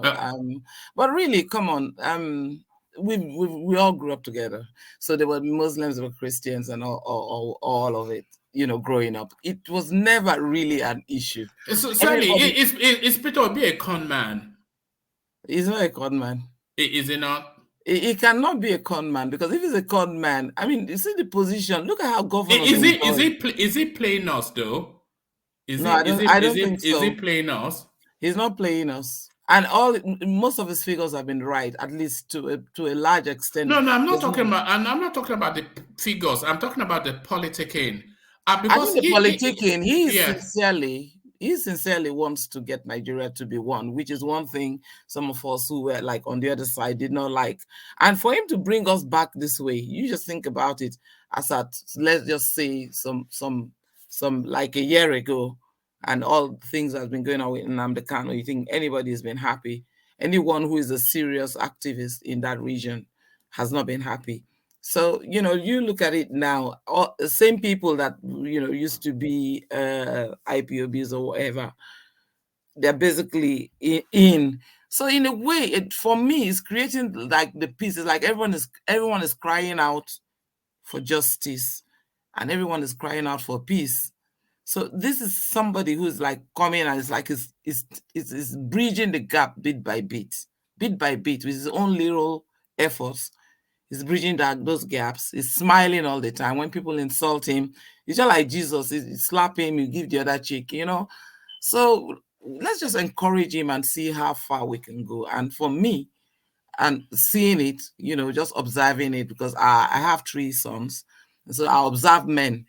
You know, is it unpatriotic to support Peter Obi? Is it not? Let me tell you, I believe that even Buhari, in his heart of hearts, so I think he just wants Peter Obi to collect this thing. And I think in his heart of hearts, Buhari considers Peter Obi a Biafran. And that's what I think. No. But they are all a bit like overwhelmed and shocked that somebody from the same side has been saying this and this and that has come this far and has not, you know, had any faults per se. You know, so I think is an encouragement. I think that's why a lot of women resonate with him too. It's just an encouragement. It's a hope. All right, Celibates, you know those round robin questions that we like to do once in a while. You've just put a thought in there. So let me round robin that comment that you just made. Celibates just suggested that in his heart of hearts, Malam Buhari would want Peter Obi to be the president. So we whisk that through the platform, see if anybody else. Kulata, do you concur with that? Sorry, what's the question again? Sorry. No, Celibates just in the course of her narrative was saying that in his heart of hearts, Malam Buhari would want Peter Obi to win. Is that something that can you say? Who said that? Celibates, yeah. Which wine they celebrate drink tonight? Special blend. Okay. I had what's it called? Single malt, and you know. Okay, Scotch. Oh yeah, is that time of the year, isn't it? People don't drink. Right. No, Celibes, I don't think so. I think Buhari will want someone that will continue his legacy, because God forbid. Okay. We understand Holy Ghost fire come for you again, no. Because if an opposition gets in, it's going to scatter everything APC did, or they'll spin it. But if APC gets in, there's going to be continuity on Buhari's story. So a lot of things that Buhari has worked hard on that will not get fulfilled, or will have to get fulfilled by another APC government. Then it pays him for APC to be there. That's why I think a lot of what he's doing is Kulata, you think that Buhari is a reasonable man, or he reasons? Of course he reasons now. Of course, he does not reason. Of course, he has an ego. He's not going to like just say, "Oh, because Peter he hates Obi." Igbo or what? I don't think so. No, ego. He has. I mean, first of all, he has a legacy to fulfill. Someone is going to have to write his biography. He's an elderly man. They are towards the twilight of their lives. So it pays him to have an APC government to continue their APC policies and to build his legacy. I think that's a wishful thinking. It's not wishful thinking. That is what he will plan. You know that Buhari does not even want Tinubu to continue for him. Tinubu won. If Buhari doesn't want, but if he doesn't want Tinubu, that doesn't mean he wants another Muslim like himself. That's what he really wants. It doesn't now mean necessarily want Tinubu, but if he doesn't want Tinubu, it doesn't mean he wants. But it doesn't mean he wants Obi in the first place, because if the Obi gets permutation is what we don't know. What we don't know is whether or not I don't think there's any well enough to carry on, because we know that you guys will say it's Shetima's presidency. If it's Shetima's presidency, who is going to help to make Shetima's presidency? It has to go through Tinubu, right? So we can't talk from both sides of our mouth and say they want Shetima there. Hold on, Celis. It's just a round robin question, but this to you, Kulata. When Celibi said that, I added on that what I think is that in his heart of heart, Buhari actually considers Peter Obi a Biafran. Am I wrong to say that? I don't want to go there. Well, of course you're right. No. But that would be narrow-minded. Hold on now. That's to Kulata. I don't think. No, let's not say that, please. Okay, I don't think there's any. I don't think there's. Anybody is mistaking the dot in the circle. The dot in the circle. Feelings that Buhari has. It doesn't mean it won't be fair and create projects there. But he spoke what he meant. So I don't think in his heart of heart he wants Peter Obi to be president. Of course, in his heart of heart, he doesn't really value that region. He said it, and people in the region know it. Kulata, I think we forget sometimes that Buhari is a product of the Civil War, and he was a frontline player in that space as well. Oh yeah. And those are the last vestiges of Civil War still alive. Yes. So that hasn't gone anywhere. Okay, so well, can I ask one question? Yes, ma'am. Okay. So Tinubu said he's going to continue with the good work that Buhari actually. No, that's a different space. No. Is one of those good work going to be to continue to sideline? No. That's a different space. Dot in the circle. No. Sorry, Celis, but I want to do the round robin. Right? Is that right to you? Yes. Let's leave it rhetorical. Right? I want. Sorry. Can you hold on, please? That's going to deviate. I want to do the round robin from that thing that you'd say. But you brought that on. Brought what on? The dot in the circle. Well, that was just to land a point that that's racist. It's racist in a way. I mean, if how can it be racist? England, I am black as well. Yeah. I know if that were to be in England, we'll say that it's racist. No, that's more ethnophobic than racist. But it's one and the same. All right. Let me take the round robin question and let me take it in the direction of Ola. So what Celibi suggested, Ola, was that in his heart of hearts, Malam Buhari would want Anambra ex-governor to be the next president to succeed him. Do you agree with that, Ola? Well, I'm not a mind reader. I don't know how Celibi managed to arrive at that conclusion, considering Buhari antecedent. You see, once you do not look like him or you are not from Niger Republic, I don't think that guy rates you. You know, someone that could vote against his fellow Nigerian going to represent us at OU. So now, even when they ask him about question about the Southeast, you know his record, the way he talk is well documented. All of a sudden, except it just changed yesterday. But following his antecedents, I don't think he even wants anything to do with the Southeast. If that guy should be given that opportunity. So to me, I disagree with what Celibili is saying because I can't really see anything to back it up. All right, brilliant. So Femi, you're up next. Celibi suggested that in his heart of heart, our man from Daura would prefer our man from Anambra. Do you concur, Femi? No, I don't concur. I actually agree with Ola, who says that anybody who doesn't look or sound like Buhari, he doesn't reckon with. Buhari is too myopic in his reasoning, or even too, I'll call it tribalistic in his reasoning, in his mindset to consider an Obi as a successor rather than Tinubu. To actually balance it logically, I would also posit to say that Buhari at the same time doesn't want Obi, and at the same time doesn't exactly want Tinubu. I would back my statement with some points. From his body language, right from the primaries, you could see that Buhari was not really, his mind wasn't really there.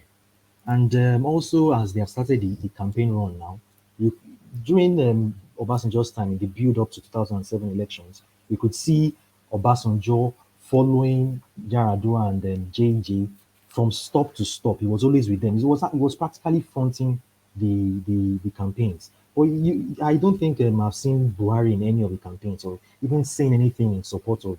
Well, he has been. He flagged off the campaign at the rally in Jos. In Jos, he was there. It was. I stand corrected. But apart from that, judging from his body language, I can't see any overt support or any eager support from Buhari towards his wife and family, his daughters, all of them, they were the front lines in the campaign in Katsina. Sheyi Tinubu is currently in Katsina right now with Buhari as we speak. Oh, all right. I'm talking about Buhari himself, but what do you mean? I just told you now. He flagged up. Do you want me to get you the clip? I can. No, there will be no need for that. But just to build up on Celibi's statement, I don't think he supports. No, he's not in support of Obi taking over an opposition party. And I'm also positing that he's also not 100% in support of Tinubu. That's why he's actually saying he wants a free and fair election. Like I said. So no, he said that in 2019. We know Buhari is practically a politician right now. Oh, right. So he didn't mean it then. Yeah. So right now he's saying he wants a free and fair election. That will be his lasting legacy. So he's trying to say he's going to be apolitical. He's going to be like an unbiased umpire. So let's watch and see. But I don't think he's in support of an Obi taking over from him, and also he's not 100% in support of a Tinubu taking over from him. I stand to be corrected, but that's my position. Thank you. All right, brilliant. Let's take that question to Sincere Conscience. So you heard the question. Let's hear your response. Sincere Conscience. Yes, Sincere. Once again, thank you, one man. I think Obi would have been far away from an alternative for Buhari. I don't really see any narratives that can point to that fact that Buhari will want to settle for an Obi. But be that as it may, it outrightly might not also be 100% for Tinubu, judging by the narratives that we understood underplayed during the party primaries. But however, I guess he doesn't have an option because it's a party politics. Even if he doesn't, he wouldn't actually come out to show that gap. Then, judging by his comment of bequeathing free and fair election to Nigeria, if you look at the antecedents of Buhari to subsequent other states and one-on-one elections that have taken place, you will see a Buhari not to have usually been somebody that is all out for the party.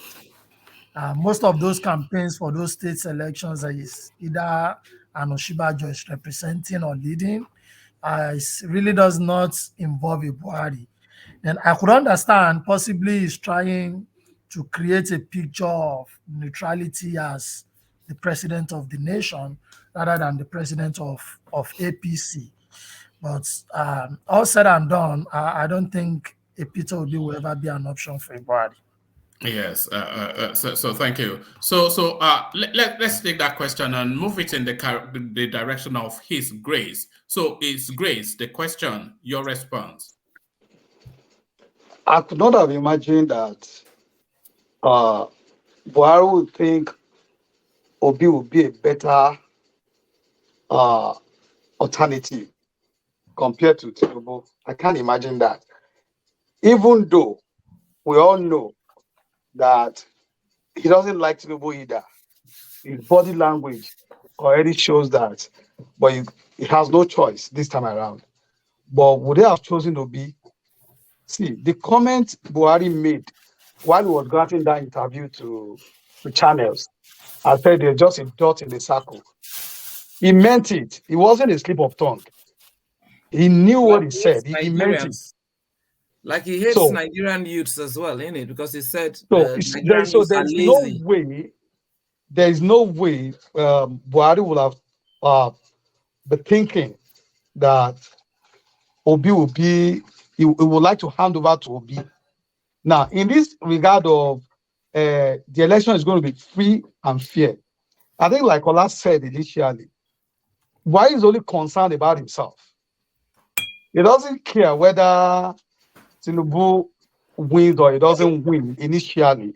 But now, because of the legacy, like, okay, who will cover up? See, if this government ends without handing over to Tinubu, the scandal that will befall APC in these their 8 years will be more than 16 years of PDP. So I don't think why are you supporting them? Well, see, I'm not supporting. Did you hear me supporting Tinubu or supporting whatever? I state it the way it is. I'm not going to vote. So I'm only saying what I think in my own opinion. What the kind of corruption that is happening in these 8 years of APC, if after Buhari's 8 years, an APC presidency or APC regime does not come into power, what will happen will be more than what we will see will be more than the 16 years of PDP. Because during Buhari still in office, we have the accountant general's own. We can see it is in this Buhari regime that a CBN governor will buy form to become the president of Nigeria. See, there's a lot of corruption going on. Buhari is just looking at it, he's not seeing anything. If there's not concern Buhari, he cares not. But will he be willing to hand over to Obi?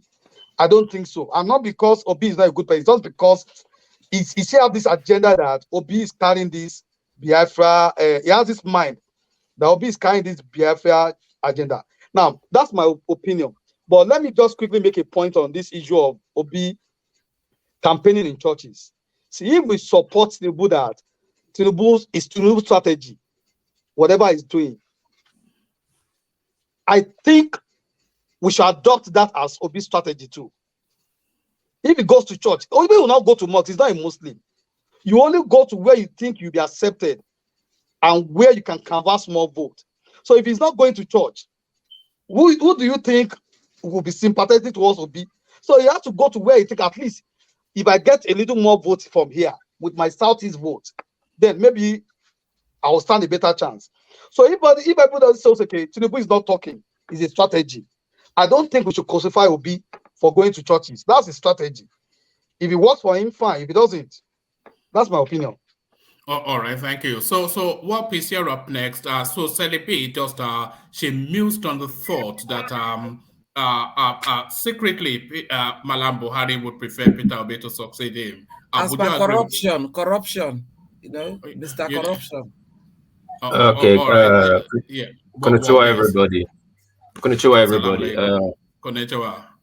Yeah, I think that talk is for the obedient people. Only that kind of thought will come from the obedient space. Never in a wildest dream that Buhari would think that a Satana would take. He would prefer a Satana to a Northerner. not to talk about Peter Obi, that he considered as a dot in the circle. Sorry to use that word anyway. And I don't know why celebs came up with that thought or It's a spiritual thing. Now, No, you she like, was just evolving a thought now. yeah, but that spiritual is deep, madam. Sorry. sometimes we women we see things a little bit further I know, than yes, I what understand, but a the bit third emotional. eye, the third eye, the women third eye, that but have maybe the third eye. we see danger. Yes. See danger, a bit emotional. But one, that's not a question to ask. Like one guy just said that boy that voted against Nigeria when he was when he was that one. Oh, Voted against was the man he voted not an Igbo man? Voted yeah, against? Igbo man. He Yeah, voted yeah. against Igbo man. Yeah. All of Igbo man voted against his country. Say no, give it to Niger. They're not talking about that guy. As this guy just a sincere what conscious of what. But he does not care. Amici said it. He does not care. Let's So begin to have a spirit of making up. no, it does not even have. It's not even close to his dead body. Don't talk Because about even me, I never got on with Igbo. But for me to be like, no, you no, hold on. Why was that? Why did you not get? Because and then what changed? Yeah. Because when we moved to Port Harcourt, I was a little bit confused, like, you know, and as people were speaking Igbo and speaking so many languages to me, I didn't understand these languages.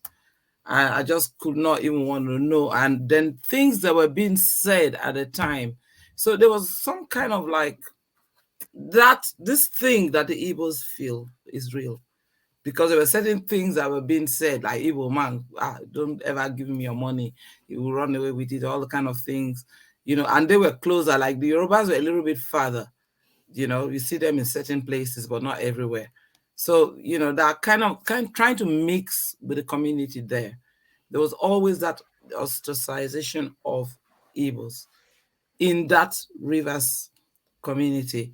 But however, by the time I went to University of Jos, I met a lot of Igbos and they became my friends. And I did get, you know, a lot of punching from them, which I, you know, as an Ijaw woman, I, you know, fought through. But I didn't hold it necessarily against them. I've had Igbo business partners, things have happened, and I see that character. It's just a kind of like forwardness, like we are a bit laid back. We don't like to move until the spirit says move. But they just move if there's an opportunity, you see. So they take opportunities very quickly. And so that was a clash of culture in a way too. So, but I still agree, you know, because everybody has their own culture, their own ways and everything. I mix with Yoruba a lot in London and everything. So like London kind of made me to mix with a lot of people. And I now realize that, look, don't hold things against people. We all have our own thing. There are things about us they don't like, and there are things about them we don't like. That doesn't mean we're still the same Black people, and we should learn to try and find a way to resolve our different issues, religion or no religion. All right, well put. So let's carry on with your musings and see what people make of it. So you're up next, Enigmatic. So Celibate posits, you respond. They are booking from Daura. He really prefers our man from the southeast. Okay. First, let me start from the angle of Ashwaju. Only those political neophytes will probably think Buhari is on the side of Ashwaju, and equally only political neophytes will think Ashwaju does not know. And that's why you see Ashwaju is working harder than anybody else.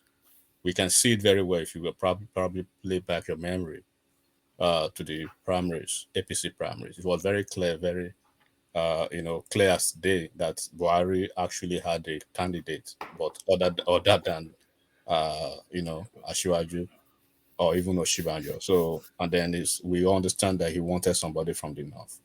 So that being said, so whoever is still peddling the stuff about Buhari is not supporting, they are probably talking, they are saying, basically preaching a stale news already. Ashwaju knows, he knows very well. He's not a stupid politician. He's very, very calculated. And then number two, it will be I know it's a common language, but it will be an illogical fallacy, and then very, very obfuscating to anybody at all to believe Buhari, Muhammadu Buhari. I don't even think he raised Obi to start with. I don't even think he sees him. I don't even think if they mention Do you think he sees him as a Biafran? It was what I asked Celibate. Yeah, he doesn't see just, he sees the whole Obi, whatever he represents, and the whole of the Southeast as. Do you know? Have you seen Buhari's interview when they mention Nnamdi Kanu, or do you see? Have you seen his body language or his facial expression? Yes, his countenance always changes. His countenance, and you can see this. But Nnamdi Kanu is not Obi, and he's. Do you think Buhari makes that distinction? He works with other people in APC who are members of the PDP now. He's Ngige, not a member. Well, I mean, come on, guys. I'm basically speaking to the question you threw to the floor. Let me hold on. Look, you can, of course, I appreciate your objection, and I quite respect that. But what I believe is, except probably there's a new narrative that is being played now in a certain quarters, which reasonable people can think about that. Oh, probably is normal, but the Buhari that we know, that I know, that I've seen, does not rate any Igbo person. Every language is said about them. That dot in the circle wasn't a slip of tongue, not an error of omission or commission. But do you think that Buhari has not made plans for his exit from Nigeria? Because I think he has. To do what?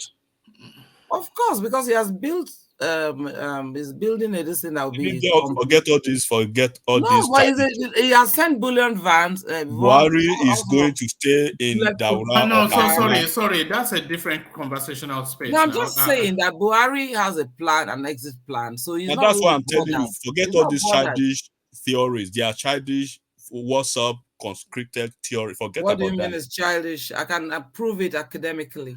Buhari is staying in either Daura or Kaduna when he's done in office. He's going to Daura, definitely. Yes. And he has sent all the equipment, everything he needs there. Okay, I believe you. So number even 3. The refinery. Okay, yeah, you are right. I believe you. So number. Don't believe me. Believe the facts. Yeah. Okay. No, I think he's just trying to move on to make his point. Yeah. But carry on, enigmatic. Yeah. So we understand what Buhari represents. He does not care.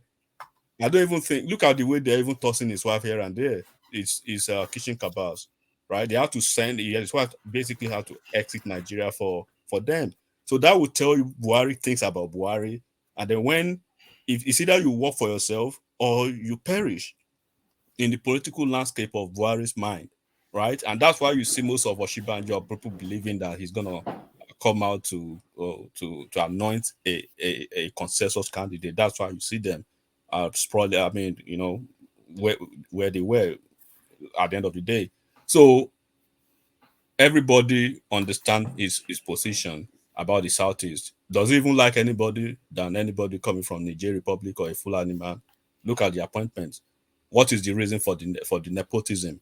What is the reason for where Nigeria has found itself now under Buhari? Look at the one of the most corrupt agency now we have. Sorry, Good Life. Life's good. Where are you from? Well, how does that? I'm a Yoruba person. Yeah, I just want to know. I'm from Osun State. I couldn't tell. That's why I'm asking. I'm from Osun State, Ondo State, and Oyo State. All right, thank you. Yeah, and I've lived almost everywhere in Nigeria. So basically, Buhari does not play it's not the kind of a Fulani man like Atiku. So for anyone to believe Buhari, we just hand out anything to anyone except a Fulani man, that's a wishful thinking. It won't happen. And then is APC gonna hand over the government to APC or whatever? The presidential candidate of APC is Asiwaju, is their flag bearer. So he knows his politics. He knows Buhari is probably not on his side more than anybody else. And that's why you see he's killing himself to go to where he can see the numbers. And he's not wasting his time where the numbers will not come from. So, and the strategy of Obi going to church or not, I support it. I've always said it here, one man, right? It's all about strategy. It's all about politics. If he believes his vote will come from the church, he should keep going there. Election will tell. Period. I wish him luck. All right, brilliant. So on to Ajanle Koko. So Ajanle Koko, what Celibate was reflecting on that perhaps in this private moment, our pal from Daura will want our man from Anambra to succeed him. Let me first of all respond to what Enigmatic said now, and our new voice from Canada, that politicians they play their game in the best way that can work for them. And Enigmatic said Obi can continue to go to church. You see, let me tell you this. You see, when we approve abnormality to persist and flourish, it will turn to disaster. And by the time it turns to disaster, it turns to uncontrollable situation, then it will be impossible to now put it under control. So this idea of going to churches because you want to win election, that means after him, other people will adopt it, and it will continue like that, and will continue to divide along religious line. And at the same time, this method that Tinubu introduced by outsourcing questions to others will bring disaster as well, because by tomorrow, you will see one criminal will get himself surrounded with brilliant, corrupt, and intelligent people. And while they are interviewing him, he will outsource all those questions to them, and they will answer it brilliantly and convince everybody that, yes, this is the best thing. But they are all criminals. And by the time they get to a position of power, they will destroy the country. So that by the safe side. So, but one man, Buhari will never want Obi to get there. And my reason is that he is the leader of the party. Like Kulata said, he would like to leave a legacy, and particularly legacy of continuity. And who are those that can continue his legacy? Is his party. That is number one. Then number two, who is that person will continue his legacy that will give him uninterrupted sleep every night? Is his party, Tinubu particularly. Tinubu will not probe him. He will not probe his team. He will not probe his family. He will go back to retirement with peace of mind and sleep well at night. And all of them, all his team. I mean, what are you talking about? What do you call this man? Buhari's team. Yeah, Abubakar Malami and the rest of them. Abubakar Malami and all of them will go home, go to retirement, and go and spend their billions. Enjoy their billions, sleep well, and have long life.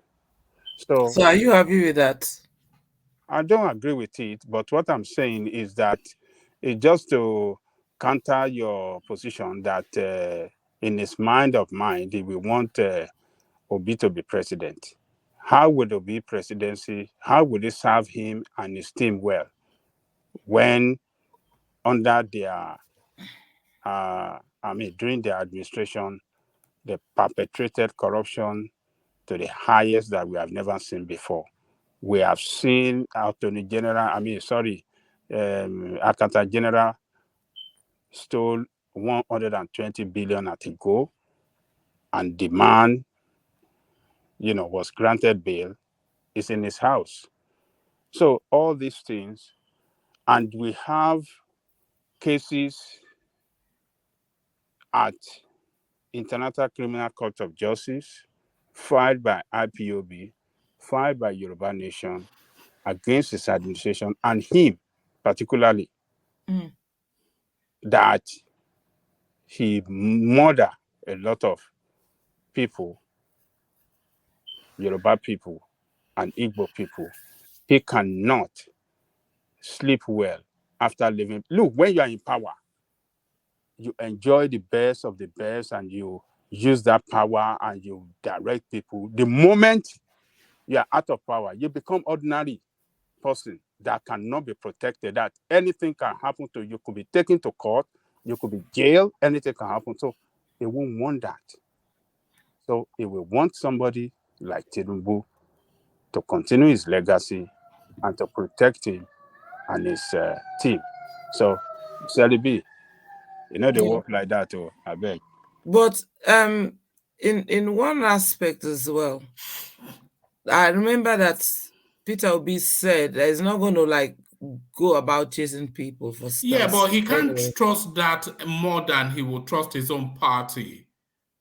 He can't trust an opposition party not probing him more than he will trust his own party not probing him. It's almost certain that Tinubu would not probe him, but he can't with any certainty be sure, irrespective of what Peter Obi says, that Peter Obi would not probe him. I kind of made one observation about obedience. They kind of grasp at any possibility of something that will just show that Peter Obi can win or will win. So that's where we get the nothing of ambition of Buhari's all these some wildest theories. Yeah, you saw my interaction on Rudolph's platform when I was trying to explain to them, and they all went wild. I mean, some wild theories, like, for example, Peter Obi is going to win the North Central. The man literally just put his first billboard. They will shock you. You'll be surprised. He just put his first billboard in Kwara State. In Kwara State, his first billboard just went up in Kwara State. So why didn't you guys make it at Chattanam now?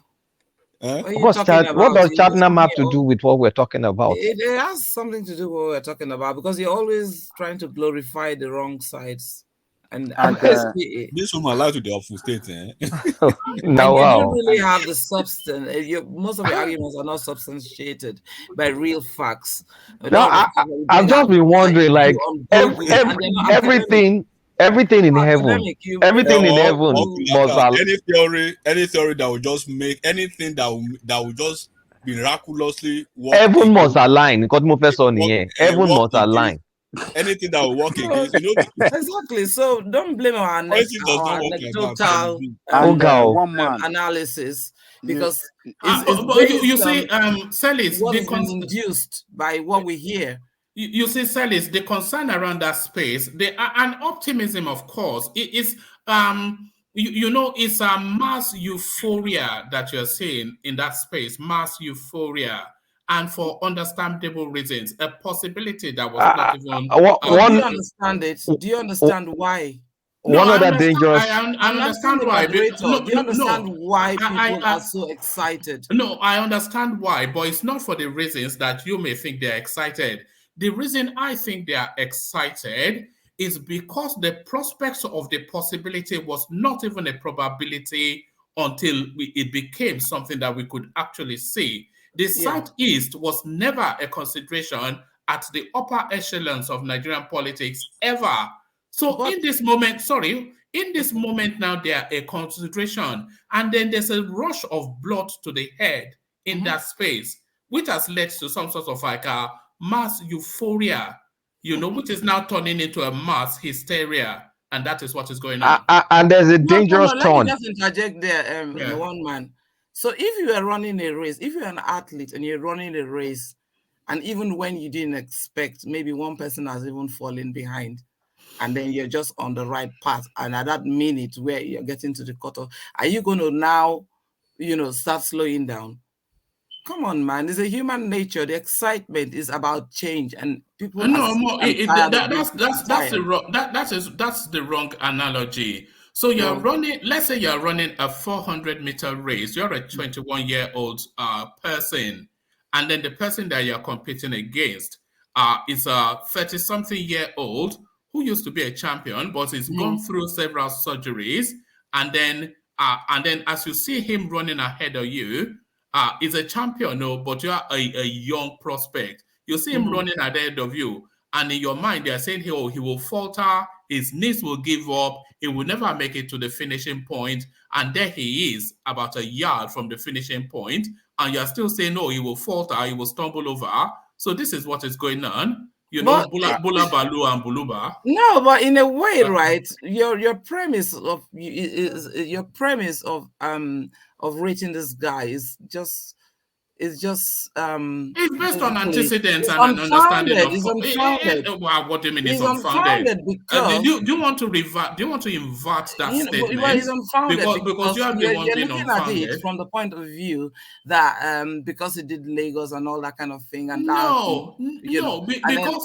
because he has a history of victory in politics. So does Obi. He's been a lucky guy too. Obi is a neophyte. I have a son who every time he throws is a T-boy in politics. See, let me tell you, lucky is lucky. Obi is not a T-boy, one man. Obi is a basket carrying boy. If your hands are good at winning, you're a winner. You're a winner. It's a battle of two winners. Yeah? Obi is a two-term governor. So this other Tinubu is a two-term governor. Just even Obi's candidate has never won any election. He has had two candidates in there. He has not won an election since he left Abga. What concerns me? You can't even be comparing those two people. Obi will not. What do you mean? I cannot compare these two people. Two things concern me about this. Two things concern me about this issue. First, there's a lot of delusion going on. That some people say with BVN is going to win, and if it doesn't win, it means it's rigged, and they're going to take their country back. That's dangerous talk. That is where the fear is. That's dangerous talk. Then the next dangerous talk now is getting very, very viscerally ethnic, and is ethnic against Yoruba people. I was listening to a platform like flashing for hours, incessantly for hours. It was like you can name and shame. It's those yam. So honestly, it was like Kajenle Koko, enigmatic, rational mind. Every Yoruba person they went to pick Tinubu and say, okay, you come and run for us. Like APC primary did not happen. Like Yoruba, why did Yoruba people pick Tinubu? I'm like, do these people understand how elections are done? It's a primary. I have no hand in this. Like, I don't even know. I mean, it's crazy. Honestly, if Tinubu wins, we're in trouble, though. I'm telling you. Yes. They will fight against the Yorubas. I've told you, what will happen to Yoruba is already what is happening now. You remember the past 7 years until Peter Obi moved to Labour Party now, it was the Fulanis and the Hausas that were taking the beating. Immediately, it was clear that there was no path for Obi and he moved to Labour Party. Now, and then Tinubu emerged. Now is the turn of the Yorubas and the Southwest to take beating. If Tinubu becomes the president, 4 years or 8 years, Yoruba will collect everything that our Fulanis collected for 8 years in Buhari in Southwest People's Land. And that's not the way to play politics. And that's the Uzobu politics that Soludo was warning them against. But they went against the guy, said they will cancel him. Because for 7.5 years, the Fulani can see what you did to them. And then you are basically replicating that now to another region because of politics. And then after the election, you Selibi now, you are a well-confessed Biafra person. Will you guys go to Biafra and be shouting, Uzobu want to leave Nigeria? What would be the plan B? Because Soludo asked that, Nobody has taken the time. Nothing stopping to say anybody it. from taking any action that they want to take. It's a self-determination, and you can't just come and say that, okay, you're going to stifle all of that. The thing is that this is the last chance for Nigeria, like I said before. This is the last For chance what? for Nigeria. How so? Excuse How me. so? That's another dangerous. That's another dangerous It's not rhetoric. dangerous. It's not. It's It's a not. dangerous We've rhetoric. been going through a lot. They are kind of forgetting that there's also Yoruba See, nation I at know how stake. to deal with They mediocrity. are That's forgetting one thing. about that. I don't get scared of it because a lot of mediocrity goes on in the things that people say. Some of us are just free-minded and free-spirited because at the end of the day, if we don't make a Nigeria, then we'll never have a Nigeria, no matter how much English we come here and speak. This country needs to be revived. This country needs to go back to some kind of drawing board. We want people, we've got one Fulani guy, we've got one Igbo guy. Let them just do this job, okay? Because I think they'll be able to get into the nitty-gritty. I know they've got the background. They should win the vote. To If facilitate they win the and vote, nobody's innovate. gonna stop I'm them. not a member of Labour Party or anything like that. I've got my So who post. can revive this country? He's I talking am about telling Obi you now, that Obi the and Dati. movement of this Obligati of a Let thing. them win the vote. When they win the vote, no Nigerian will stop them. You don't say because you don't have no computer to even say. You only have one vote, sir. But You only I'm have just one. saying it's all subjected to election. So when You only have one, and the voice is raising. This is time when we even said good luck Jonathan was going to get in. People were doubting us, but let me tell you, I hear that sound is going. Atiku was always iffy, and really he did Celebrate win. Who determines who's going to be the next president? Is it not by the vote, by the ballot, right? That's what I'm telling you. So then the majority wins. If Obi wins the majority of the vote, am I going to stop him or any Nigerian going to stop him? No. So I say let them go to the ballot. Whoever emerges. Did they say they are not going to go? No, so you say we should let them go. We should let them do it. Like say we're just gonna hand See, it over. they've created an alternate universe whereby there's no reason in the world that Obi won't win. So if Obi doesn't win, then it's a rigged election. And if it's a rigged election, then they're going to take their country back. It's just crazy talk. Which country are they taking back? Excuse me, Have you said heard you're people like academic. Mansart and the rest of them? They've done a lot of Have you polls, heard some of the one after languages the out other. there? All of them. Which country now, are they come taking on. back? The country the country they were never part of 7 years ago. All of a sudden, they are making a 360-degree claiming a country What do they you were mean by referring that? to as Is zoo. it only So your do you think country? Nigerians forget all these kind of things for 7 years? We were here. No, but we were all alive when they were all going to the rabbit hole. Who was it? Peter Obi? Did you see him all that time? Let me tell you. So if you are saying you are taking the country back, I've been was following the Peter country lost Obi. to anybody in the first instance? Oga, I've been following Peter Obi from 2017, I think, about that, when I was doing my undergraduate project in tourism. And because I was like trying to bring in like the Nigerian situation, so I said watching a lot of YouTube Nigerian programs, and it was going to this Covenant Church where he was, following me, that is, it was with all sorts of dignitaries. So I've even referenced him severally before he even came to become the Article's presidential candidate. So this is what I'm trying to say. So it's, I've seen his trajectory. I didn't even know him much or care about him. So I kind of followed him as an academic, and not only him, so many others in that line, Okonjo-Iweala and co. And I saw all that, because I was trying to, just go study Nigeria. What is wrong with our economics? What's wrong with our politics? And why are people so poor? But I wasn't even allowed to do that project in the academia, but I insisted. And they allowed me to use any kind of referencing that I like, as long as I just put in the major books. Well, I understand what you're doing, Miss. But please, we should just be careful how we use that kind of language. A lot of things I didn't even know I knew. And from that time, let's be careful, please. Nigeria is too delicate. All I'm trying to say is that the issue of self-determination is not even only, let me tell you, the people that even started their self-determination is enough. The Arewa started this self-determination movement in that Nigeria. Did you know that? I'm just saying, let's be So careful all not these to things come for happen, election, but all we're trying to say burn is that Nigeria we've all down. faulted. If Niger the Delta has candidate had does their not own. win, it means Nigeria is going to burn down. Hold on, taking please. We our have to country talk about back. issues. We We're stop not all here for this mediocrity. rhetoric. It's a all right, conversation. one at a time. Yes. I'm just trying to tell him that it's a conversation. We're not here for mediocrity.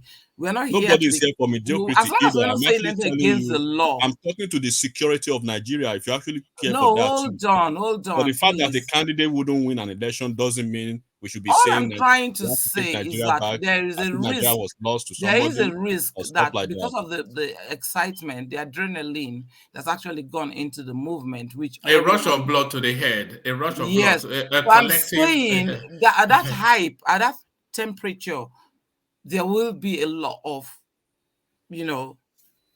uneventful situations. It should be measured.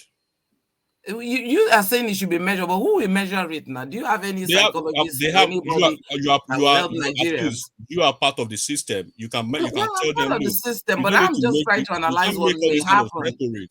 You can't say Nigeria is going to burn down if Obi doesn't So win. let me ask Celebi a question. Celebis, you've experienced. Look, this is a candid moment here. Be objective for once. You've experienced a lot of elections in Nigeria. The way things are going, do you What do you think mean Peter Obi is she's going to only win? 18? She's only 18. Why would you make that out? How dare you? Don't mind this culata No, Celebis, I'm serious. I'm I serious. beg, leave me, I beg. No, seriously. Do you think I beg, Peter don't ask Obi me has a anything. clear shot of winning this Why election? not? Why do you think that any other person who is a lame duck in this matter? Who is a lame duck? Sorry, one man, can you hear me? One man is gone. Okay, you guys can carry on. Sorry. Kulata, I said, who is a lame duck? You can hear me. I mean, lame duck is when you get power and you can't do anything. Now, So who be the lame duck now? Who no get that's power not. now? Who no get Just power tell for me. the No, ring, inside this I ring? Who no get I power? asked a very specific question. They're not The here. way What is things this are you're asking going, me? They're always towards lean towards one side, and my sense too high. Make you you be corner. genius now. So That's why you can Kulata, answer it. let's stay on the chest. What you are saying right now, I also asked this same question in another space, but I directed it to a majorly Yoruba Nation agitators YouTube channel. They were claiming that 2023 February, if Yoruba Nation does not come into fruition, they said they are even going to buy guns. They are going to do some things on Third Those Mainland ones Bridge. are clowns. So I was asking them, you are a Yoruba person. Those ones are clowns. For me, right, all these you issues mentioned the that channel, you guys are talking about, right? I'm going If you cannot detail into it, don't even bring it up, because so I was asking this same question. I don't see that now. strength I in was a lot of asking the them speakers too. here. That I was asking them too. So what would they do if Tinubu does not become president in 2023? What would they do? They don't like him. They don't like Tinubu in the first place now. They don't want him. They don't like him. So that's the difference. That you don't. If you are clear, if you are very clear, you are from Southwest. You understand.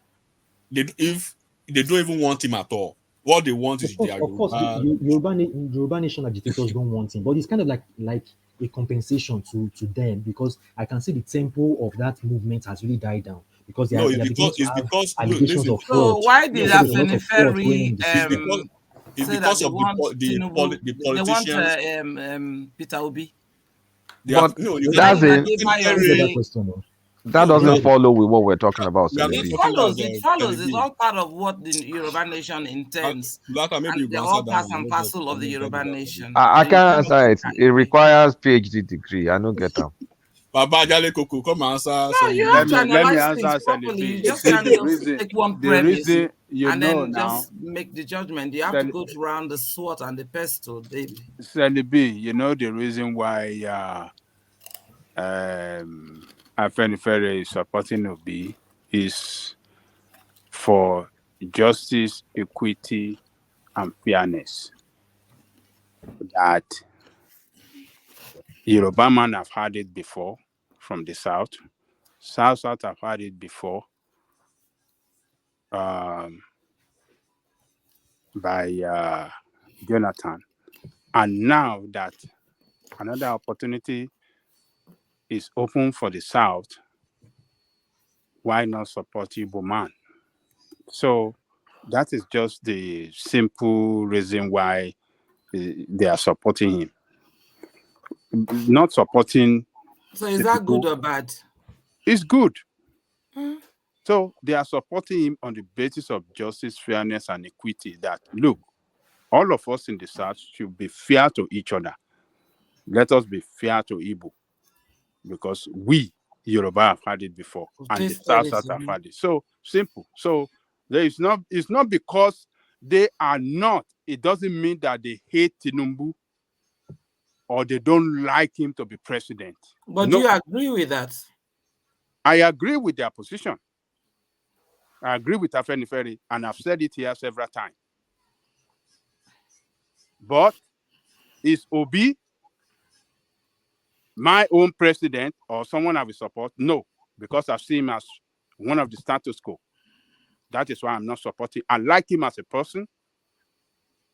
I like the way he carry himself. Particularly, he always appear a very simple man, a person that is can be easily assessed or relate to whatsoever. I like him for that, for his simplicity, but I don't like his politics, being one of those that participated, maybe jointly or collectively, the fact that he's been in government to destroy this country. You have been part of the party that destroyed this country. But did he do well in any aspect in governance? You answer that question, Sally. Sorry, before you put this argument, sorry. One man. Can you hear me? It did some things good and it did some wrong. Hold up, please, a minute. Yeah. Can you receive anything at your post office? I don't know if people call it post office. We call it post office here. Well, please ask the wildest interjections. Yes, no, I don't want to. We can. Are you about to send me a present? Yeah, I want to send you a single more Yamazaki, one of the vintage Japanese whiskey. Yes. I will happily receive that. Is it so exotic? Okay. Yeah. Look at them up. Yamazaki, either from Yamazaki, Ibiki, or Chita. I have good ones. I always buy a gift to my friends. So I'm sending January to my friends in Lagos. If you cannot pick it up, I can send. You can send me to pick it up in Lagos. My contact is living in January. So in Lagos.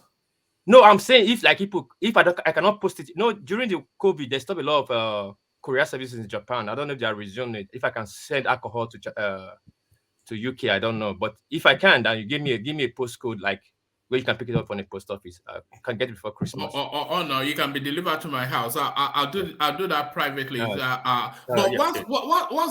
you for that. Once we have that interjection, Ajale Koko, I might need to send you into the comment section in a moment, because I think there's a civil war breaking out between rational mind and enigmatic. So there's a civil war breaking out between rational mind and enigmatic in the comment section.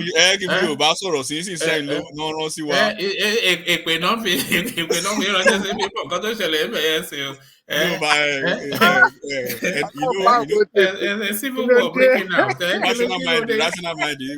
One wa back on see me. Me there's over baba share wa okay sha. No, what about you? So baba share wa okay sha. Me very yefini.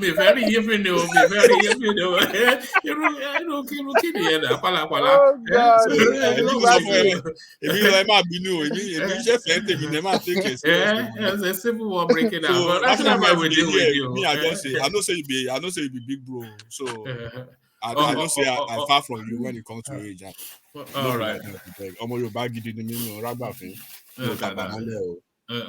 All right. Settle down, both of you. So back to it. Yes. So exotic Japanese. Look at that, and I've given up alcohol, but don't worry. I will keep it as an ornament. If you drink, if anybody's a whiskey lover, I'm in the UK now. I'm in the UK. So are you a whiskey lover? Are you a whiskey lover? Do you know whiskey? If you know, but I'm not sending foreign ones. Though. I'm sending Japanese one. Like the Yamazaki. You can look it up. Hibiki, Chita. These are top whiskeys in the world. You know? Wow, please, I want to have one, even if it's just for the collection. Okay, I'll send to one man. What I'll do, I'll send 2 bottles to one man. One man pick one, then Send my own to my address. No, it cost a lot. I believe it will cost a lot in Korea. Sally B, Nigerian women know they drink whiskey or alcohol now. She's from Sapele now. They're from Sapele now. You have to Sapele. You look at that. I those people. As a princess of the soil, I have to present, you know. What I normally do, anytime I'm carrying my container home, like Christmas or December, I always put all these whiskeys. I have friends that drink these good whiskeys in Nigeria, so I always put inside my container, just package it and send it to Nigeria. Then my job is share among them, you know. But my container arrived November, so next one is January. So I want to do it for, I guess, Easter. But I can mail to 1 month for Christmas. That will get to 1 month in 4 days or 5 days, if the courier will permit me to. Brilliant. Do that. I'll speak to you offshore. All right. Yeah, I don't object to that at all. I don't object to that. You know. So that's an example for. I'm not dropping any hints, but that's an example right there. So that's an example right there. But so thank you for that. I want to move this conversation to this space. And I want to point this in the direction of enigmatic Hondi. So if the decision on who the next president of Nigeria was to be is rested only with Obasanjo, then that president would not be Atiku. So any opportunity he has, he tries to give these guys presidential campaign and ifase. Fresh trouble for Atiku as Obasanjo slams PDP delegation, calls them betrayers. So this comes as no surprise because this is how Obasanjo has always seen these people. But let me speed through it just to refresh the memory. Fresh information has emerged that there might be a problem brewing in the camp of the People's Democratic Party. Correspondents gathered that former President Olusegun Obasanjo was reported to have slammed some members of a PDP delegation sent to seek his blessing ahead of the election. Party sources who confided in correspondents said new development let me take that again. Fresh information has emerged that there might be a problem brewing in the camp of the People's Democratic Party, PDP. Correspondents gathered that the former President Olusegun Obasanjo was reported to have slammed some members of a PDP delegation sent to seek his blessing ahead of the election. Party sources who confided in correspondents said the new development poses a setback for the PDP presidential candidate Atiku Abubakar in the Southwest, where his chances of winning were already slim. According to the source, the former president at a recent meeting with the PDP delegation at his Abeokuta residence tagged two of Atiku's allies betrayers. Correspondents understand that Obasanjo was reported to have accused one of the delegate members of betraying the collective decision of southern governors that the presidency should rotate to the south in 2023, whilst the other was accused of betraying his party over sharing positions way back in 2011. The source, who was privy to the conversation that transpired between the former president and the PDP delegation, who went to seek his blessing ahead of the 2023 election, told correspondents that the two members being attacked hold leadership positions in the Atiku presidential campaign team. Members of the delegation sent by the party to Obasanjo were former governors Olagunsoye, Onyilola, and Sule Lamido, as well as Atiku's running mate Delta Governor Ifeanyi Okowa and Sokoto Governor Aminu Tambuwal. The source revealed that Baba was categorical in disappointment. Baba was categorical in disappointment with one of the men over his support for Atiku. Whilst he recognized the person's right to freedom of choice, he expressed surprise that a prominent southern politician could oppose the clamor for power shift to the south after 8 years of the presidency being in the north. Obasanjo, also recalled how the other person similarly betrayed the leadership of the PDP to pitch a tent with the opposition to thwart the emergence of the party's anointed candidate for the position of speaker. He kept wondering if such persons could be trusted to keep promises and show patriotism. His displeasure with the duo created tension throughout the parley as the former president refused to endorse Atiku's presidential ambition. However, correspondents also gathered that a PDP chieftain from Ogun State expressed worry over the development, but insisted the former president's position is personal and does not distract the party. The Ogun party chieftain told correspondents, "Our concern in the Southwest has been heightened by what was reported to have transpired when some PDP leaders met with former President Olusegun Obasanjo in Abeokuta. The elder statesman wasted no time in telling our representatives at the meeting that it was wrong for Southerners to oppose power shift to the South in 2023. He has his reasons, but his position as a prominent political force in the zone will not help our party's chances in the Southwest. So it is proper for us to be worried, but I can assure you that we are not deterred by the development. There are numerous prominent Southwesterners who are supporting Atiku's aspiration. We are working hard to ensure that their voices are heard too. Obasanjo's position is personal to him and is free to make his choice. We do not begrudge him. Those who were at the meeting too did not leave the place without explaining what he did not understand to him. The PDP was to win the election, and we believe that with Atiku we stand a good chance. We will not give up on canvassing the good people of the zone to vote for PDP. Don't forget that Tinubu, APC presidential candidate, is from the Southwest, and we have him to contend with in the zone." So there is Obasanjo again.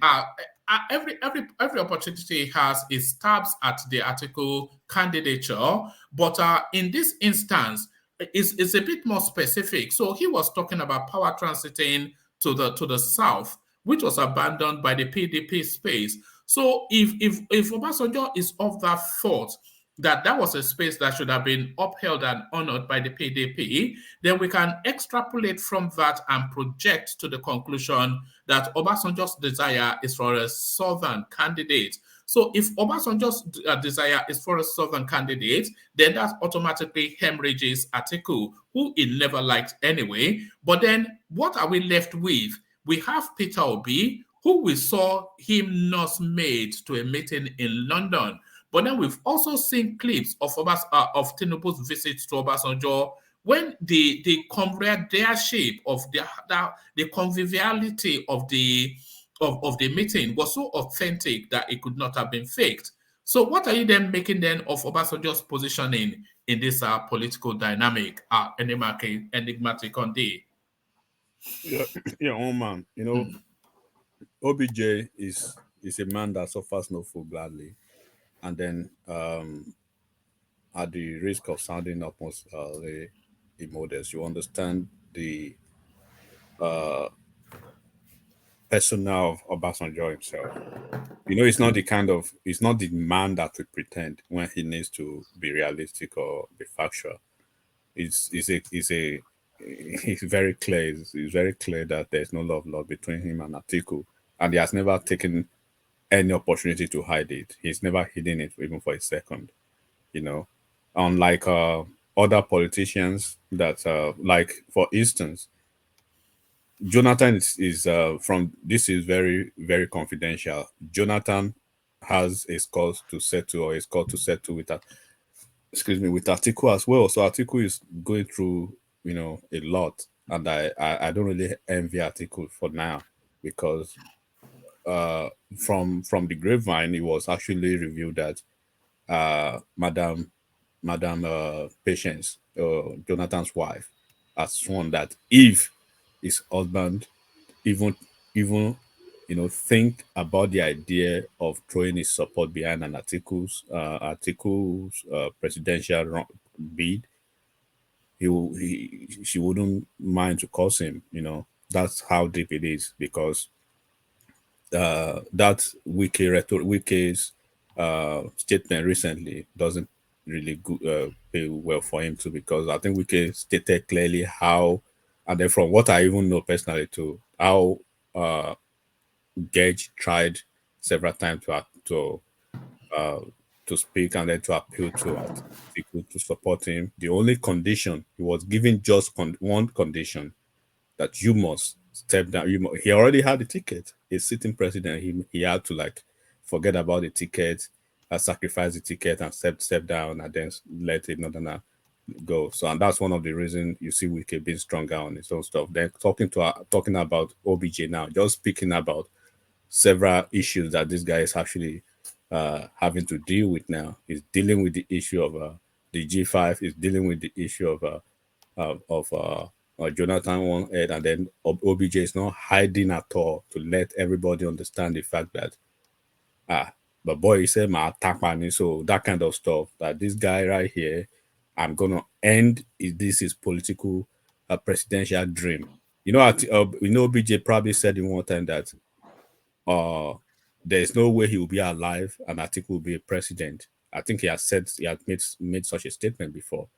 So when you compare that with what he did with Ashwaju, we understand the fact too that he's not really shabby with Ashwaju. Their relationship is, not really the best. But on the other hand, you can't compare the severity of that with what is happening between him and Atiku. Not saying the fact that OBJ is probably going to support Tinubu, but as an Omoluabi, that's optic. That's why he had to go to him to seek his advice, to seek his blessing, and just for the camera and then just for the optics and generally.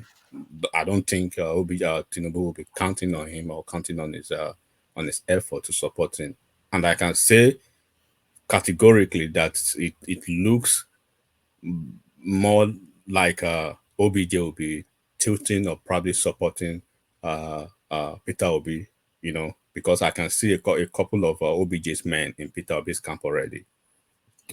There's this man from Akinwoshu Tokens already in the camp. Donyo Okupe is OBJ's man, and a couple of them already in Obi's camp. So there's every possibility and there's every reasonability to conclude that OBJ, of course, unequivocally is rooting for a southern president, and then he has chosen Peter Obi as his choice. Atiku, he wouldn't work for Atiku at all, and this is why he's come out probably openly, ferociously now and then. Hold on. If Obasanjo has chosen Peter Obi as his choice, and Obasanjo, he doesn't have a habit of backing a loser. In fact, I think every person that has presided over that country, a good percentage of them, Obasanjo has always been a major. He brought Buhari in along with Tinubu, of course. I remember when he famously tore up his PDP membership thing and all of that, to get rid of Goodluck Jonathan. So if he's backing Peter Obi, then he will be backing him surely in some confidence that he's backing a winner again. So if Obasanjo is backing Peter Obi, how can we continue to be sort of derisory in our commentaries on that man? Well, nobody is derisory about comment. We are just basically speaking to facts. And then when you are speaking to facts, I'll speak to the fact of what you just mentioned about OBJ supporting people. No, OBJ did not actually throw his weight behind Buhari. He did. No, he tore his PDP membership card because of some irreconcilable differences or probably some issues that were actually going on in PDP then. He was giving them ideas, he was giving them recommendations, they were actually jettisoning that, and then that's one of the reasons he had to basically even started avoiding Jonathan himself, and they said at this point in time I will remain neutral, I will remain a statesman, a statesman, and he tore his card to actually deaffiliate himself completely from any political party, or nobody can actually accuse him of being leaning towards a political party, right? So that's what actually he did. So to actually create that neutrality or sense of neutrality, that I am not supporting PDP, I'm not going to support anyone, so that nobody will be tagging with any political party. And I can say confidently that he's supporting Obi, but does that support actually mean he's seen that because Obi is going to be the president or he's going to win the presidency. No, he's supporting Obi based on principle. And then on one side, and on the other side, based on the fact that one man, he wouldn't see himself portraying his way behind Tinubu. Tinubu is a Yoruba man, right? And is a candidate from the southern part of the country, and he has been preaching the presidency from the south, right? So now, if he has to like turn around and say, okay, because of the possibility of Tinubu probably making being the president, I will throw my weight behind him. But because of the problem they're having, he wouldn't throw his weight behind him. Then he will focus on Atiku. That would have probably, defeated the purpose of that. Is preach already. That it's not preach. He's not practicing what he preaches. So that's why he had to like go into the neutral to the middle now, which is Peter Obi. So which basically he knows he's a veteran politician. He's a tactical politician. He's smart too. So he knows basically, no, he just has to throw his way behind quote unquote a certain Peter Obi. That does not mean he's going to be the president. And I can tell you too, he knows that there's no possibility of him being president. But because of the conviction of his principle and his ideas of supporting somebody from the south, and then he wouldn't, due to the long checkered history he has had with Tinubu, Tinubu would have been a probably a possibility for him, but he wouldn't do that. Actually, OBJ very well. OBJ is this kind of man that you can only pray to God that you don't have to have any scores to settle with him. He doesn't forgive. And talk about the Otoshabe. Yeah, so he will never forgive you. So he doesn't forgive. And then he tried everything. He tried every trick. He deployed every tool within his presidential arsenal then to obliterate Tinubu's power in Lagos. Even I believe for more than I can't really speak to the number of months or years or whatever that he had to like withhold Lagos State federal allocation that Tinubu had to divide. He had to find some means to actually get internally generated revenue to sustain himself, to sustain Lagos State. So it was as bad as that. But he wouldn't consider that treacherous as Atiku because the problem he was having with Tinubu then was basically political. He was trying to, being the president, he was trying to capture Lagos State, and they found Tinubu so strong he couldn't break him. So the problem he had with Atiku, and he's still having with Atiku, was because of Atiku's treacherous nature as a vice president, not being loyal, and then being able to cut corners behind him. So basically, Atiku, I feel very sorry for him. I think he's just coming at the wrong time. And then his effort now to actually steal that ticket. I won't say he steal the ticket because he won it. Using that would be very wrong. He won the ticket, outrightly. So, of course, it looks like a wasted effort because he's fighting so many battles and he's not even focused on his campaign. OBJ is not on his team. He has lost Southeast, South. Kwakwanso is disturbing him part of the north, and then Wike and his group too. So, but enigmatic. What of Atiku's attempt in the north? How far? I heard he's coalescing some northerners. Yeah, it's actually, of course, no reasonable political watcher will actually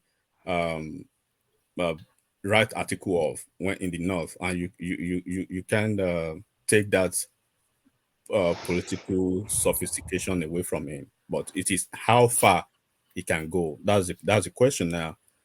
Even if at the end of the day, let's assume that Kwakwanso probably is able to collapse the structure for him. The question will still be how well or how far can actually go, because he has left this issue to fester too long, and politics is like it's like a venture capital that when you don't nurture it well at a certain time, you start losing people's trust and people's loyalty towards that investment. So this is what is happening to Atiku's campaign now.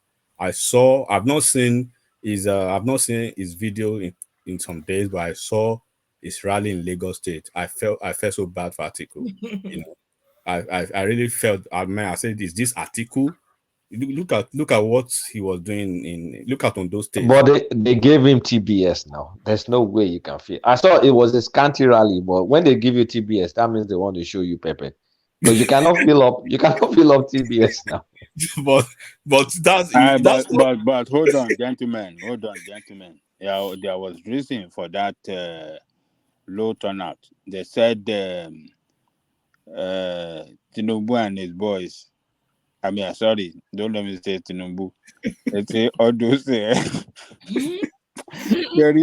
all those what do you call it? MC Oluomo boys and all the rest. Imagine They prevented them, stop their vehicle. They didn't let their vehicle have their way to that Baba place. Dale Koko, they will always look for excuses. No. It's politics. They did it. Baba, what happened was that what I heard. They hijacked them. They stopped them. They delayed them. They didn't let them have their way. What I heard, because in Ondo State, right? I heard they have some issues with some funds. What I heard in Lagos was Jando was selling them a dummy, was selling them a different story, was not giving them the right picture of situation in Lagos PDP, right? So Lagos PDP is having serious. No. Hold on, Enimati. Hold on. Okay. They announced it at the campaign. I had that announcement by Dino Melaye telling everybody that, look, our members were prevented from coming to this venue. They were in their buses from several local governments. These MC Oluomo people stopped them. They did not let them move. They stopped them right there. They didn't even let them come down to that place. So that was why. There's a few words that came that, they just managed their... Well, what Baba? I don't want to. That's very, very. Of course, I'm not gonna even debate that. If that happens in Lagos, I believe it. I believe it. Okay, let me even. I will tell you reason why I believe that. Let me even believe it. So now, what does that tell you about PDP in Lagos? If that can happen, no. It doesn't tell me anything about PDP. It was it's telling me that in this coming election we are going to have voter. I mean, what do they normally call it? A kind of way to deny people suppression. Yes, voter suppression. Yes, thank you, one man. Ajale, can I add something, right? That thing that happened in Lagos, but you know that is because what's the name? Wike did not support this Adeleke and what's her name? Jando. Wike didn't support him.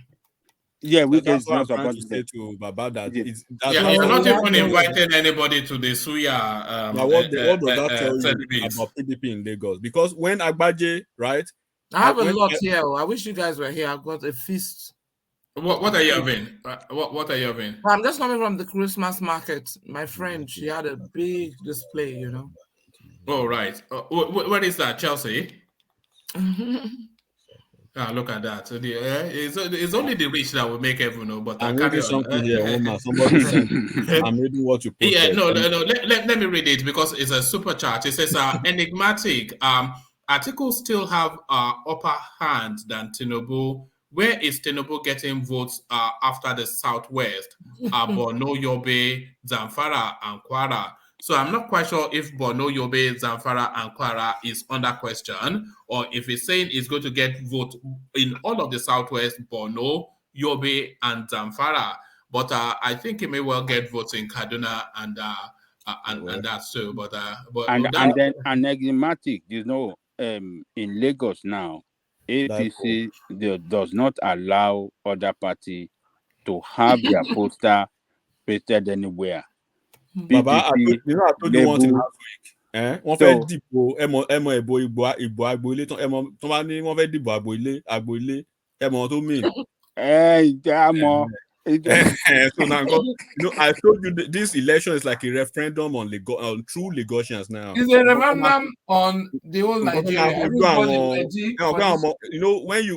When you put the cat, how do they say? When you put the horse before the cat, the cat before the horse. The cat before the horse. Yes. Statement àwọn ọmọ kìíní ti sọ pé Lagos belongs to nobody yẹn wọ́n fẹ́ show wọn ní kìíní yẹn ní ìfẹsẹ̀ yẹn wọ́n fẹ́ fojú wọn ẹ̀wọ̀n pé a lè máa sọ̀rọ̀ lórí bíbọ̀ wọ́n á nà ọmọ ìyá ẹlòmíì yẹn etí ló máa fi sáré dìlú ẹ̀ make we just say that. So that's what they did, though. That's what they did. They did allow them to even have their way to the rally point. So if PDP can see that in Lagos, you can explain what our other friends will see. But she married now, yeah. All right. Is it an Osari? You shouldn't allow people to agitate for electoral violence. You can't be expunged in the Western world and be agitating for an Okpa and an Osari. That's very wrong. The same nonsense. The same nonsense. The same nonsense. I can't be One man is like, this is a Christmas show. I can't be supporting you just because I'm the setting trial. How do you mean? Is this the one man went to more Christmas party? What? Nobody's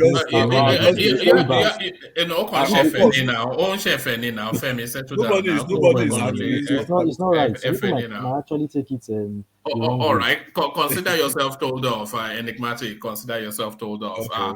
But you're the only one having a party here, Celis, holding all the suya to yourself. I mean, when it comes to this time of the year, we have a lot of work to do towards the end because everybody will need to have something.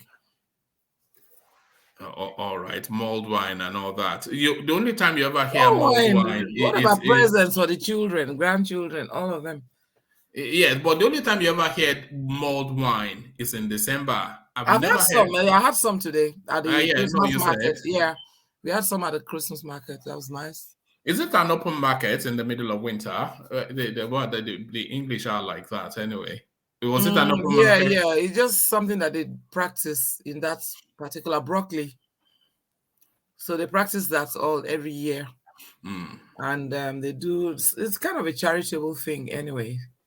But you can showcase your bits. My friend, she does. Don't showcase your bits in public, Celis. You could get arrested. But there it is. What is bits? I don't know. I don't know. Okay, your bites. Your bites. I don't know where you're leading us to, Celibis. Don't lead us astray. To bites, leave bits. One man is losing focus. Look at that. But so there it is. If Obasanjo had his way, Atiku will even be in jail. Never mind being in Aso Rock. That's what I think. If Obasanjo can use this thing for share on Atiku, where all these things happening to Atiku now, all this. But Atiku has a Jesara though. He has a Jesara, He has a Jesara. But they are not ordinary humans. And he married now. His first wife is Yoruba now. She's and that woman, she looks like she knows the way to the abodes of an alpha. Alpha don't fail. I wonder how many alphas they've taken Peter Obi's name to. He had still a knockout. He had still a knockout. What else they do?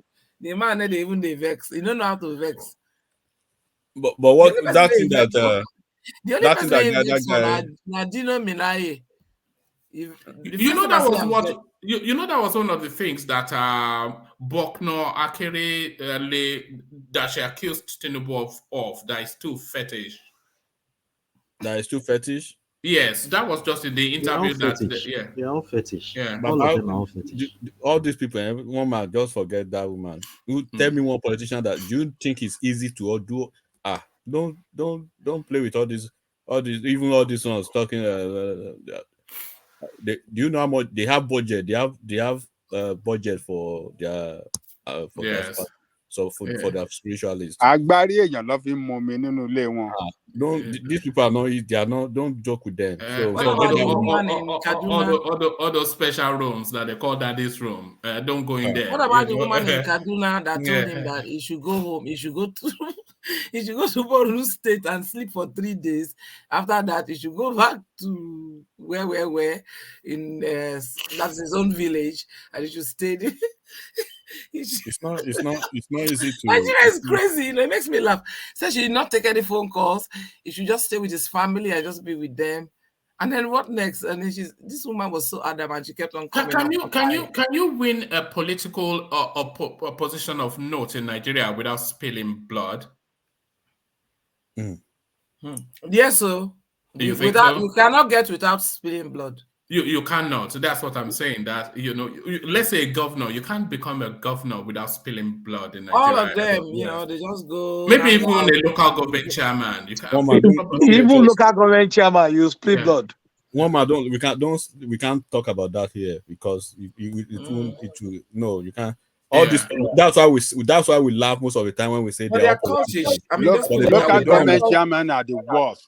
But they don't understand. When they just come out and be speaking, they go to church, they go to all these things. They think. All right, and I'm talking both in political thuggery and otherwise, but one way or the other. But like you said, let's move swiftly on from that space. Round off that article space, and then I want to Kulata take a narrative of Obi Ezekwesili and see what he makes of it. But back to you, Enigmatic. Yeah. Let me quickly I will just round up by what that Daipo stated about people having upper hand against Tinubu in some places, which is fair, which is cool.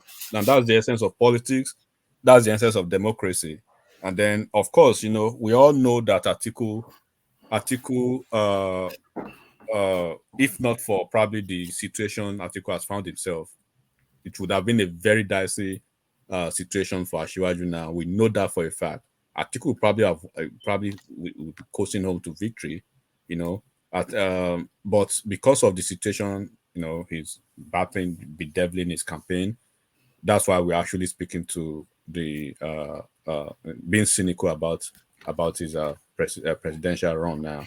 But if he says he has upper hand in some quarters, in some areas, well, that's his opinion. He's subjected to fact. And then if the fact is not aligning in my own understanding, I won't condemn what it thinks, but I believe it's just one of those things too. But Atiku would have had a very good run, but this, unless anything can happen, 24 hours is a long shot in politics. There's no way. I'm not seeing a clear route.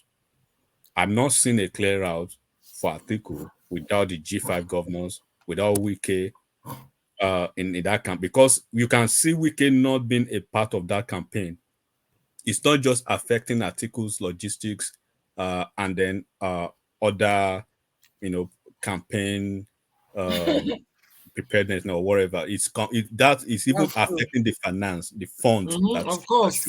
But what if Atiku does very, very well in the northwest? That wouldn't very, very well. He can't win by just that. He has to look at the south. If he does very, very well in northwest, that means he will drag to second round. And then he will negotiate with Obi, or maybe Obi will go to second round.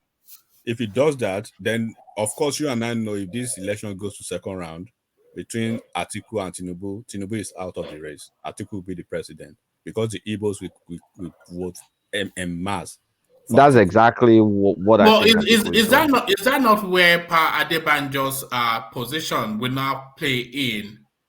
If Obi steps out of the race, can Pa Adebanjo's position now, which a lot of people are claiming is anti-Yoruba, can it not now then be leveraged towards the Southeast to say, okay, so we did this for you, now you do this for us?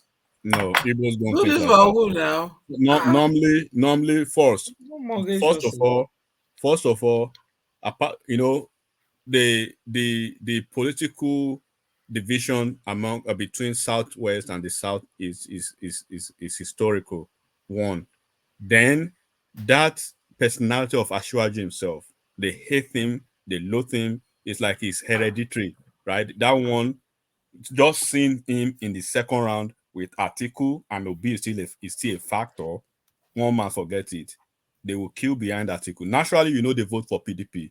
The only reason why you see this campaign almost being a one-sided campaign against Ashwaju is because it's against Ashwaju, because Atiku is still their man. He's still their man in the southeast. He's a PDP man. Yeah. So they will, So it's two they will movements in one forever against tilt. Tinubu. Yeah, they will forever tilt toward PDP, regardless of the fact. So It's a double bullet. So it's a double bullet against Ashwaju now. So PDP and Labour Party, they are campaigning against Ashwaju. So when they go to second round, they will definitely just collapse, and then coalesce for Atiku. I can bet it more likely $1 billion, right? That Igbos will never vote. What about the Kwakwanso's factor? Where Kwakwanso's factor? I'm actually speaking to the factor that Kulata brought into it, and I've always said it. Ashwaju himself, I don't really know who can convince. I don't know if you bring all the Obas, match them to the prominent people in the southeast, including OBJ, and even Party Banjo, if you have to reverse his course against Ashwaju or whatever issues they have, and say, okay, my people, I've done this for you. Vote for Ashwaju, foul. It didn't do anything because the North, right? One of the guys, what he said when I was listening, he said that that even Obasanjo did a lot of friendships there. He mentioned he said even Jonathan even made some efforts and everything, but Asiwaju has never bothered to make efforts to make any. He's just doing everything in Lagos. This is what the guy said. You said I can't give a name to him though, but he was he's actually a PDP spokesperson. Oh, okay. But Sally B, what well, he's a Fulani, so of he was course, talking with a lot of authority. A PDP is a PDP, and a PDP stronghold has always been southeast and south, right? So, by natural conjecture, right, you understand the fact that Ashwaju or no Ashwaju, right, APC will never get any vote in south and southeast, and then all this vitriol against APC's candidate now, quote and unquote, Ashwaju being the excuse for the reason why they wouldn't vote for APC is just a smoke screen. Ab initio, they wouldn't vote for APC anyways. They never voted for what's his name, Buhari. In 2015, in 2019, he had a list of votes from those regions, and then he's still the president. And that's why you see APC. But what can Asiwaju get in the north? What can Ashwaju? What exactly he can get there? Because they're very suspicious of him. No, that's what you guys are thinking of. Yeah, that's what you guys are thinking, right? No, based on what they've been saying, I've been following. No, can I interject? If the governors, right, the governors, this is politics, Celebi.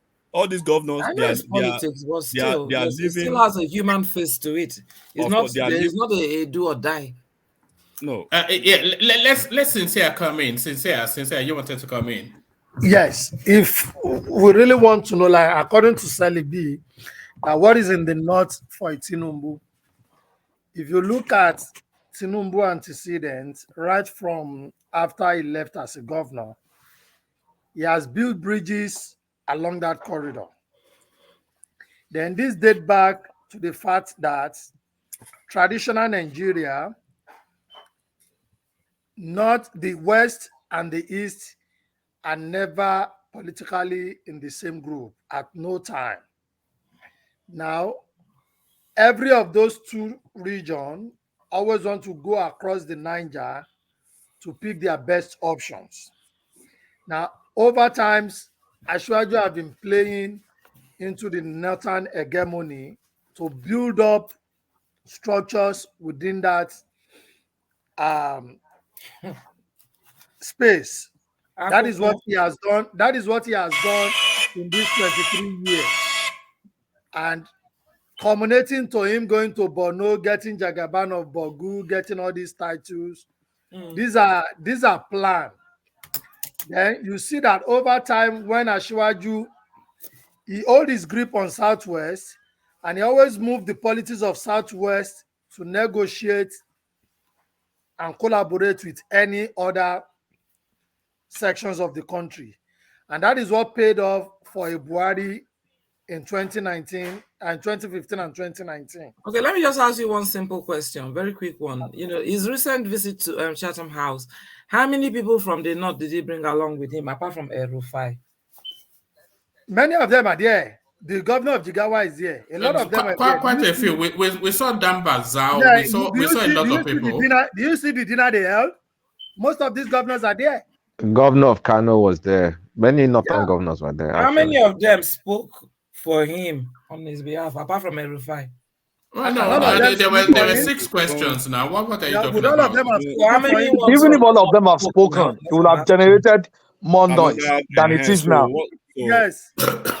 So the only fear that I have for Tinubu is that the usual Nigerian politics of not wishing to always stick to their own, which is what you see play out in the PDP primary at the twilight, that Tambua needs to come down.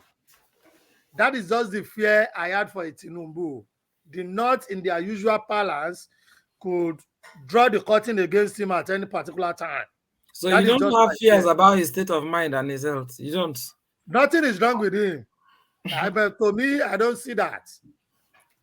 So, I don't see that, and I don't want to join issues with people clamoring on that. But have you ever been a medical person? I'm not a medical person, but Celebi, who is sick here? Can you just judge these narratives? If you felt if you see somebody trying to climb stairs and maybe they can't go or something, Celebi, leave all those trajectory. Consider the fact that if a Tinubu is not medically fit, shouldn't that have been a plus for Peter Obi and Atiku? Why are they bothering themselves? Are you saying that those are all lies? I don't know his medical. Maybe exaggerated, maybe amplified beyond what it is. Okay, but there's a question. Everybody talking to that. Nobody. Hold on. Maybe there's a question mark visibly with Tinubu, health-wise.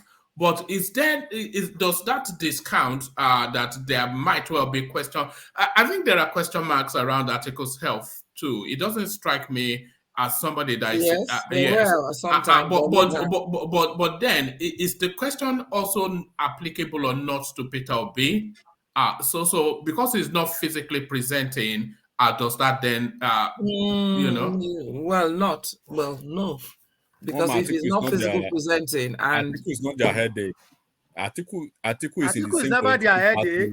Tinubu is the man to be. Is the man don't forget Atiku is a PDP man. Peter Obi is equally representing the lesser part, a branch of PDP. So, like I just said, right? That's why you will see that they will go with Atiku instead of a Tinubu when if it goes to second round, which it wouldn't. And then somebody will say, okay, what has APC done for South and Southeast to end their votes in the Southeast? And then my question would be, what has PDP done for South and Southeast that they've been giving their votes for 23 years? And after 23 years, you see what they did to them 6 months ago before Peter Obi ran away. So how do they justify that? Because they actually want to paint the picture that we hate APC in Southeast and South, right? Okay. What has PDP done for them for those years since 99? And guys, you know one thing, we should not really stress too much, because you see, one thing about politics, every day is just another day. And anything can change. People bring that idea, they bring that kind of argument every time. They should just say we don't vote for PDP. The same thing you're asking me now, Celebi, that is just the trajectory that you see many people naturally against Tinubu will bring up. But are these the main reason for this election? To the best of my knowledge, no. If PDP, LP, Obedient felt they have an advantage in Tinubu not talking to Rufai of Arise TV, so be it for them. Let them capitalize on that to go and tell their supporters who to vote for. They shouldn't stress on that. I don't see why Why they does he have to be arrogant? What do you mean by arrogant? They won't even vote for him anyway. So Why what you vote for him even if it's leaking the urine of every Obedient, would they vote for him? Settle down. This man, settle down. You know, but that's the fact, though. That's the thing. You know, that's a bit impunitive. That's the fact, though, because that's what we don't want anymore. No impunity. We want just some people that we can have conversation with. Well, vote for that person that you wouldn't expect impunity from. That's what he's saying. Because regardless of what this guy does, conversation with who? I hear many people say somebody we want to have conversation with. Conversation with who now? We want to have a conversation with the president. Want the president that will come to, address the people. Has Tinubu not been having conversation? In what manner? When they ask you question, we just played one. We just played one with the Arewa interaction. Ask him a question, and then he's sending it to other people. Sending it to Erufai. Who wants to even talk to Erufai? Vote for somebody else, Celebi. Yeah, Tinubu stood before the captain of industries, where even the chairman of Erufai cannot afford not to be in that meeting. That is Obiageli. He cannot, because these are the economic think tank of Nigeria. Tinubu stood before them for over an hour. Obiageli cannot stand whatever. You want to undermine Obiageli. That is what I'm saying. Obiageli. You want to undermine asking him to come and talk to anybody does not win a vote for him from those category of people. So is it only about winning votes, or is about the service to the people? The people who deserve, excuse me, the people, the population who deserves to hear. How many people? And you guys come and what is the population of Nigeria listening to Arise? Can you tell me? Can you tell me the population of for somebody people have opened their eyes? Hold on. What are you contending? Because we've opened our eyes now. You can't start telling us that. So what? Trying to no, we are not children.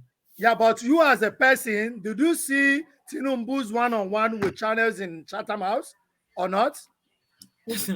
I know Tinubu. Did you see that before his Chatham House escapade? Please, I know him before even his. Okay, somebody like sincere conscience, Tinubu can do no wrong, so there's no need of arguing. We're all in Everything that Tinubu does is right.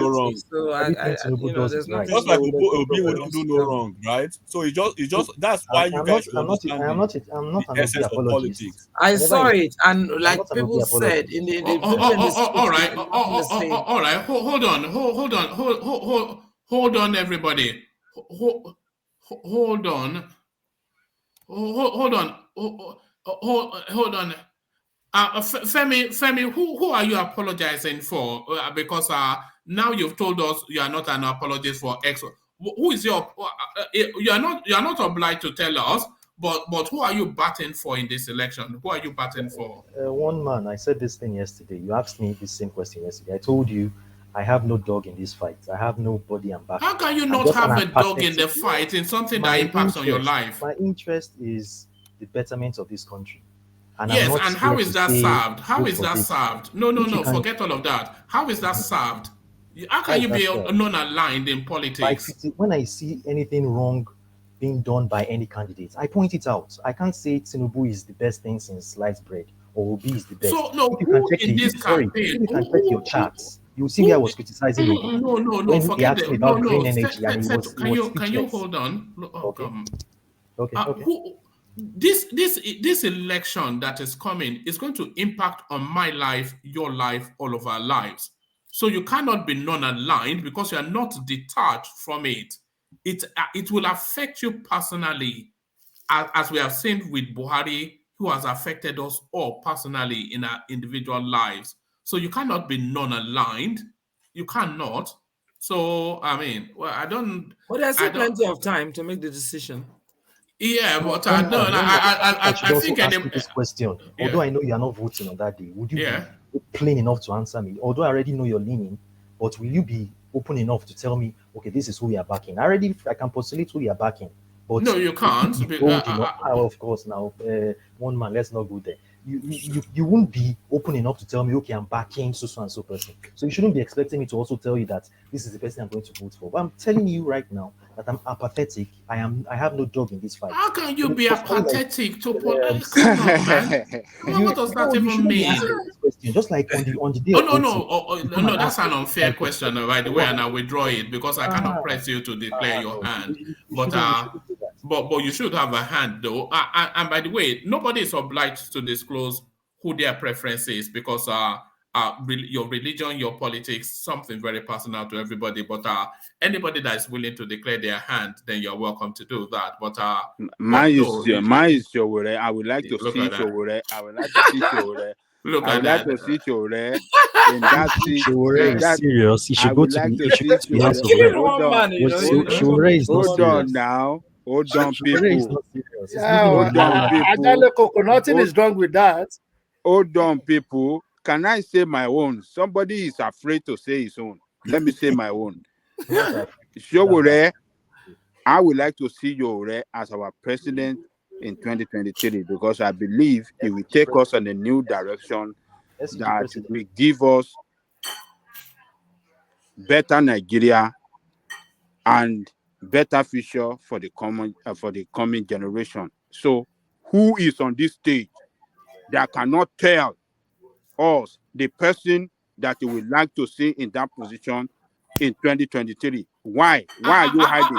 I am also willing to declare my candidate because I think this seems to be something that generates a lot of. So just for the benefit of full disclosure, my candidate for the presidential election is Nigeria. So that is who I will be. So that's my candidate. No, you are hiding. No such candidate. You are hiding. Nigeria is not on the ballot. That means nothing. That means what you just said. One man means nothing. What you just said means Nigeria is not going to be president of herself. Somebody has to be president of Nigeria. One man is taking Nigeria back. That should be. He's taking Nigeria back. Yes. One man is hiding like this other guy too, who doesn't want to disclose the person we like to see. But we know where he do. But I generally go. This Showore movement, it's a young man now.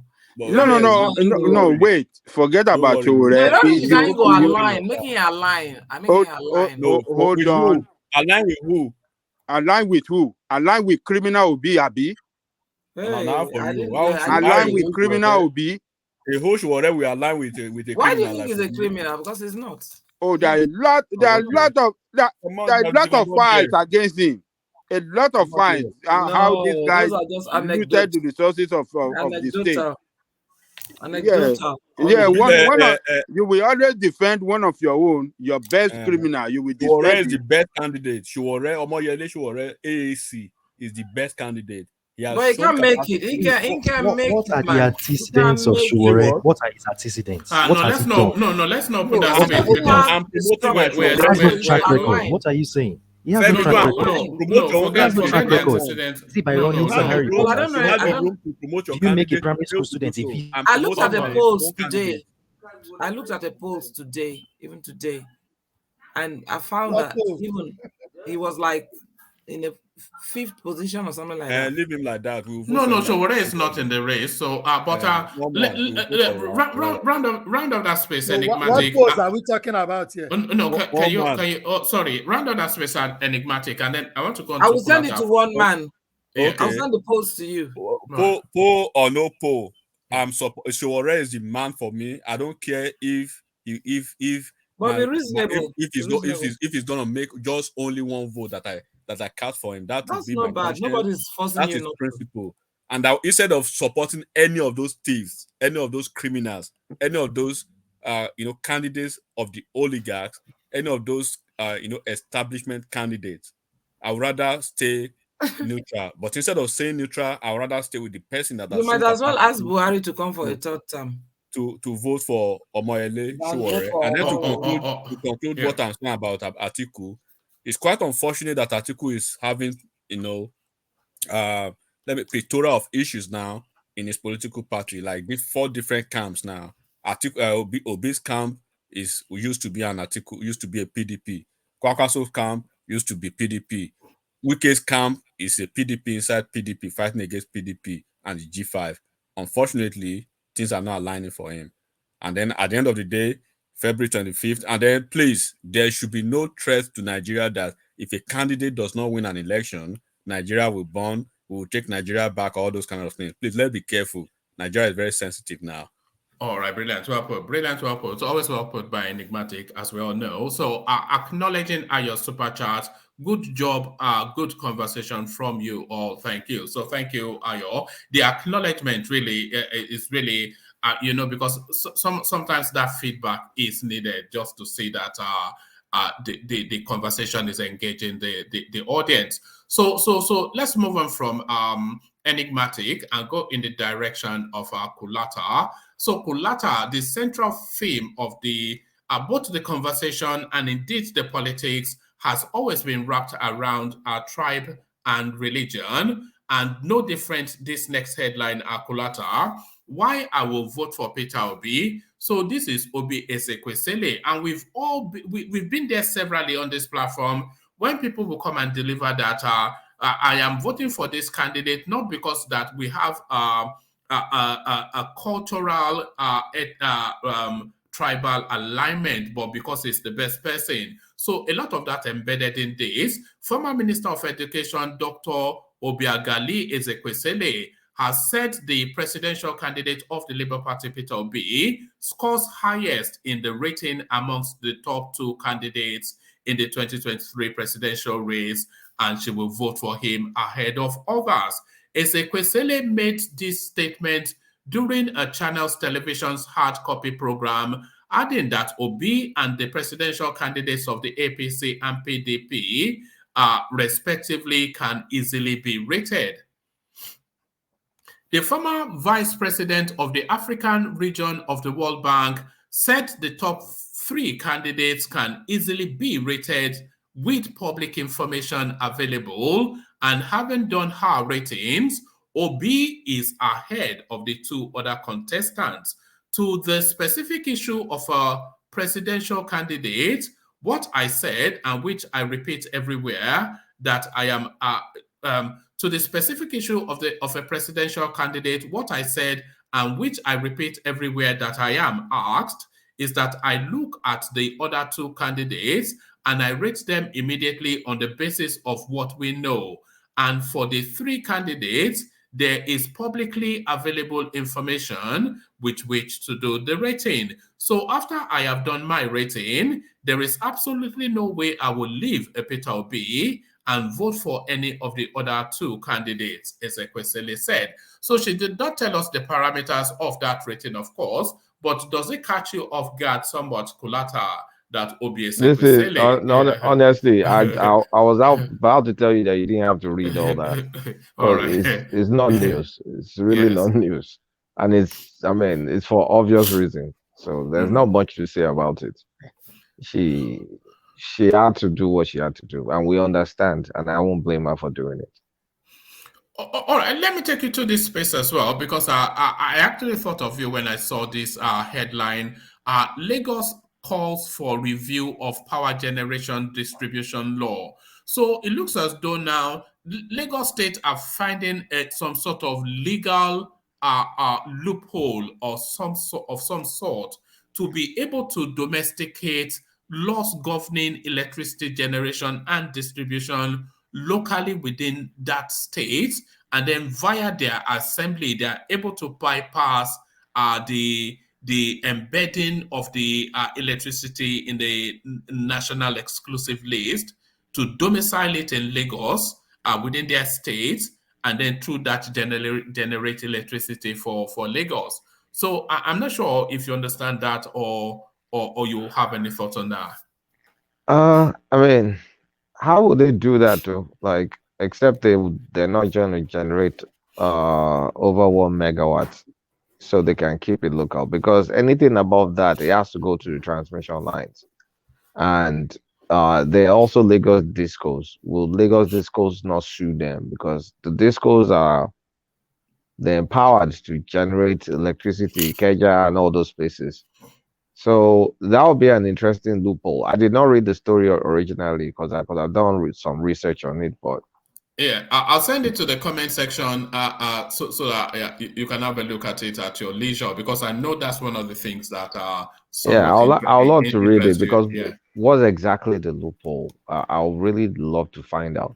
But if Lagos could have been generating electricity, because Tinubu built a power plant, I think was it in Ikorodu or something, and Obasanjo did not let them do it.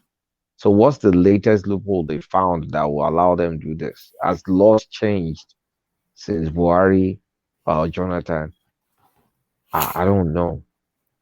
Well, Hello, one man. Just to Yeah. chip in, Yeah. I actually don't really understand what the commissioner is trying to say, because in July of this year, 2022, the Senate actually passed what they call the electricity bill of 2022 in July. You can Google it.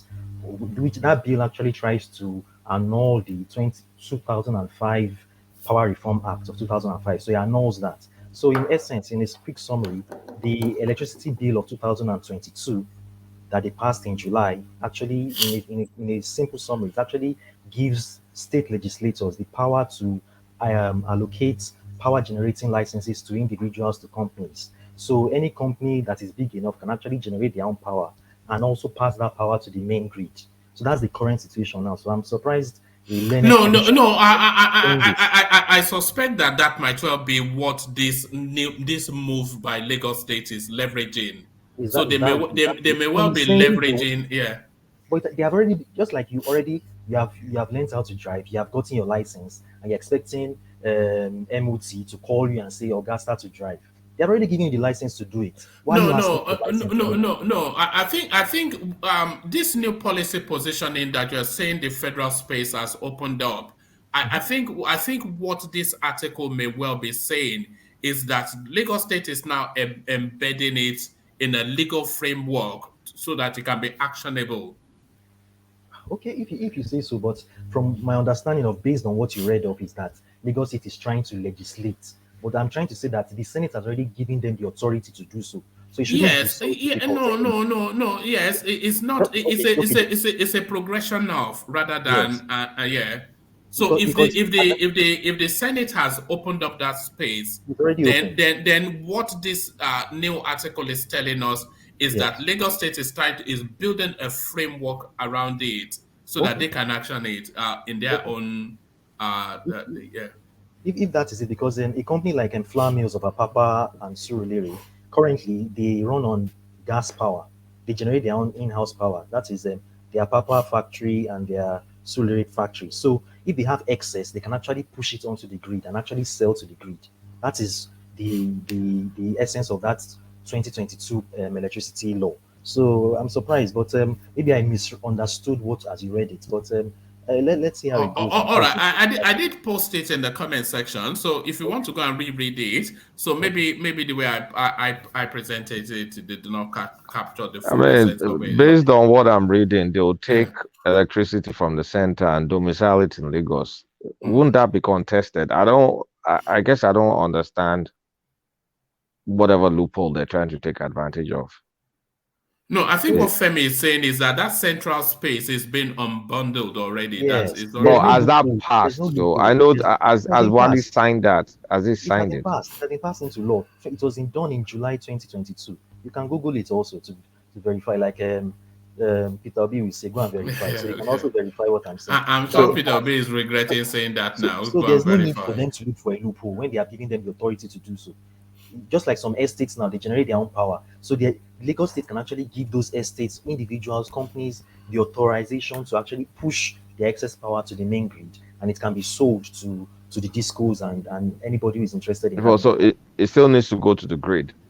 Yeah, it has to go to the grid. How else do you get your electricity? It has to go to No, the grid. like I mean, It can be passed through. if it's not big enough, you don't have to go to the grid. You can have Yeah, like your own mini grid. yes, the only thing is that if Lagos State is generating their own power, they can't sell it across Lagos State. They can't sell it to Ogun State or your. It has to be only within its particular state. That's the only Okay. loophole I saw when I read the bill. So that's the only thing they have to take into cognizance. But any other thing, they are free to generate within the state. They are free. So they don't and Lagos State distribute within the streets. and distribute within the states, and also give issue licenses to mini grids. There are some small estates, just like I think Magodo right now, they have a special arrangement with IKDC, which is Ikeja. So Magodo enjoys almost 23 hours of power supply, although the rates they pay is actually higher than the normal rates that other consumers pay. So it's actually been there's a lot of leeway now. There's a lot of improvements. So with the rise of mini grids, I think power supply will increase, though the average consumer will have to pay more to enjoy more constant power supply. But the space is opening up, and I will hopefully I don't think the average consumer will. They will still be net profit out of it, because if you think about the amount of monies that they are spending on petrol and maintenance of generator, I don't think whatever increment for a more stable electricity they'll have to pay would not be a save. It will ultimately be a savings if they can improve it. You're correct, but I'm just trying to say that the what they will be paying per unit of electricity will actually increase if they want more constant power. That's my point exactly. All right, brilliant. So brilliant. Thank you. So thank you, and thank you, lady and gentlemen. So we've reached the 6-hour mark. Surpassed it even, and you all know what that means. We make that journey only to land on Ajahn Lekoko. So we seek to start to round off to land on the man with the golden gun. We kick it off with our sincere conscience, who joins us for the first time, but hopefully not the last time. So sincere conscience, we're seeking to round off. Closing remarks. Sincere conscience. Thank you, one man and every panelist.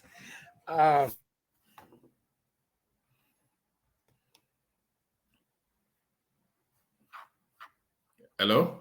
Oh, I think his system failed somewhat. All right. Are you there? All right. Thank you, sincere conscience. So. Right. Hello? Yeah, no, you faded out somewhat, but carry on.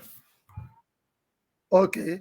So want to also encourage everybody, wherever we are leaning to educate ourselves that Nigeria is above all.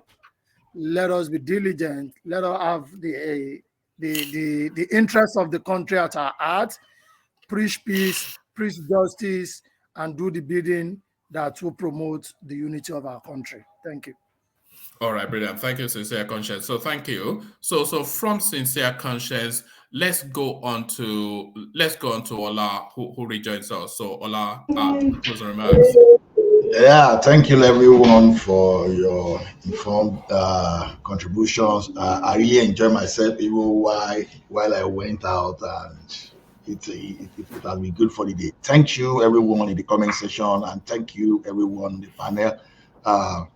Like I said, you make me better the more you contribute every day, and I think everyone is better for it too. So I keep saying, let's just appreciate the forum. Just thumb up, it's not too much, and let us share and just get more people on board and get new things every day.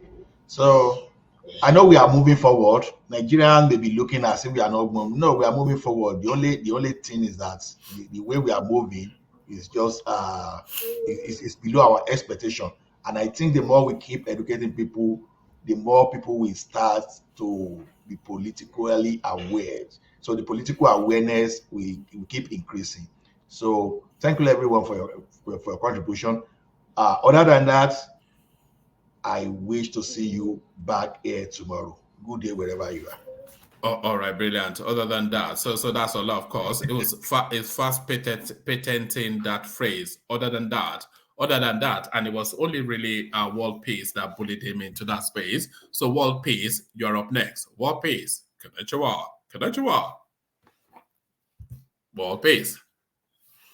All right, we don't seem to have World Peace. So thank you, World Peace. So from World Peace, let's go on to, I won't say World War, I'll say Celibes. So Celibes, closing remarks.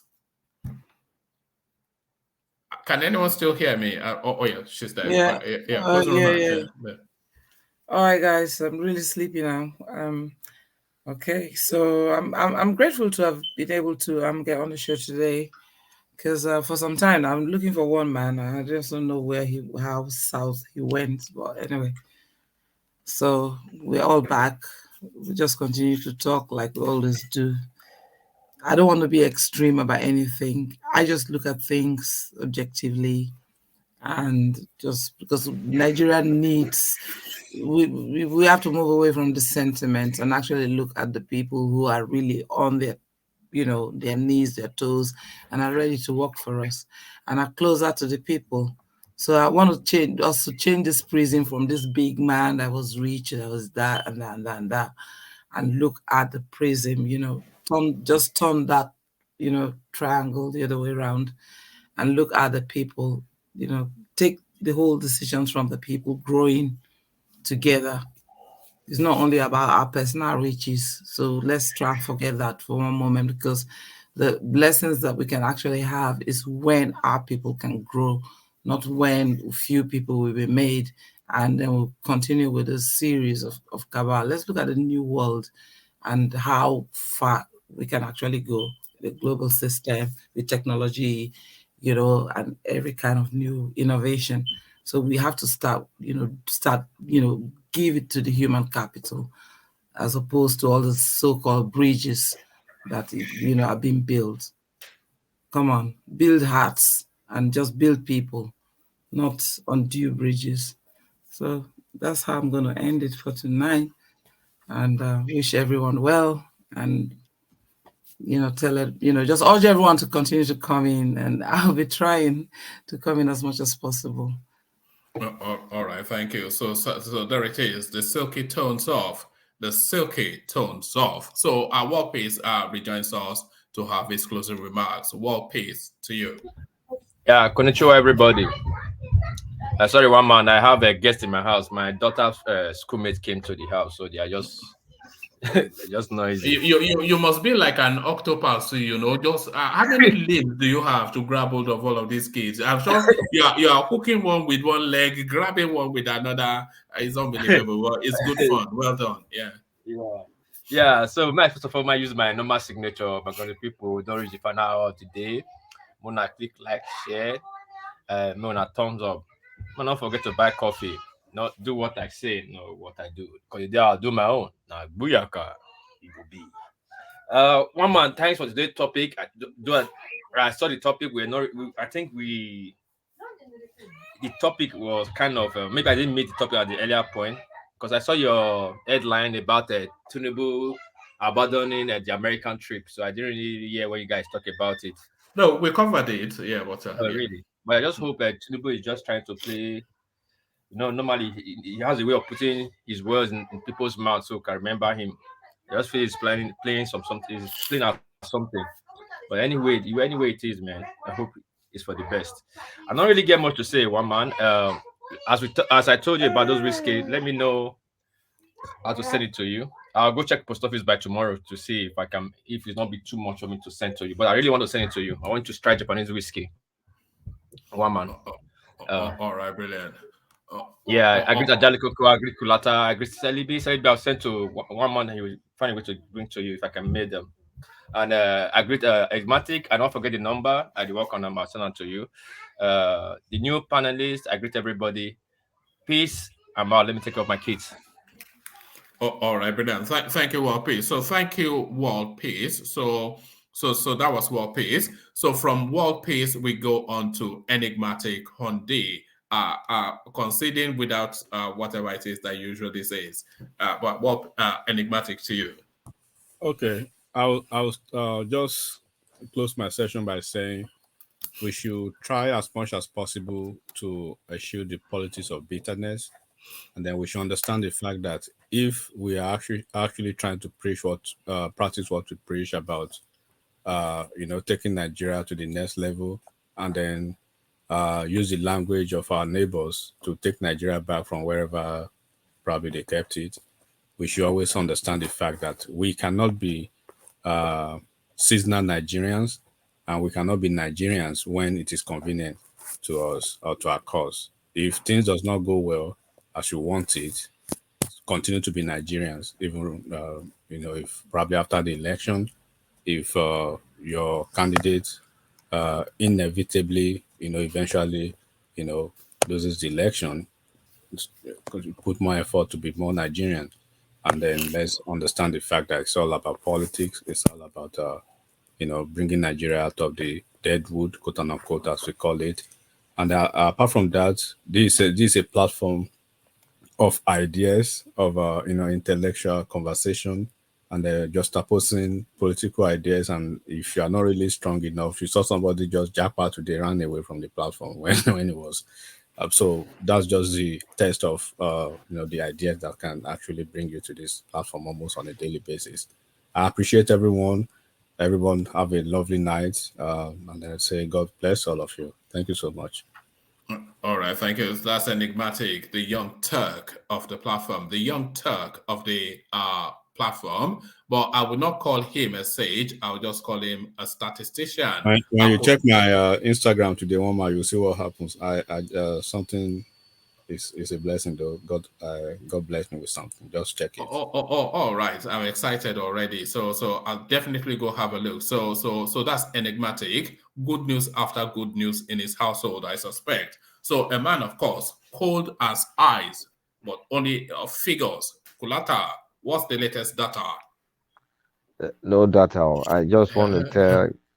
I want to use the opportunity to let many people that they're getting hateful because of elections just to chill out. No, I mean, there's no point pointing irrational hate towards an ethnic group due to no fault of theirs. And I mean, elections are won and lost. It's not the end of the world. So everybody should just take a step back. We're going to remain in the country. Nigeria will be fine at the end of the day. If your candidate wins or they don't win, it's not the end of the world. And they should stop treating it like it's Armageddon. It's not. There'll be many times to get it right in the future. So that's all I have to say. Thanks. All right. All right, brilliant. I can hear sleep in your voice already, but yeah. So thank you, Kulata. So that's Kulata, of course. Oh yes, red wine, yeah, red wine. Yeah, I don't know, man. I'm not going to call him an alcoholic, but I'm saying it's the final word, Ajale Koko. The final Thank word. you, one man. Thank you, one man. Say, another day is another dollar in America, but on this platform, another day is another best of the best analysis. All the contributors today contributed meaningfully, purposefully, and straight to the point.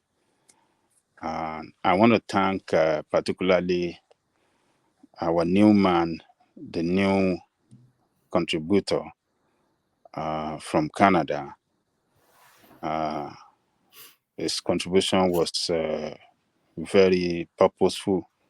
You can see, you couldn't hear any. It was straight to the point.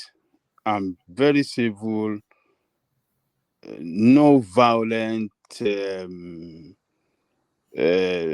statement or anything. It made its position very, very clear. And the other guy too, I can't remember his name, that one man was pressuring to tell us who he would like to see as the president in 2023. He was very, very good as well. His contribution was quite admirable. So this platform is just, the best of the best people are here. You cannot compare this platform with other Nigerian platform over there. This is,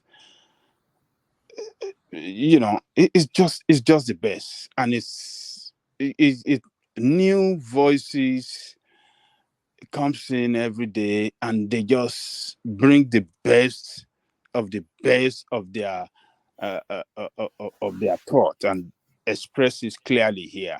So I thank those new voices, and I'm using this opportunity to invite you out there that listen to us every time, that maybe you're still thinking, I will join these people one day. Don't waste too much time. This is the time for you to come in and educate Nigerians. Come and educate us here with your the way you see things. So I'm inviting you. Tomorrow is going to be another day. Come here, come and join one man, so that we can have the best of the best interactive session together tomorrow. So other than that, let me thank our brothers at the comment section. Yeah, the strength of the platform. Come back tomorrow and do another round with one man. Our listeners around the world, do us a favor. You've been with us for how many hours now? 6 hours, 27 minutes is no joke. If you haven't clicked on the like button, do it to help the YouTube algorithm of this platform. And to one man, the driver of this platform, I thank you again for bringing us tonight, bringing us together again.